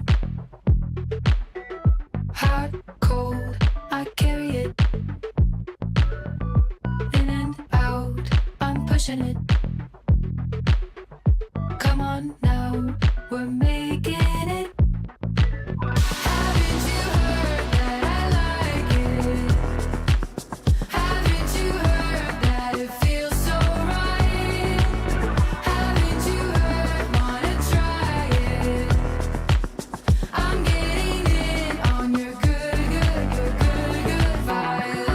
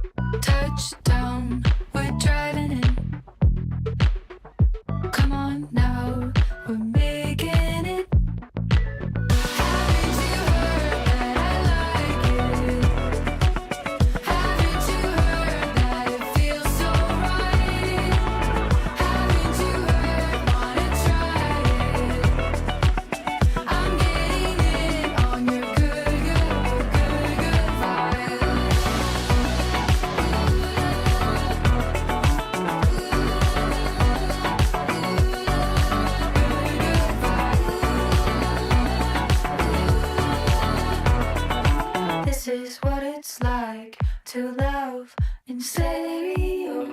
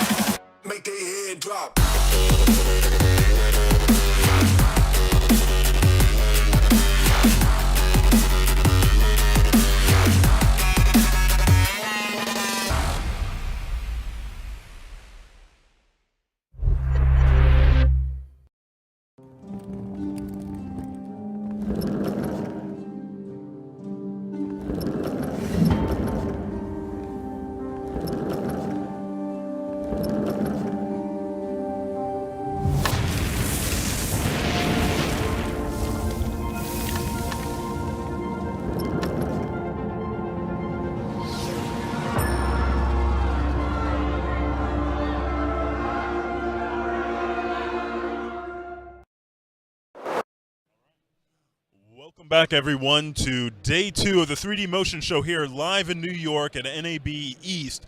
I'm accompanied by some of the world's greatest artists showcasing how they use Maxon 1 within their workflow. So for those of you who are just tuning in, make sure you register at 3D Motion Show. Hit sign up for your chance to win a Dell laptop or a SenseLab tablet that we're giving away next week. And for those of you who are at the show, just get your badge scanned and we'll see if you win. All right, so next up we have the one, the only Cory Martin. Cory, take it from here, brother.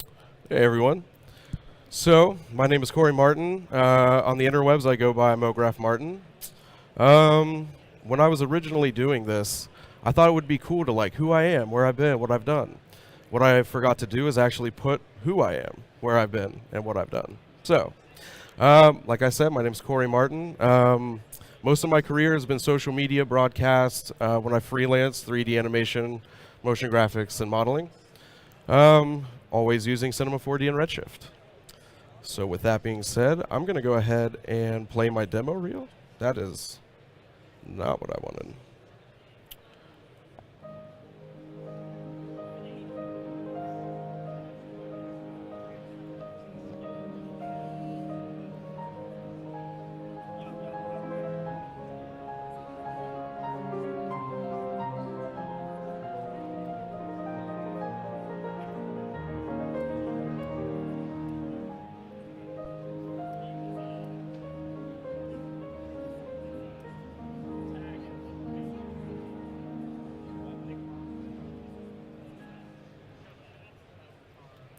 So that's my demo reel. Let's see. So, getting into this. So one project I want to go over how kind of my process, my ideation when doing scene blocking or coming up with like ideas on what I want things to look like. So for the first one, it's a short film I'm working on personally called Home. So what this is basically just going through all the homes that I've lived in throughout my life, and kind of making like a, I don't know, if you ever heard like a sad, not sad, but like melancholy song, kind of like reminiscing. So here's a still frame of kind of like what we're going to go over. Basically how to quickly model light and get like get a mood going with like blueprints, right? So jumping over into Cinema 4D blank slate, which is the scariest thing I feel like when starting a project.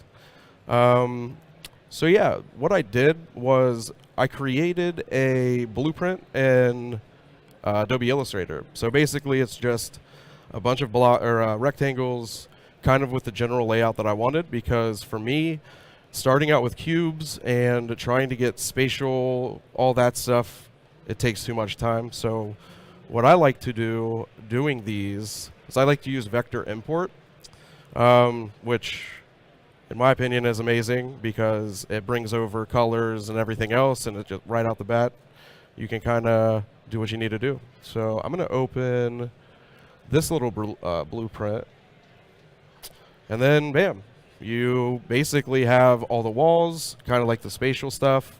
Obviously it's not where it needs to be right now, so what I'm going to do is I'm going to make this probably like that big, because it needs to be bigger in my opinion.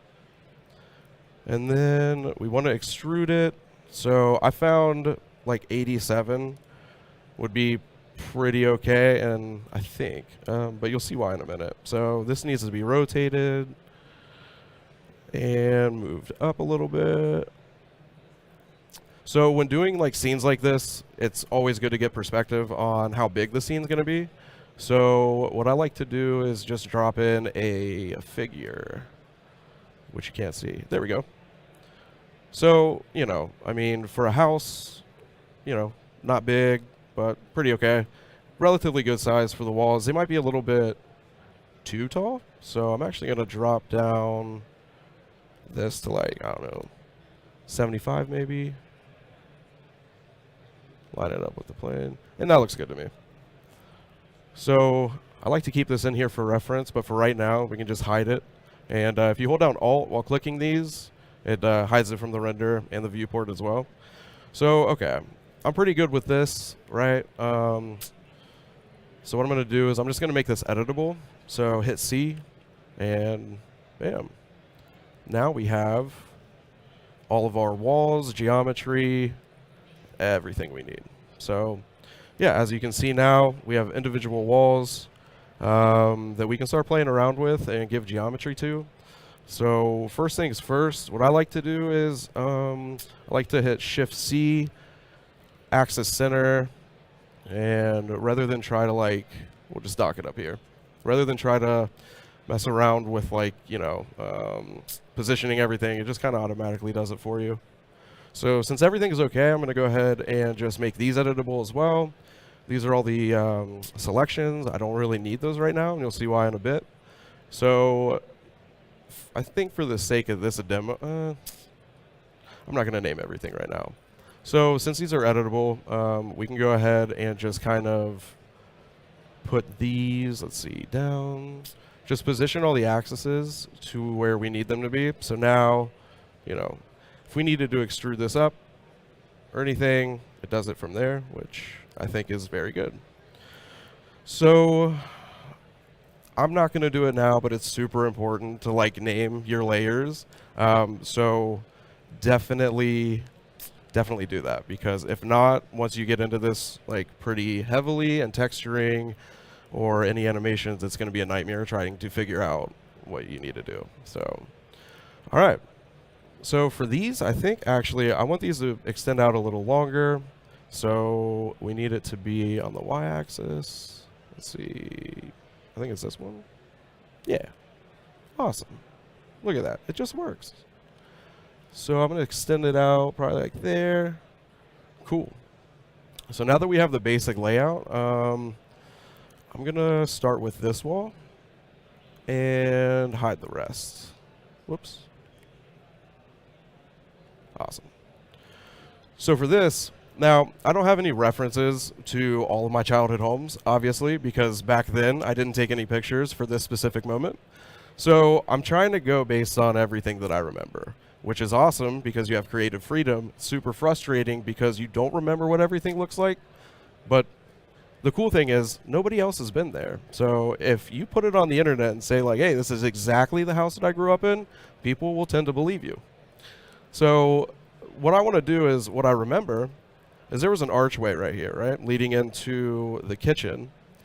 So I'm going to create a cube, right, and just kind of position it where I need it to be, make it editable, come up here, bam, see, just works.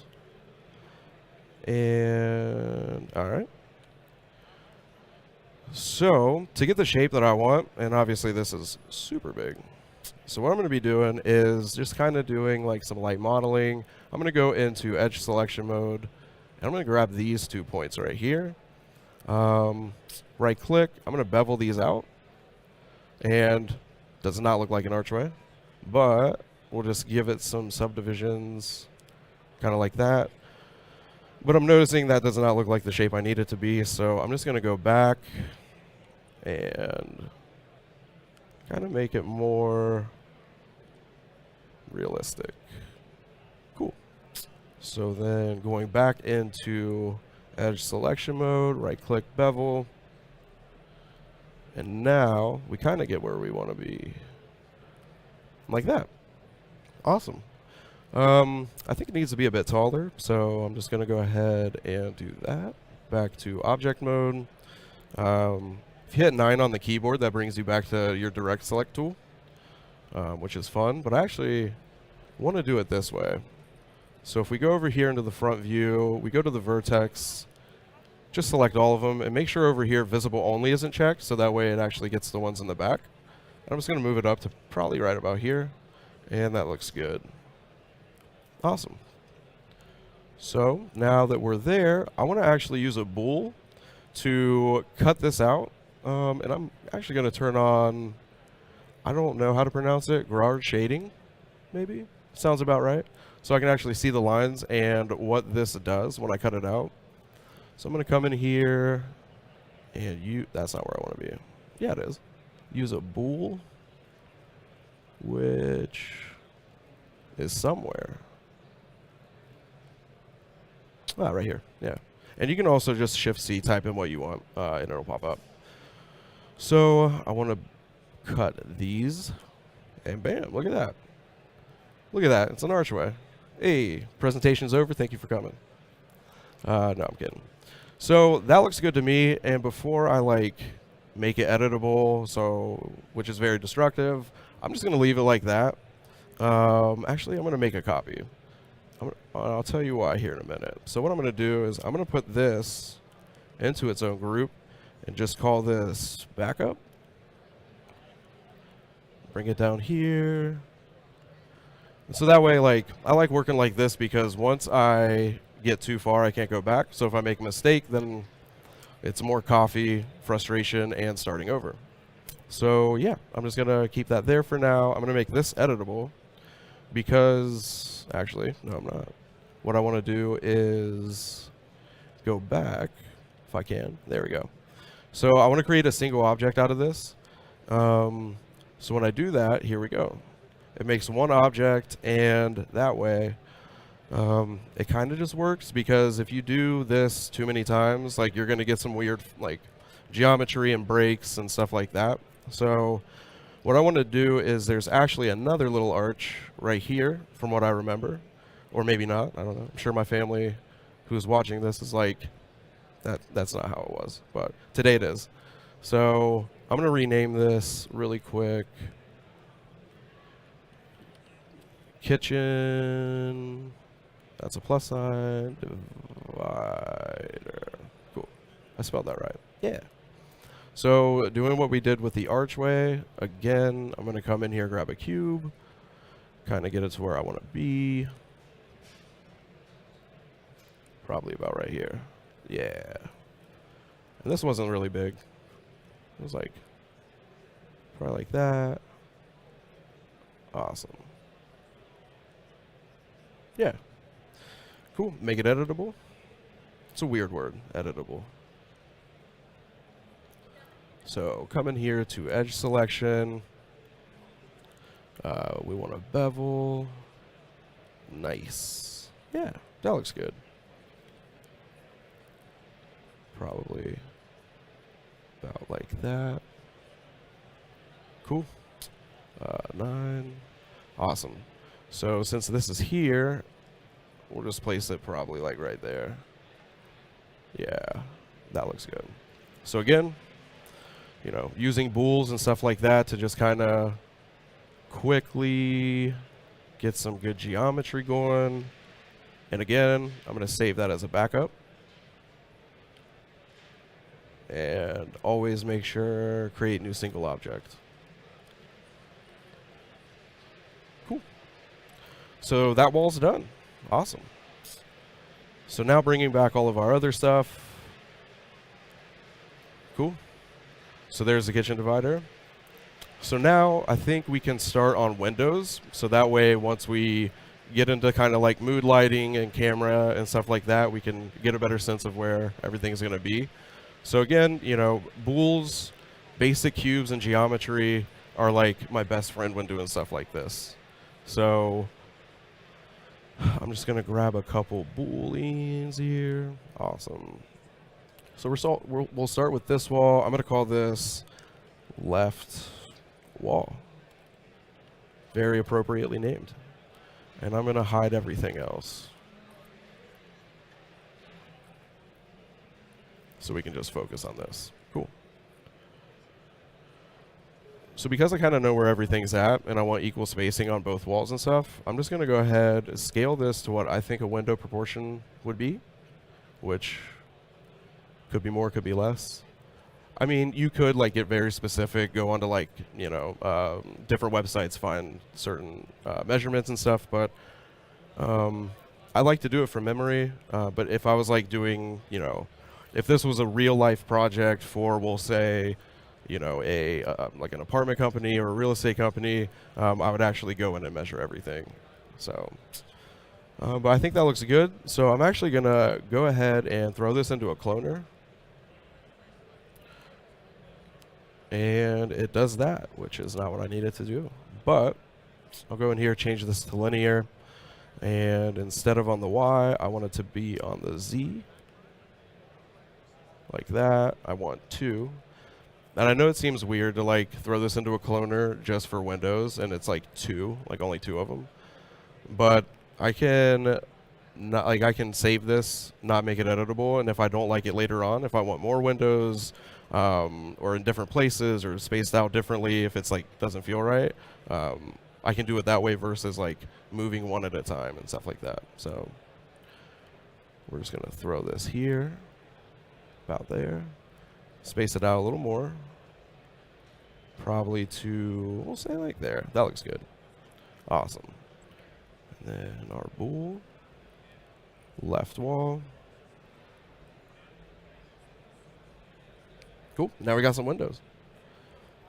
And that looks good for me. So I'm going to keep this like that for right now. And actually, I could take this cube. I think this is going to work. I could take this cube because there's windows over here, and I don't want to have to, you know, make this editable again and go through all that stuff. So I'm going to try to place this really quick. Right, like right there. Scale this down. That looks good. So for kitchen windows, I think if I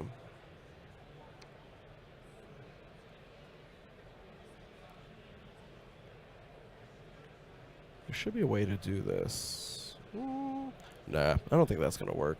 Sometimes it works, sometimes it doesn't. And then you got to improvise and adapt. So I'm just going to place this here for right now because I know I want it there. There's like another window here. Cool. This one's a bit bigger. So awesome. And like looking at this right now, I already know I'm going to need more space for a bedroom back here. So I'm just going to go ahead and do that now. Probably that much space.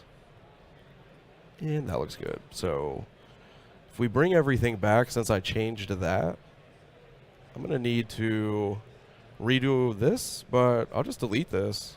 And since I already have this left wall, I will just copy it over and take that out of the cloner. Cool. And awesome. So it's there. Cool. So I have everything that I need. And I think we can go ahead and make these windows. And since we're only focusing on this shot right here, I'm not going to do the kitchen or anything like that. I'm probably just going to like show you how to do baseboards, walk you through that step, kind of frame the windows a bit, and then probably make this door just so it looks nice. So since that's the case, we can go ahead and delete these. We do need a floor though, so, and we're going to scale this up incredibly large because why not? We can. Cool. So we're going to call this floor. Drag this to the bottom. Awesome. So now it's starting to come together. So we can just copy this over. Here we go. Yeah. Since we don't need to see it. All right. So since this is already done, this is done, let's go ahead and do the windows. So we want to focus over here. So since we already have like kind of geometry right here, I'm going to go ahead and back this up.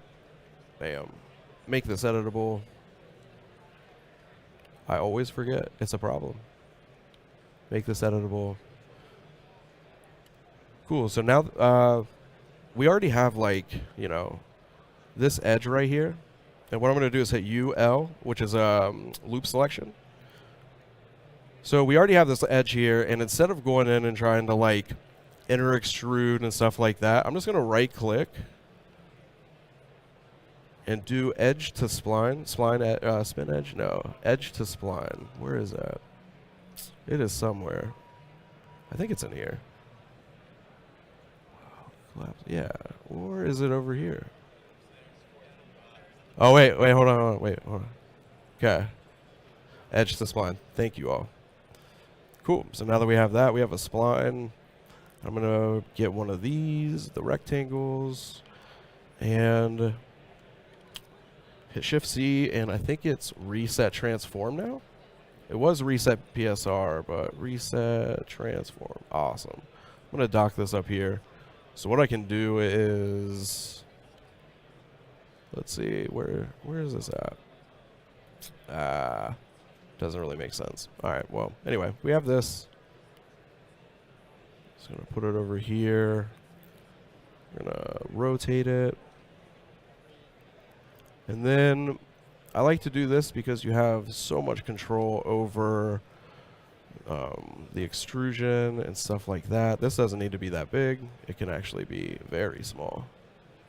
We'll start out with that. So I'm going to do a sweep. Put these two in. I think this needs to be on top. Nope. It's like, why doesn't it ever just work? No. 90% of the time it's user error, which is on my part right now. So I think it needs more. Yeah. There's something happening. Really weird.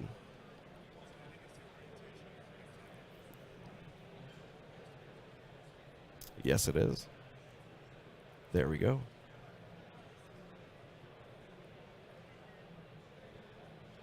adaptive, and we're back. Cool. So now we have a window frame, and let's see. I actually want to take these out, and real quick, I'm going to put the sweep, make that a child of the rectangle, and just do the reset. So that way, that is right there. So I can move it where I need it to be. Cool. So now we have a window frame. And yeah, since this, I can come in here and make it larger, make it extrude more, come out a little bit like that. And since we're not like looking at the outside, this is an inside shot, it doesn't really matter over here. But that looks pretty good to me. I'll actually make it a little bit less wide, kind of fake it. Yeah. Cool. So now I have a window frame, and we can just, I'm going to keep this editable just in, or live just in case.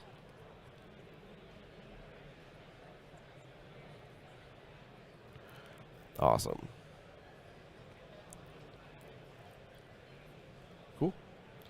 So that looks good to me. And now what you can do is, I really hate how they put the Windows key right next to the Alt, because every time you hit it, it brings that, it's just, sorry, end rant, my bad. All right, so I'm actually going to copy this again and kind of do the same technique for the actual like window frames,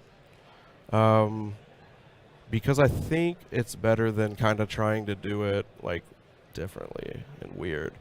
So we need to actually adjust this spline right here. I'm going to solo it, and I'm going to, since I'm already in point mode, actually I'm going to bring this out. Yeah, I'm going to put it back in. Cool. I'm going to unsolo this. I think that's good. Come back. Solo this. So what I'm doing now is just like trying to get the framing right. Pun intended. Probably like there. Yeah. Maybe even a bit more. And we're going to move this into place. Oh, yeah. Awesome. Since these are window frames, you know, probably a little less. We'll say like 4. That looks good to me. Oh, the mouse is going very weird. There we go.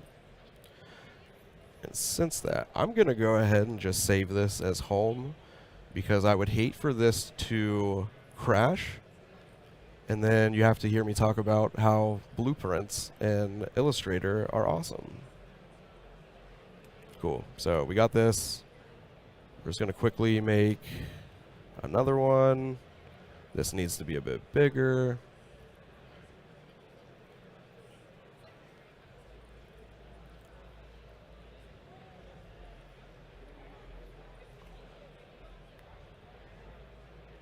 A little too big. Hey, there we go. I'm going to move this out. All right. Make this a little bit more. Cool. I'm going to place this. And instead of like doing more modeling, let's go into how I set up a camera rig. And then we'll get into lighting and environment and stuff like that, so you don't have to hear me talk about window frames anymore. So what I like to do is we'll put this all into a null, call this geometry. Yeah. I'm a motion designer, 3D guy. Spelling is not my strong suit, also math. So my calculator app is always open, just so we are on the same page. Cool. Cameras. So I don't think I did this before. I'm going to go ahead, turn it over to Redshift. Pro tip, and this is like one of my favorite little things I've ever heard in my life, because it works. If anybody is ever working in Cinema 4D, Redshift, okay? And you have After Effects open for any reason, if you try to render or anything, this is no fault to Redshift or Cinema 4D, but there's this weird thing where if you have multiple programs open that are using your memory, sometimes it just crashes, and it is horrible. So I actually found this out through a Facebook Redshift forum. Shout out to Saul Espinosa. I don't know if anybody's ever heard of him. He is a Redshift guru. So if you go into Redshift in your render settings, you go to Advanced, you go to System, Memory. Currently, the used GPU memory percentage is set at 90. If you just, I don't know why it's this, if you drop it down to like 70, it like, I'm not going to sit here and promise you it will never crash again, because it could, because things happen. But learning this trick has saved me so many re-renders, so many long nights, and nightmares. So, fun fact. So now that it's in Redshift, we can create a camera, and we're going to look through this camera, kind of loosely position it a little bit. I like this angle. You'll see why with the lighting. So that's cool. It's great, right? Done. For this, I'm going to create a null, right? I'm going to bring it over here. I'm going to call this target. This is the area of focus I want the camera to be pointing. So what I'm going to do, rename this target, because we're fancy. Right-click on your camera, animation tags, target. We're going to drop that target in there. So as you see now, when we move the target, it goes up. Like, was that cool? Yeah, it was fun. So with that, we can create a circle, right? Jump out of here, and we're going to position the circle to where that target is. And if you drop it, make it a child, reset, bam, it's right there. So we'll rotate that, go back into here. Actually, I lied. I'm sorry. I lied to you guys. I hope you can still trust me. Instead of the target, we're going to go to the camera, reset, drag it out. Awesome. Now, we still need to rotate it again. 90 degrees. So now, with this, if you click your camera, align to spline, drop in the circle. So now you have a whole lot of options on what you can do. So with this align to spline, you can do the position, right? So you can do nice circular movements. It's really fun. Very smooth. So instead of trying to like, you know, do Bezier curves and stuff like that with your animation, and it just kind of works. But not only that, since the camera is pointing to that target and all that we had, we can actually increase the circle. So you can do like a nice zoom in shot, and we'll animate it a little bit too so you can see what I'm saying practically. But so yeah, that is awesome. So now when we look through our camera, you know, we have these options to where like, oh, look at this, look at that pan, look how smooth it is. Or hey, we want it to be a little bit, wider shot, right? So we have these options, which is cool.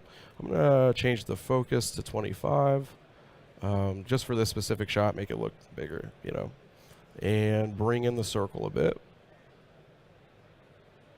Probably like, probably like right there. Cool.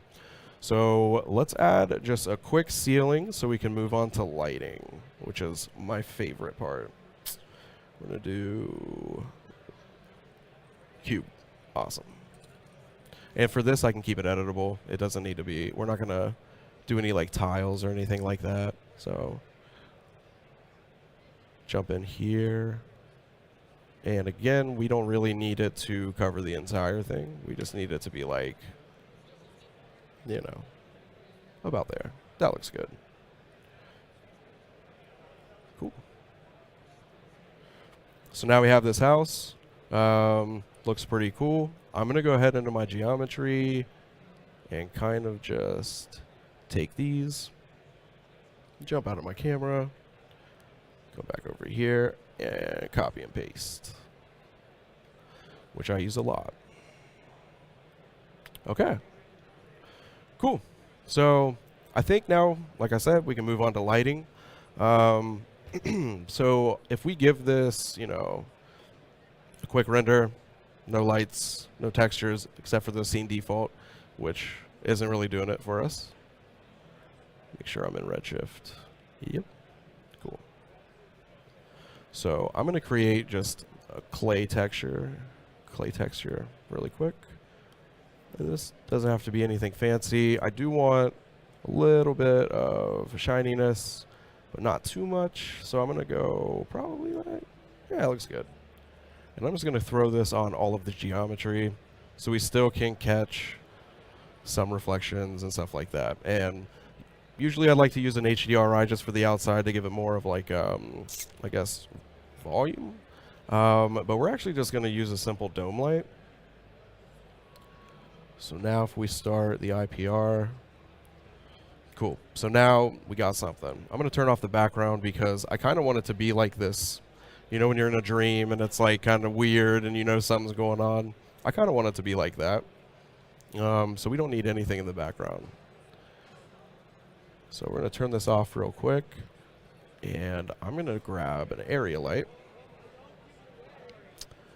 I'm going to right click, animation tag target. And instead of like going in position how I want, we can just point this directly at the target object. And make sure it's in the right position. Yeah, see? So actually going to bring it up a bit. Kind of want some like, you know, lighting, very moody. Cool. So we can start the IPR. So it doesn't really do much. We got to play with like a couple settings, but as you can see, you know, it's starting to get there. I'm actually going to rotate my camera a bit. About like that. Bring it in a little more. Cool. So with the dome light, the area light, we only have 2 light sources right now. I'm actually going to increase this a bit. And this spread, I'm going to bring down. So now it's way too bright, obviously. So the intensity, I'm actually going to just bring it back down a bit. Probably to like right there. Cool. So now what we can do is we can go in here and do a redshift environment. And bam. Horrible. Looks terrible. What is this guy doing? We actually need to, the scattering is okay, but if we go into the area light, go into the object, it is somewhere in here. Where are you? Yeah. So for volume, we're going to put this down. Actually, I'm going to start the IPR again just so we can see this in real time. Put this down to like 0.1 to start out with. Still way too overblown. Let's go 001. Way too overblown. Dome light, that's why. We're going to set that to 0. Now we can go back in. Let's put this to 0.1.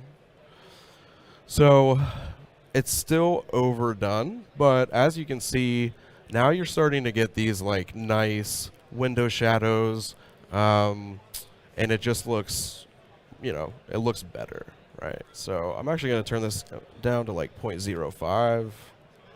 Keep going. This is super powerful, so not enough.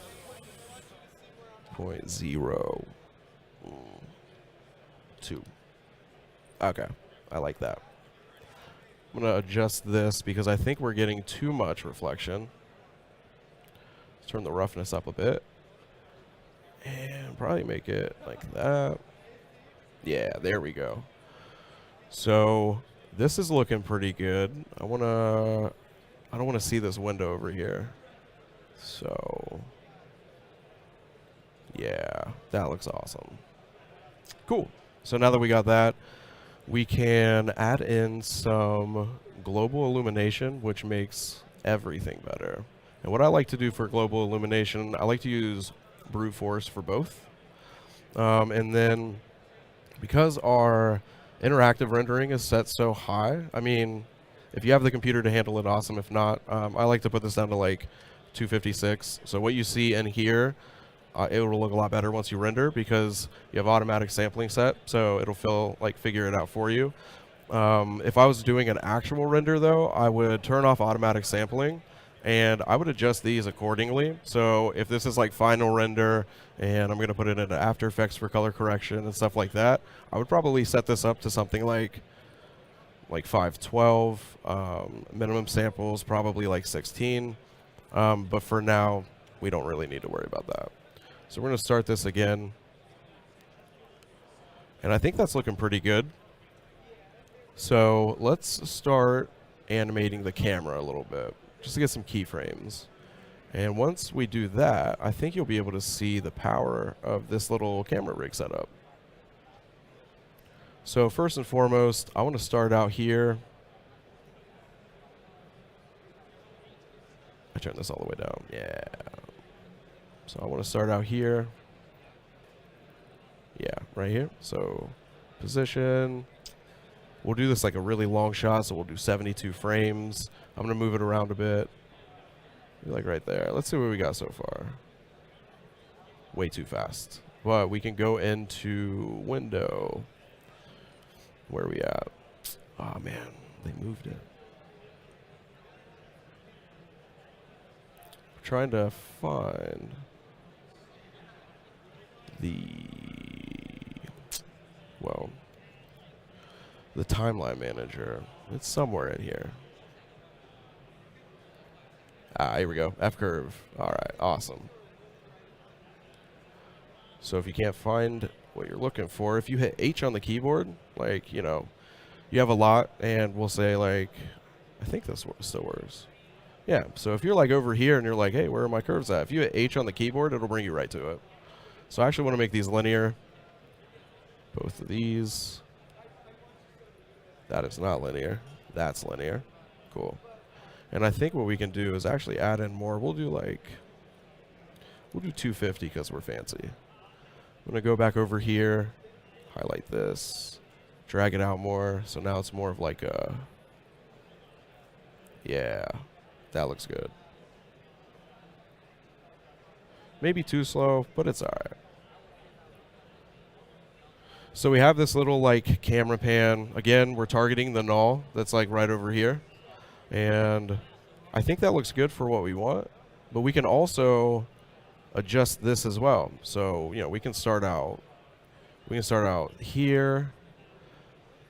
Make sure you're on frame 0. So we'll start here and probably change this a bit. Let's change the camera, actually. We'll change this to 36. So obviously, you know, you have this empty space over here, but if I was to put this in my timeline, I would cut. So we'll actually go to like right. We'll go to like right here. Have the circle. Delete this keyframe. Go to about here. Stop.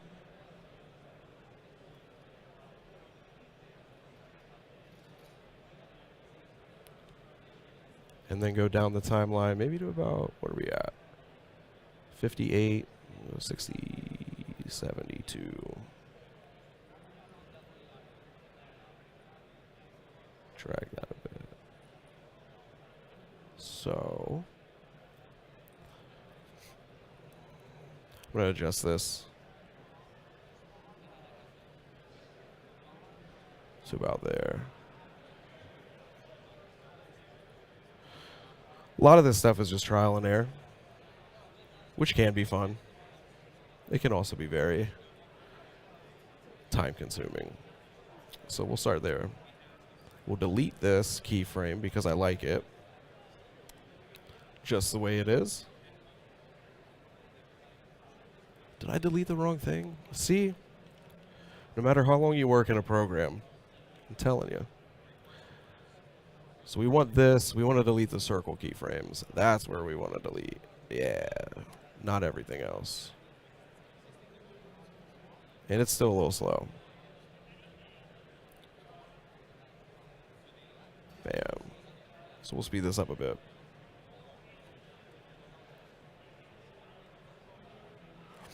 And there you go. So that's my camera rig setup.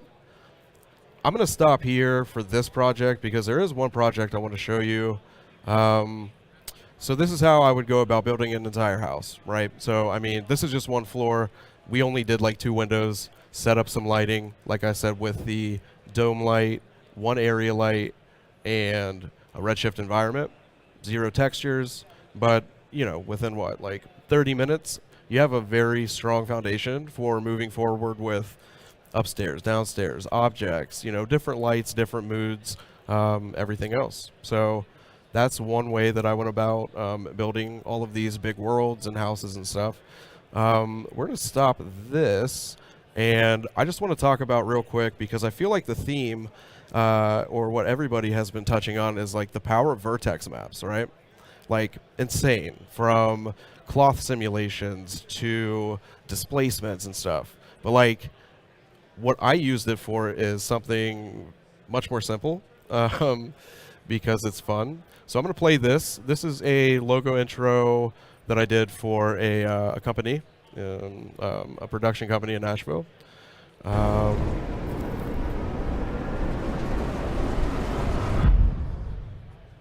Right?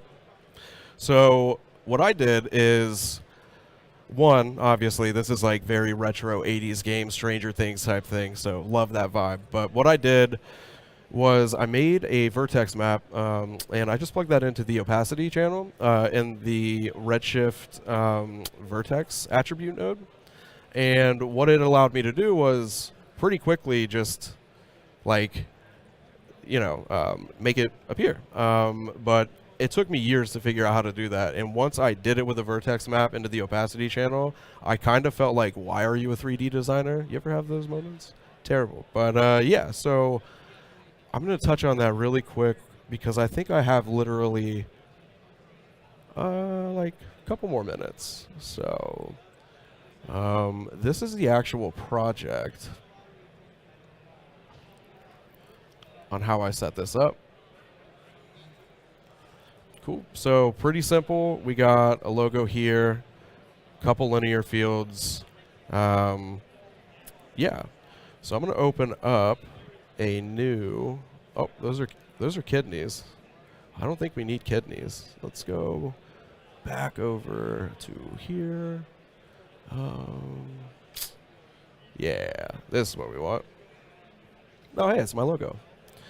So what I want to do is I want to take this low poly, right?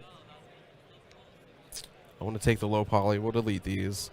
I want to go into polygon mode. I want to select all the polygons. I want to select set vertex or set vertex weight. Hit OK. Now it's red. Why is it red? Because when we hit use fields, it's freeze, and like other people have said, now we can start adding different noises and stuff to it, which is fun. But first, I want to make a linear field. I'm going to rotate this. Let's see. Yeah, way too big. Let's actually do -y because why not? Love puns. I'm sorry you have to deal with it. We'll go back into object mode. Make this much smaller. Probably something like that. So I'm doing it the wrong way first, so I can show you how I do it and what I think is the right way, but honestly there's so many ways to do one thing. Who knows? So as you can see right now, it looks super it just doesn't look good, at all, right? Like you have these weird lines and like corners and edges, so if we actually went to do this, it would look terrible, right? So what I did was, the reason for that is because there's just not enough geometry and information for these vertex maps to read and look at.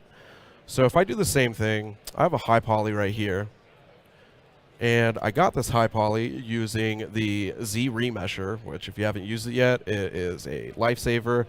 Because I say lifesaver because I refuse to use the word game changer. I feel like, yeah, I personally. Personal preferences. So we're going to do the same thing. Highlight this. I'm going to hit, I think it's Control A. Nope. I'm lying to you again. I'm sorry, everyone. Alt A. Nope. We'll just click the button we needed to be on the entire time. So select, set vertex weight OK. And now if we do the same thing, we head over here, use fields, linear field, -y. Because why not? Zoom out and make this much smaller. So now you have a very, very clean line. So let's, oh, there we go. See, the difference matters. So real quick, let's set up this texture. So we have our high poly texture. Come in here. Is it utility? Or math? Might not be either. I think we could hit Shift C and type in vertex attribute. And again, always name. So we'll call this high poly opacity map. Cool. So in this vertex attribute, we're just going to drag and drop this in. Now that it's in there, we can plug this into overall opacity. And nothing really changes as of right now.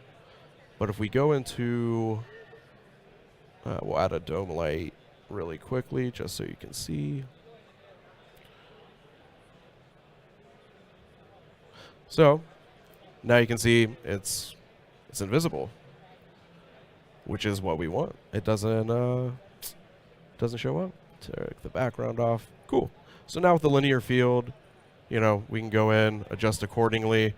But since I want this to reveal top down, I'm going to change the orientation. So here we go. And just like this kind of looks boring. And what I love about the vertex map, as others have said, is you can layer on as many things as you want. Like there is no real like stopping point, you know. So we're going to add in noise. Way too big. So we're going to adjust this noise. We'll drop this down. Maybe like that. That looks good. Adjust the clipping. And change this to, let's see, something fun. Cool. I like that. So when you start layering these, if we go back in,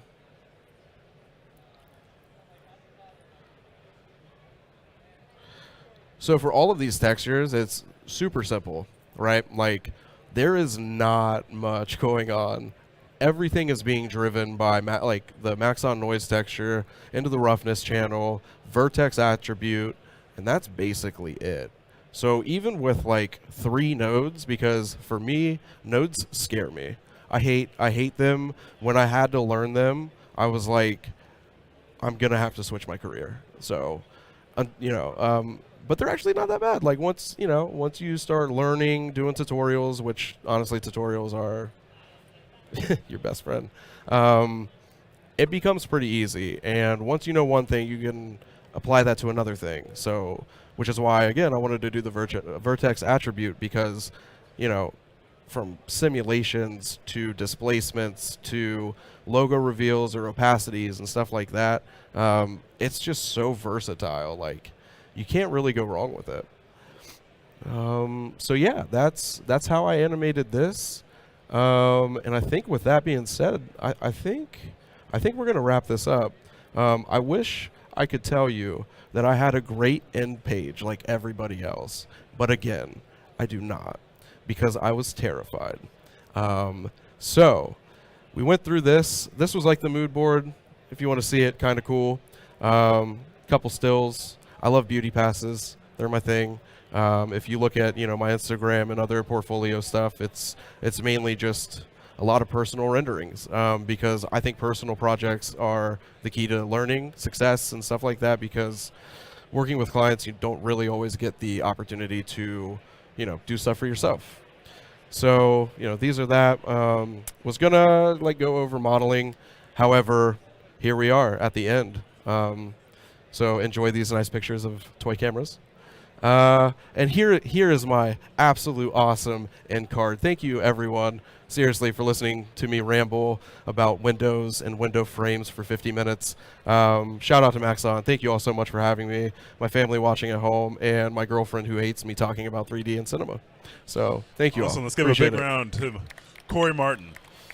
Awesome. I'm going to dig up questions, but the live audience does have priority. So, dear live audience, questions.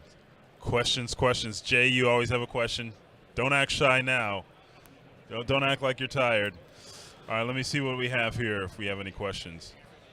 You might have just done good enough where everybody was able to follow along. Maybe. That has happened. I mean, I can't really think about how many questions somebody would have about window frames and blueprints. Window frames. Oh, All yeah. right, here we go. Zach is back.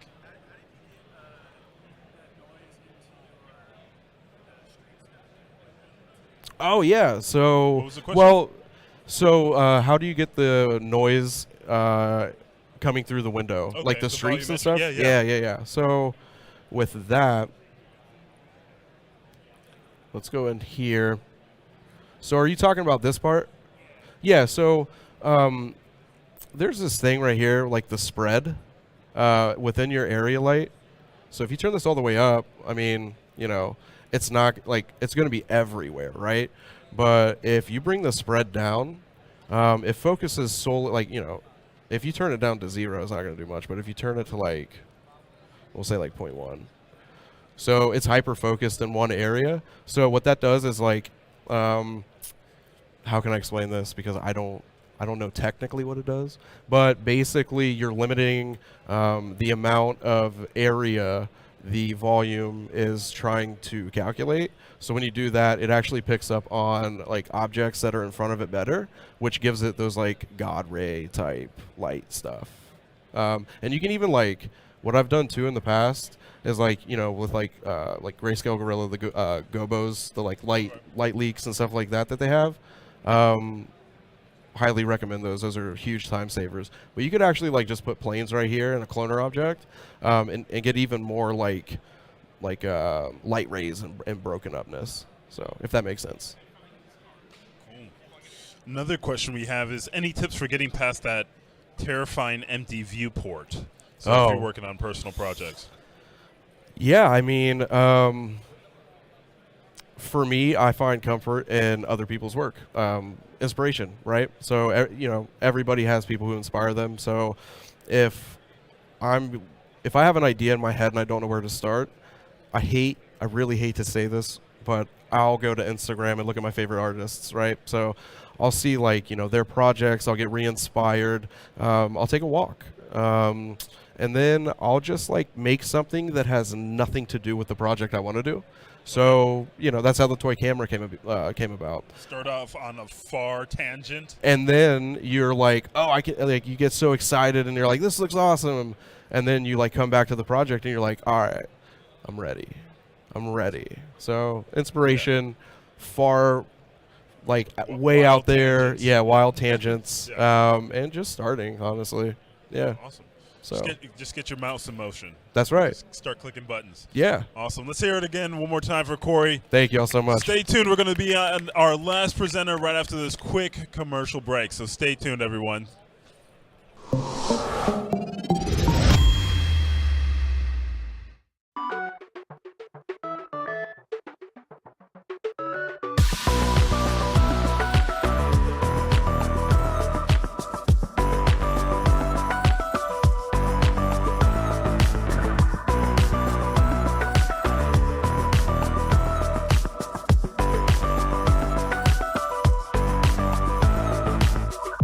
High, low, in stereo. Hot, cold, I carry it. In and out, I'm pushing it. Come on now, we're making it. Haven't you heard that I like it? Haven't you heard that it feels so right? Haven't you heard, wanna try it? I'm getting in on your good vibe.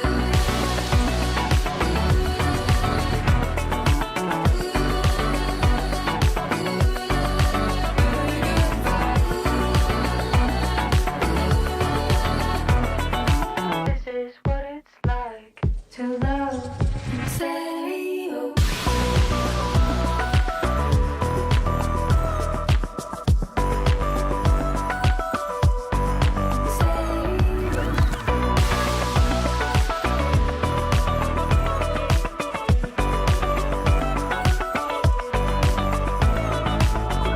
Time slow when you're feeling it. I know you needing it. Touchdown, we're driving in.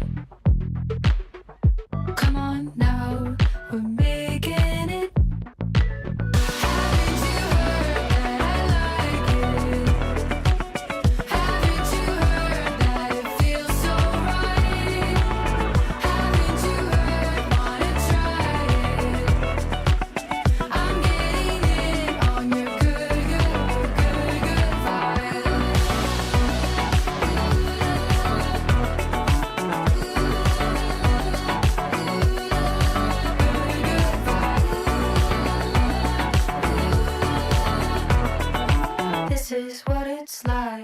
to love in stereo.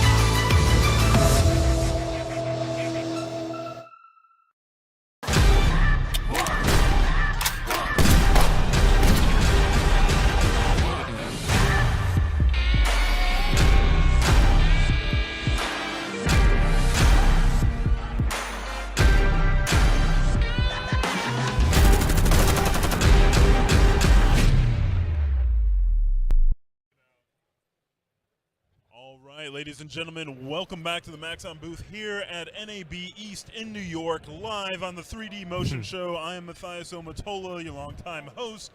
We are at that one moment that everybody's sad and happy for. It's the last presentation of the show of the day, but that's okay because we have an amazing one coming up. We have Chris Varanos also, who will be let's see, I don't want to say supported, it'll be more like harassed by Gavin Shapiro at some point as well. So take it from here, Chris. Thanks so much. All right. So normally someone would introduce themselves during the presentation, but everything that I'm going to be showing, I'm going to be showing the technique right after. So no reel, we're just going to get right into it. The presentation is your first day in Cinema 4D. This is a mobile game that I made a couple years ago. The character was made in Cinema 4D, the staging, and that's what we're going to look at first.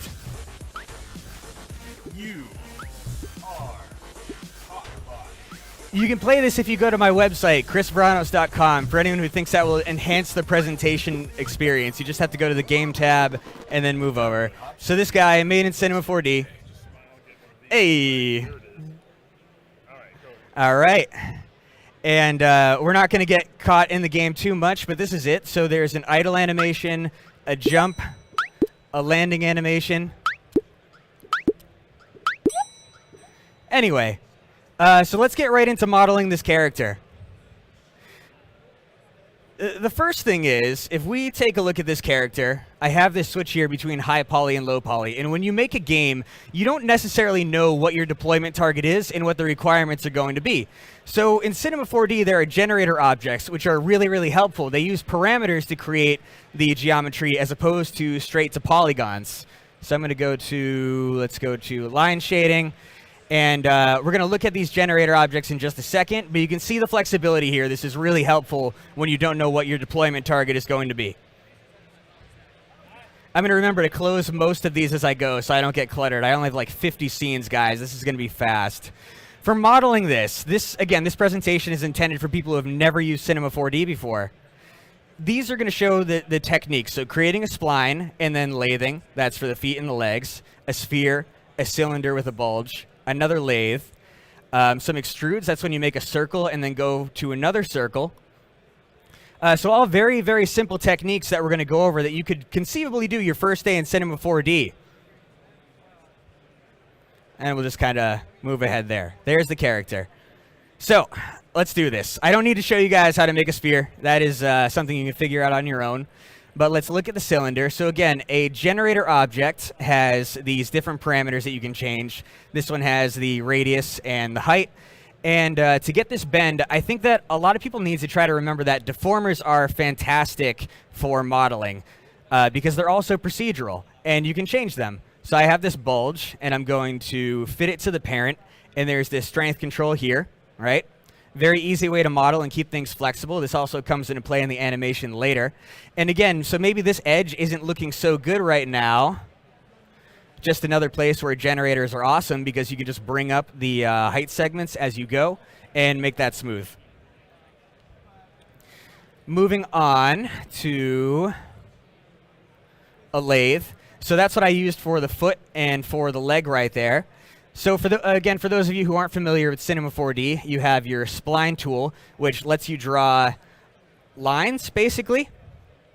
So I'm drawing the foot. Might as well draw the leg while I'm in there. And then I'm going to select it and go to lathe, holding down Option. Whenever you have a spline underneath one of these generator objects, it's going to build off of the spline. And this also has generator parameters as well. So that's how I built the legs and the feet. I don't think I need to show you the sphere.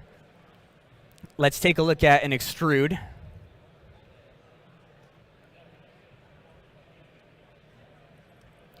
So an extrude is just going to take a spline object, and it's going to move it out based on the offset here. That's what I used for the jetpack. And there's also this option for caps for rounding. Again, very powerful tools. Give you a lot of flexibility without baking it to polygons. Actually, I'm going to keep this circle. Then there's a loft. This is how I made the head. I'm going to control, click, and drag to duplicate this. And what the loft does is it's going to extend from one of these spline objects to the next. And then to make the head, I just bent this one up like that, bend this one down like that. You can kind of see that right there. And the last one was a sweep. So I'll go to spline, and to draw the antenna,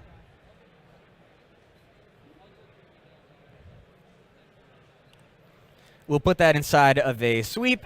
And then you need to create something to move along the path. So I'll take this circle, put it in there. It's going to look crazy until I shrink this way down. All right. That's everything you need to know to model that character. There's nothing more complex than that. I don't know where the materials window is, but I should get that up.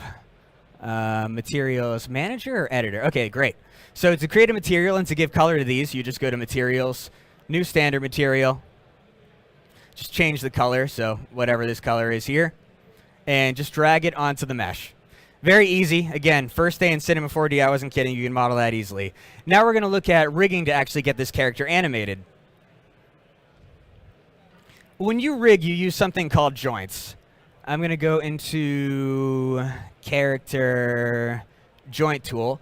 And the way that you place a joint is you try to find the central point where something would rotate around. So right here in the leg like this, I'm just control clicking, and then down to the ankle, and then down to the foot.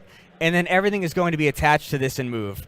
This is a little bit of a slow process, so I just kind of animated where I went from the root from there, showing the placement of each of these joints. Simple on the legs, and then one on the neck, one on the head, and then one for the ears, eyes, pupils, and antennas, so those can move around. Let's go to constraints. So to actually get these attached to the joints, you have to use a constraint. If I just start moving this, there's no connection. Trying to make it convenient for you and easier for me to remember here. To attach something, you would select the geometry, select the ankle, control clicking, go to character, constraints, add parent constraint. And now when we move this joint, that is attached. So I'm just going to go up the leg. Hopefully it won't take too long. Character, constraint, add parent constraint. This is the kind of thing where when I was doing this a lot, I would definitely have hotkeys. Constraint. All right, two more.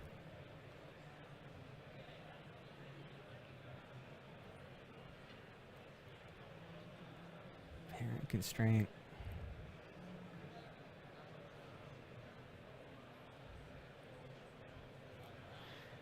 All right, and now all of these are attached.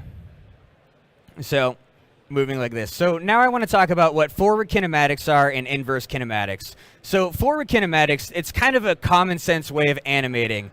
The The foot joint or the ankle joint is attached to the knee, so that way when the knee moves, the ankle moves. Knee is attached to the hip, and when the hip moves, both of those move below that. That's how a lot of animation is. So I'm going to very quickly animate this leg doing a sweet kick. Like that. I'll turn on auto key. These are keyframed on this frame. I'll move forward in time, and then I'm just going to rotate these so out like that. Maybe he's got these wacky knees where he can just kick himself in the head. Sure, like that. And there, you're an animator right there. Again, first day in Cinema 4D, you can do that. That is the topic of the whole presentation until Gavin gets here and messes everything up.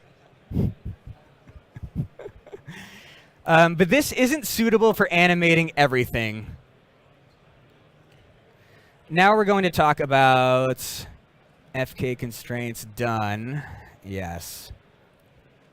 Now we're going to talk about IK, and maybe it's best if we take a look at this animation here. So you'll notice that in this animation, the hips are moving back and forth, and what we had just discussed with FK is you'd expect the hip to move, then the knee, and then the ankle. But this is actually the opposite, right? Because the lowest joint on the chain is being held completely still.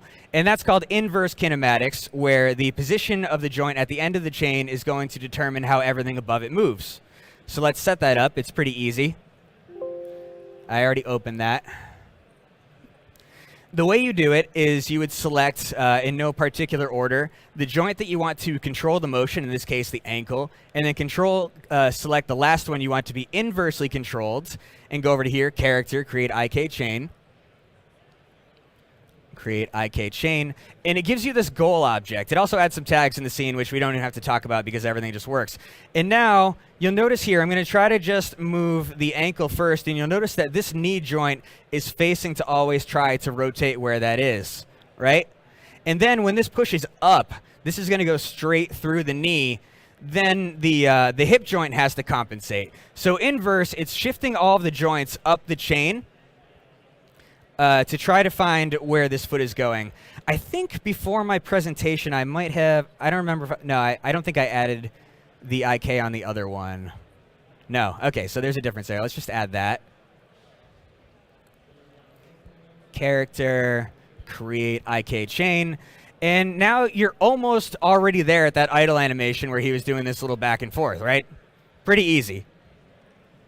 The last thing is that these feet, we want these locked directly towards the ground. And the reason they're moving, there's actually, we don't have to get too far into it, but there's a logical reason why you would want them to be staying in line with the joint chain until otherwise specified. That can be convenient for some other stuff. But in this case, we want a control on the ground. So we're going to grab the ankle and then control-click the ankle joint and go to Character, Constraints, Add Transform Constraint. There's this offset thing here, and you can say to maintain the original position before you created the constraint. So now that's like that. Let's do it on the other one before we take a look. Character, constraints, add transform constraint, maintain original with the offset. All right. And there we are. You can almost get the idle animation out of just that. So, I think we're going to animate something, but before that, let's just take a look at some of these animations. So there's the idle. My camera clipping distance is set way too close, but that's okay. We have, whoops. The jump animation. Yeah, I know, it looks pretty ridiculous. This whole project was ridiculous. The crash landing. I'll come back to that in a moment. And I think the only other one I have in here is the win. So, and this, I believe this is the rig file. So one of the mistakes that you can make, a really, really bad mistake as an animator when you're animating characters, is you do all this work finishing this rig, and then you start animating in the file. And maybe you duplicate it, and then you start animating the idle in one and the jump in the other. And then you decide, I don't want it to be blue, I want it to be red. So you would go through and change the color of the material, but then the problem is you have to go into the other scene and change that in there too. And it's going to very quickly become unmanageable with just like 5 or 6 animations, never mind hundreds like in a game pipeline. So there's a tool called an XREF in Cinema 4D, which I use for absolutely everything, To create it, you go to Create XREF, and that is going to make a scene reference. Where am I? Vranos, the rig. And now this is brought into your scene as another object. Let's just pull this up. So this is an object that could be turned on and off. And there's some limitations to the XREF. So if I go in here and try to delete something, it can't be done. That's not the point of the XREF. The XREF is just going to let you animate the rig. So we're going to do a really sad animation right here like we did last time. Creating our keys. And maybe we'll move over in time and we're going to have this guy look down at the ground or something. I didn't put on auto key again. And then we'll have him hang out there for a second. And then we'll have him come back and look the other way.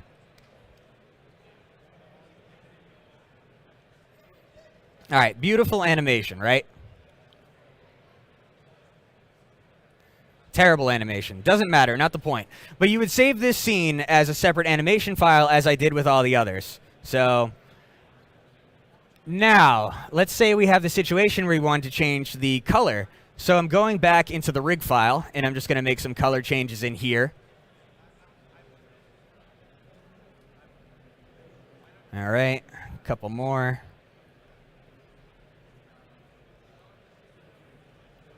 There. And then I'm going to save it. Yeah, that's fine. We'll take the risk, guys. And we go back into the idle. And how do we load this in here? Basically just unload the XREF, reload. This is not linked to the same one, is it? Because I had it on my flash drive. All right, that's okay. We're going to do this with... Where is that file? Mistakes happen, guys. That's all right. It's only me who looks foolish. I hope you're all still having a good time.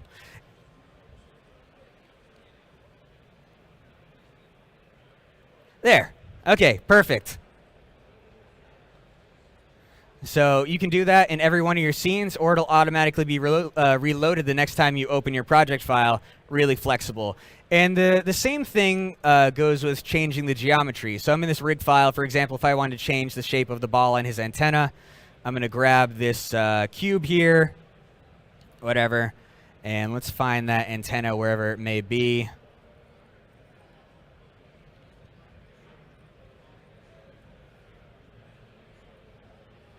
Scroll down.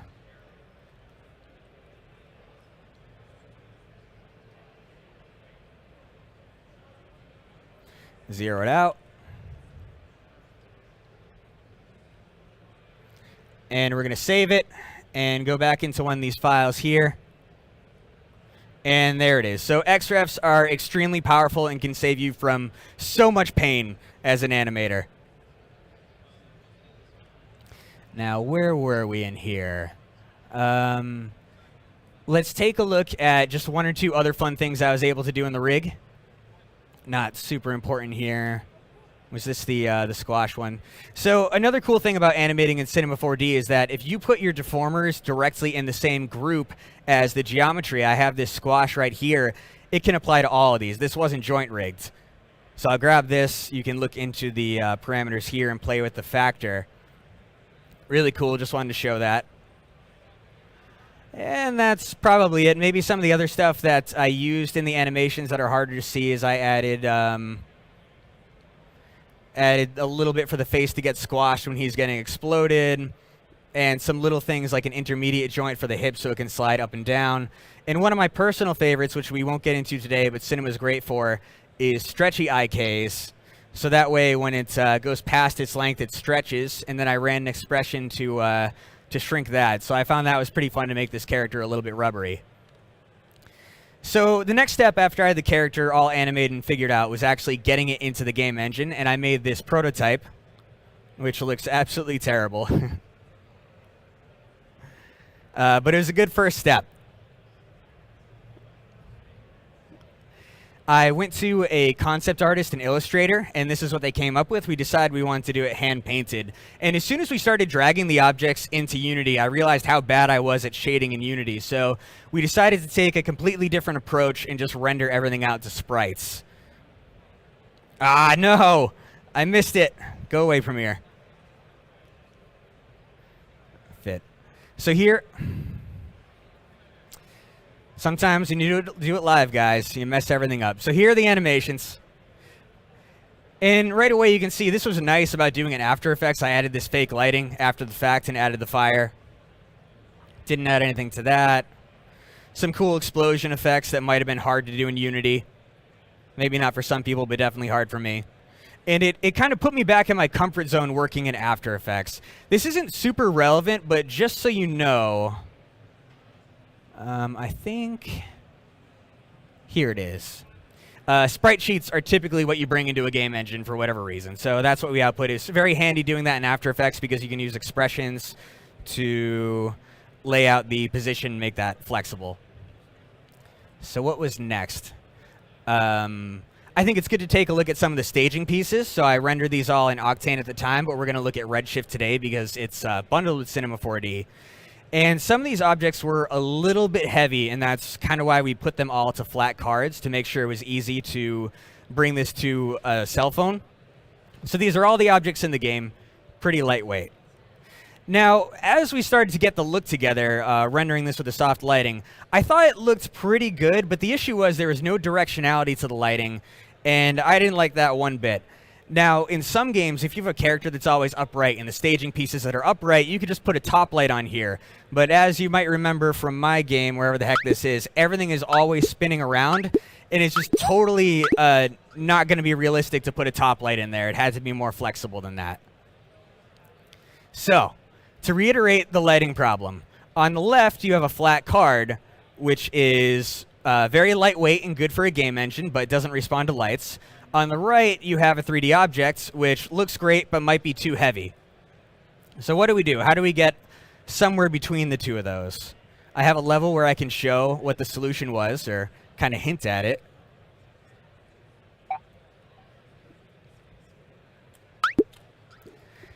If you take a look here, when he's facing towards the lava, there's orange lighting, and the sky is blue. So we actually did manage to solve it. And also, I just kind of can't resist because this level is fun. All right, I'd sit there and play with that for a while, but I don't want to get yelled at. So this is rendered in Cinema 4D. On the left is the actual object, and on the right is a card. So I'm going to show you what that technique is now.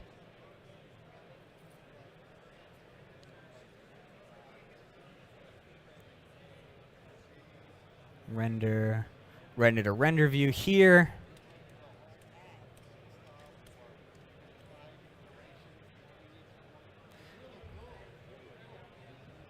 All right, there we are.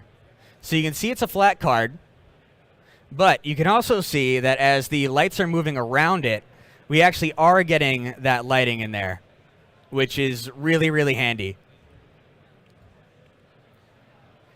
So this is using a normal map, and I don't know who's heard of it, who hasn't, but it's a great technique for bringing in complex objects, especially if they're off in the background, and making them look good because they respond to the lighting.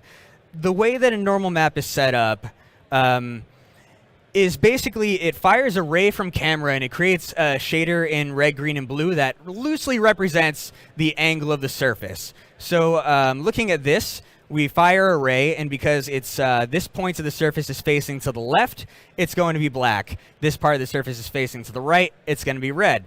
And then up is going to be green, down is going to be black on the green channel, and blue is just general facing angle. It's not like depth, it's just general facing. But when you put the three of those together, that is the shading effect you can get right here. So to show you how easy this is to do, again, the idea is no, let's skip back. To actually do this, to do the soft diffuse lighting, you basically go to Edit Render Settings and turn on Redshift. And then don't touch anything, it's already perfect. And go to Create, Light, Dome Light. And then press Render. And there you go. I mean, that's game ready right there for what we were doing. It's that easy. And then to add the normal pass, it's just as easy. Pull up the Redshift AOV Manager, pull in the normals, restart the render, and there's a normal pass. Redshift is one of the easiest renders I've ever used in my life. You may notice that this doesn't look like the other normal pass. Redshift does it a little bit different than Octane. Octane was showing the values between 0 and 1. Redshift does negative values to the left, positive values to the right.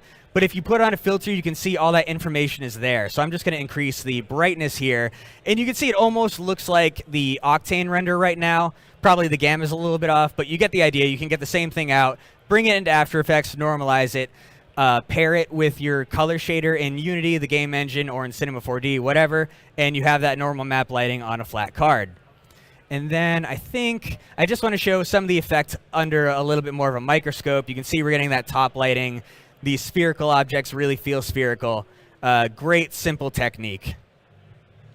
And then we have another lighting buildup, just showing each of the lights turning on one by one.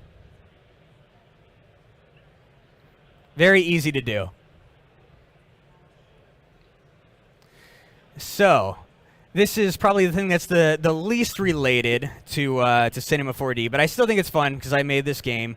We have our zones, zone 0, 1, 2, 3, and 4. And for efficiency, what happens is you only load one zone at a time because you don't know how terrible someone's phone is. You also don't want like the sound effects from the other scenes to be playing nearby. So as the character moves, quickly loads this first one, waits a second, quickly unloads the one behind it. And then this is what the player is seeing. I don't know if we have the time, so I'm not going to show the whole level, but like I said, I encourage you to go play the game. It's on my website. Not available on the Play Store anymore. And one last thing to say that I really love about generator objects. So when I wanted to 3D print this guy, that antenna was just too thin and flimsy. Wasn't working out. So because it's a generator object, not baked to polys, I can just grab that circle under the sweep, increase the size, increase this as well.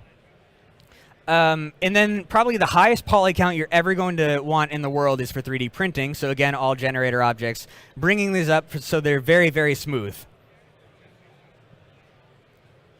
So let's pause that. So this was the, like I said, this mouse is a little sticky and it's driving me nuts. This is what the game model looks like when it doesn't have a Fong tag, because real life doesn't have Fong tags when you're 3D printing. And, you know, by keeping everything as generator objects through the whole pipeline, it was easy to replace that and actually get something smooth for a 3D print. This is the slicer, which is Cura, and it's building the scaffolding, which is going to be important in a moment.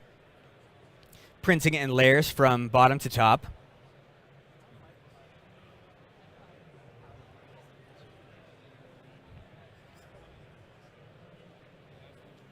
And here's a time lapse of the 3D print. All right. Now, one lucky guest is going to go home with this 3D print. Who wants it firsthand? Boom. All yours. You guys were too slow. So now I think we're gonna pivot into another project that ties back to this. Gavin Shapiro presents. Gavin. Everyone look at Gavin. Make him feel uncomfortable. He doesn't like attention. So I'm going to pull Gavin up here in a bit.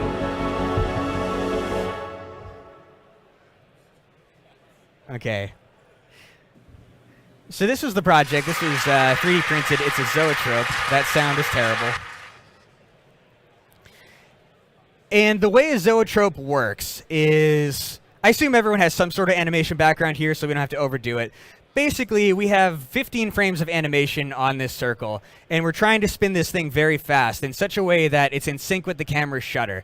So if we're shooting at 24 frames a second, on the first frame, this is frame 1, and we want it to spin so fast that at the time the next frame comes around, the other one is in its place. So we have this here right now. Now, I'm guessing there's no zoetrope effect because the shutter is wide open. It would have been cool if we could do that. So we did grab a video of that yesterday. Maybe it was this one? Yeah. So use your imagination. Pretend I did that live. Yeah. Whatever. Not everything can work out. Okay, so in terms of making this is where generator objects are just super helpful. This was it. Gavin built this, and I want you all to hound him with questions later. Oh no.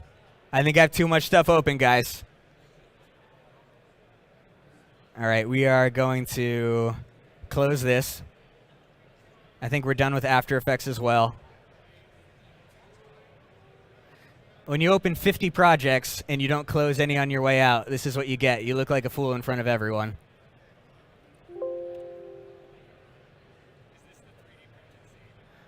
Yeah, one of them, one of the many. No, no, no. So, could I bribe you guys to stick around by throwing more 3D prints at the audience? Who wants? There you go. All right, there's one for you. While we're rebooting, there's one for you. I'm just going to give this box. You are in charge of distribution, sir. But when I get this back up, everyone had better pay attention.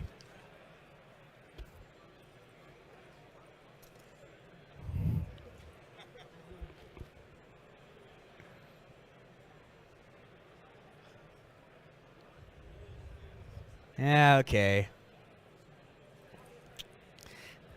Ah, much better. Okay, so this is running again. So generator objects. There's this issue when you're 3D printing is that if you're printing a 1-inch by 1-inch cube, it's actually going to be bigger than that. It's going to be whatever your nozzle size is because the nozzle is drawing directly on the border of the cube. So when Gavin built this, he built this using generator objects. So we could try prints. The first one didn't work. I think it was too tight. And then he went into the objects here and then just played around with the radius or whatever, made it bigger or smaller until that fit. So I love Cinema 4D for 3D printing. I use it for everything because of that. Let's close this scene because this one gets really heavy. Actually, because of the way this thing spins, we had to make all these concentric circles in the center. I don't know how well you can see that, but we had to create some really ridiculously dense geometry there because we wanted to get that nice anisotropic shading effect. And that's why this scene is so heavy because we have about 5 million circles on the center of that. Now, where were we? The collector zoetrope. This was crazy. Gavin, be proud of this one, man. Yeah, that's nuts. Way to overshadow my presentation, bud.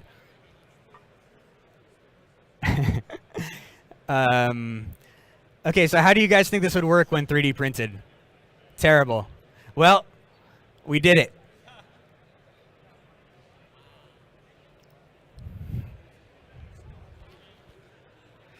This is spinning 700 RPM. If you touch this, your finger would be gone. It's spinning so fast, they look like they're slanted from the shutter wobble.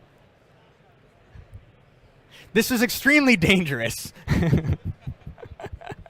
And just to prove that this was real, I just want to show some of the in-progress stuff. We have it halfway through the print there. Pay attention to this. This will come back in just a second. The speed control, I have a friend who's an electrical engineer who works in aerospace who was kind enough to show me all the parts to buy. So that way I could use this speed controller to get it right up to 700 RPM, no faster, no slower. All right. Now, where were we? Okay. So this is something that Gavin animated with dynamics. That's why it's going to break apart a little bit unless you play it in sequence. It's very cool. But this would pose a ton of problems for 3D printing. This would be really bad because it would need supports. For those of you who aren't familiar with 3D printing, everything has to be connected to the ground because you can't print in midair. I'm just going to create a cube to try to show what I mean by this. So when the printing process starts on the ground here, let me try to get all the way down here so you can kind of see. It's going to start printing here, and here, and another layer, and here, and here. And this is the issue that I'm talking about. See how this wing comes out of nowhere? You can't leave something suspended in midair, so everything needs to have supports. And going back to our actual printed, let's see, let's go to the collector zoetrope. There's no way with all these hundreds and hundreds of penguins we were going to be able to create supports and then get in there and then clip them out. It just would have been too clumsy. My fingers couldn't possibly be small and precise enough. So we needed to build in supports on this model that looked good enough when printed. All right, so let's get rid of this, and I'm going to show you that general technique. We used constraints, And the first thing was we added these cylinders underneath the arms, or the wings rather.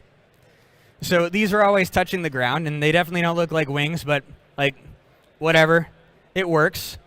I think we added another pillar under his tail. Then his tail was off the ground. That is obviously a problem. All the other presentations showed how to do this, where you select the verts and then apply a modifier, so I'm not going to show it. But basically just selecting those verts and driving them into the ground. I don't think that was really a big compromise in integrity for the scene, because it made everything print and work well. And then the feet, this looks pretty crazy, but the feet were obviously off the ground, so we just grabbed those and pulled down the sole, so that shoots to the bottom, getting rid of that overhang issue. And then finally, the arms were extremely thin, so as seen in the other presentations, you could grab those vertices and then just kind of increase the width there, right? Very procedural. And then finally, a bool to cut out the floor, and a subdivision surface to make it smooth for printing. So that's how we did it. And if we just go back to show you what this looks like, you can see these supports here. It all printed as one piece. We didn't have to go in and clip anything. And it worked out pretty well. So where is it? I'll show it one more time.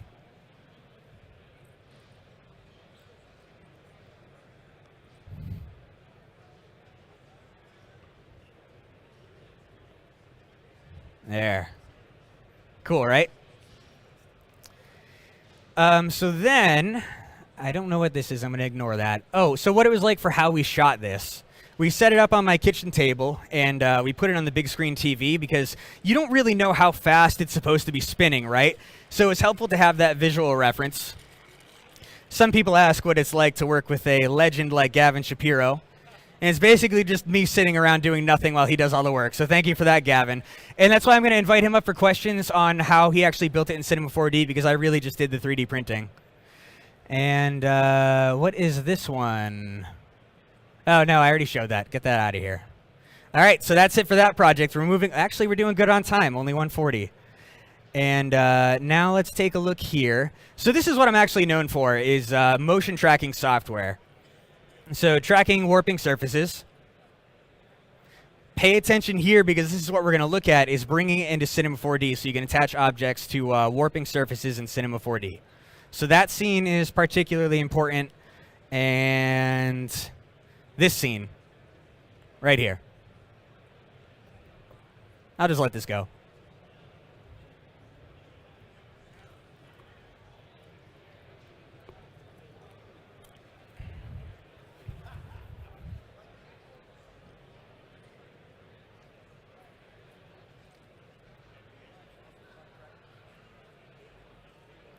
That's always fun, taking the motion from a real shot and then just applying some animation to it. And that's my shameless plug for the day. But let's look at how this was set up. So you would track it in After Effects. And now we have Lockdown 3D coming out. We're actually announcing it here at the show, and there's this new tab, 3D. And in it, it's going to apply the depth automatically. And you can export this through Alembic into Cinema 4D. All right, so let's get that out of here.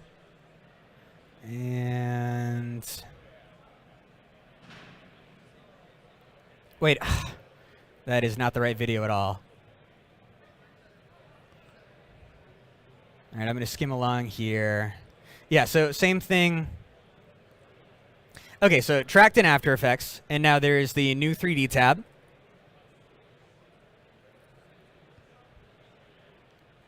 So it attempts to bring your objects out into 3D, but you can actually adjust the depth map if you need to, and then export to Alembic. Here it is in Cinema 4D. And just to show some of the techniques you can use to attach objects. So now we're out of After Effects and back in our comfort zone, which is Cinema 4D. I'm going to make a cloner. I'm going to put a cone inside of there. And on the cloner, I'm going to set it to object mode and take that geometry from After Effects and put it in there. Go to distribution, set it to polygon center, and now all those objects are attached. And you can just play through it, and that's there. So trying to make tracking in 3D relatively easy and painless. There's also, if you just want to do one object, you can create it and then select the mesh and select the object. Go to Character Constraints, add Surface Constraint, set the distance down so it's completely attached there. At this point, saying what I'm doing is probably not as helpful. You probably want to go slow and choose these options and understand what they do. But pretty easy just to attach an object to that surface. So that's coming out. Keep an eye on that. And do I have anything else in here? Actually, no. That went way faster than expected. So thank you. And Gavin, come on up. I rushed that one a little bit. Yeah. What's this video? I'm just gonna let this play. So I don't want Gavin to just get free beers tonight without doing any work. Do we have any questions for Gavin first? Yeah.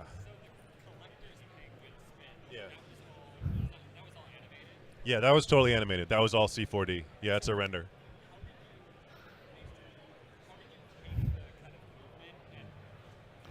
One second. I'm going to grab these. Sure. So this kind of zoetrope technique was pioneered by a guy named John Edmark.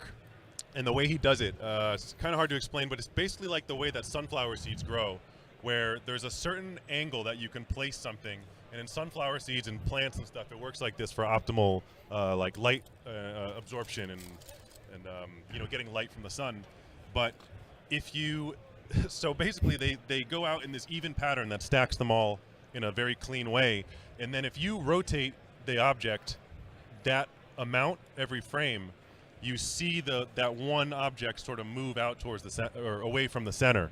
So you can put an animation in that, and then as it spins at this speed, you'll see the animation play as it sort of goes out towards the center. I'll show you a video later on that's really fascinating and sort of explains the whole methodology behind it.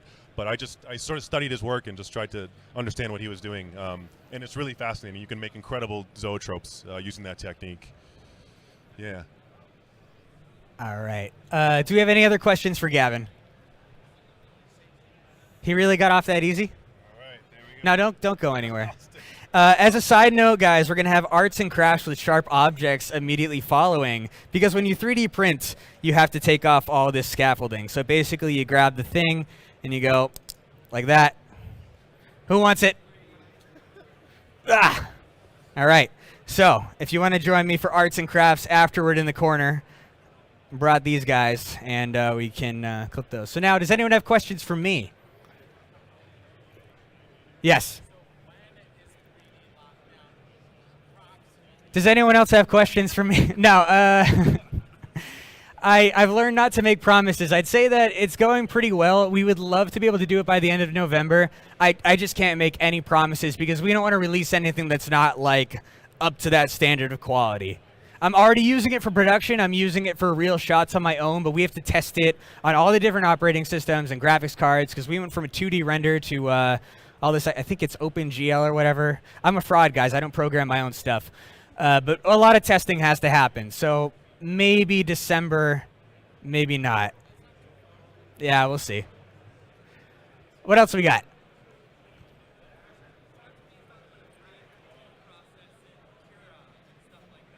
It's very easy. So when you export out of Cinema 4D, I wish I had installed Cura on here, and I wish I had just brought my printer. Actually, which one of these can I open that won't be too crazy? Yeah, okay, come on. One of the quirks is that you have to make sure that only what you want in the scene is going to be there to export. So you'd probably grab it and copy and paste it into a new scene, and then go to File, Export, come on, this mouse, STL, and then you have your real-world scale settings if you were smart enough to do that. STLs are based around real-world units. And then press OK, and whatever, save that to the presentation folder. And now this is just an asset very, very similar to an OBJ. And I can drag this back in here. As you can see, there's no Fong because Fongs are going to do some deceptive smoothing.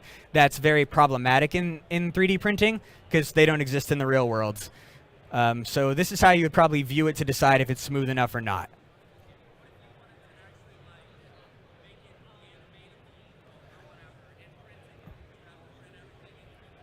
I got something for you. All right, I'm going to go to my Instagram and hope it loads. I have like one of those cheap like $30 a month phone plans that seems like a great idea when you get it. And then you have no reception anywhere in the city, the biggest city in the world. My Instagram is Chris Vranos, by the way, if anyone wants to. Can you see this camera?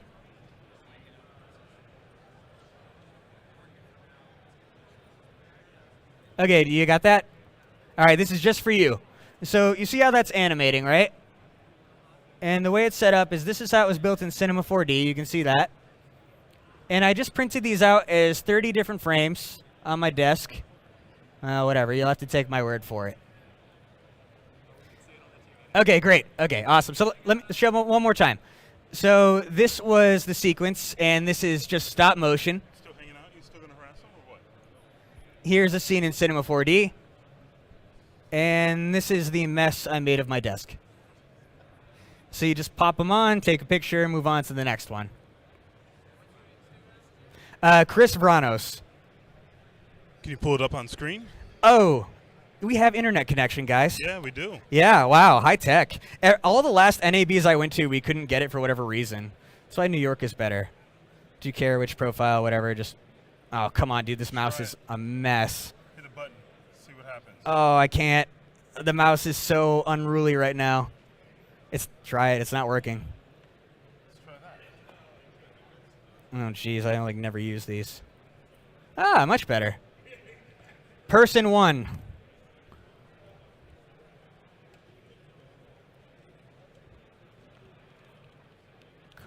/ Chris Vranos.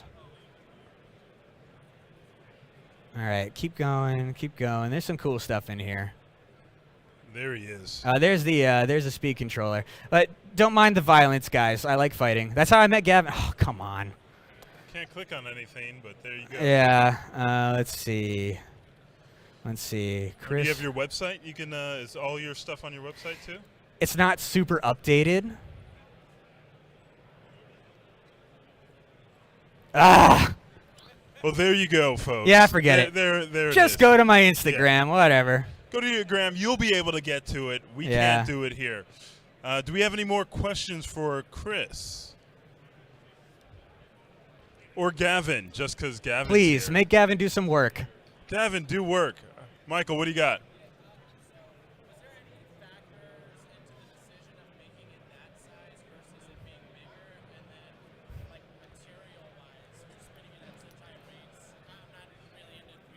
Yes, I have a 3D printer, and Can you repeat the question for the audience? So why did we print it at the size that we did?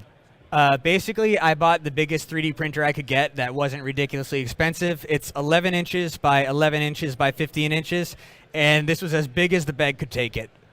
So that was it. There's your decision. There it is. Someone asked online, I use Mocha for this in combination with Silhouette. What do you use? Wait, for what? I guess it's for some type of tracking. I use Lockdown because I made that software. He uses Lockdown. Yeah, he made it. Why not? Like, why else? So there you go. But yeah. Yeah. I don't know what to say to that one. There it is. Last questions from our live audience. All right. Well, great job, everyone. That is a wrap. This is our last presentation. Give everybody a round of applause. Give Chris another round of applause. Last presentation here in New York.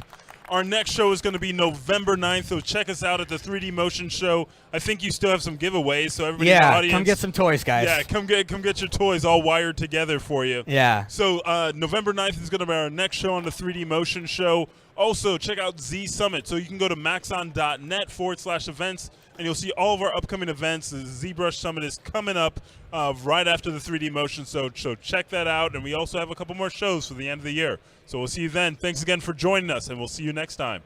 Ciao, everyone.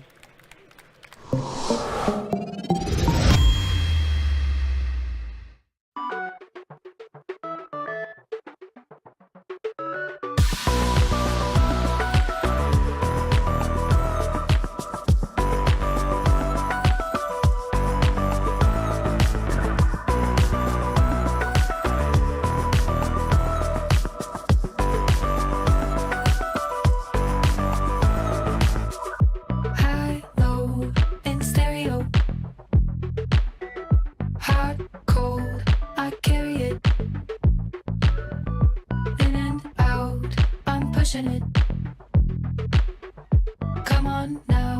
we're making it. Haven't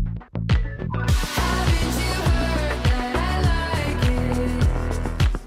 Haven't you heard that it feels so right? Haven't you heard, wanna try it? I'm getting in on your good vibe.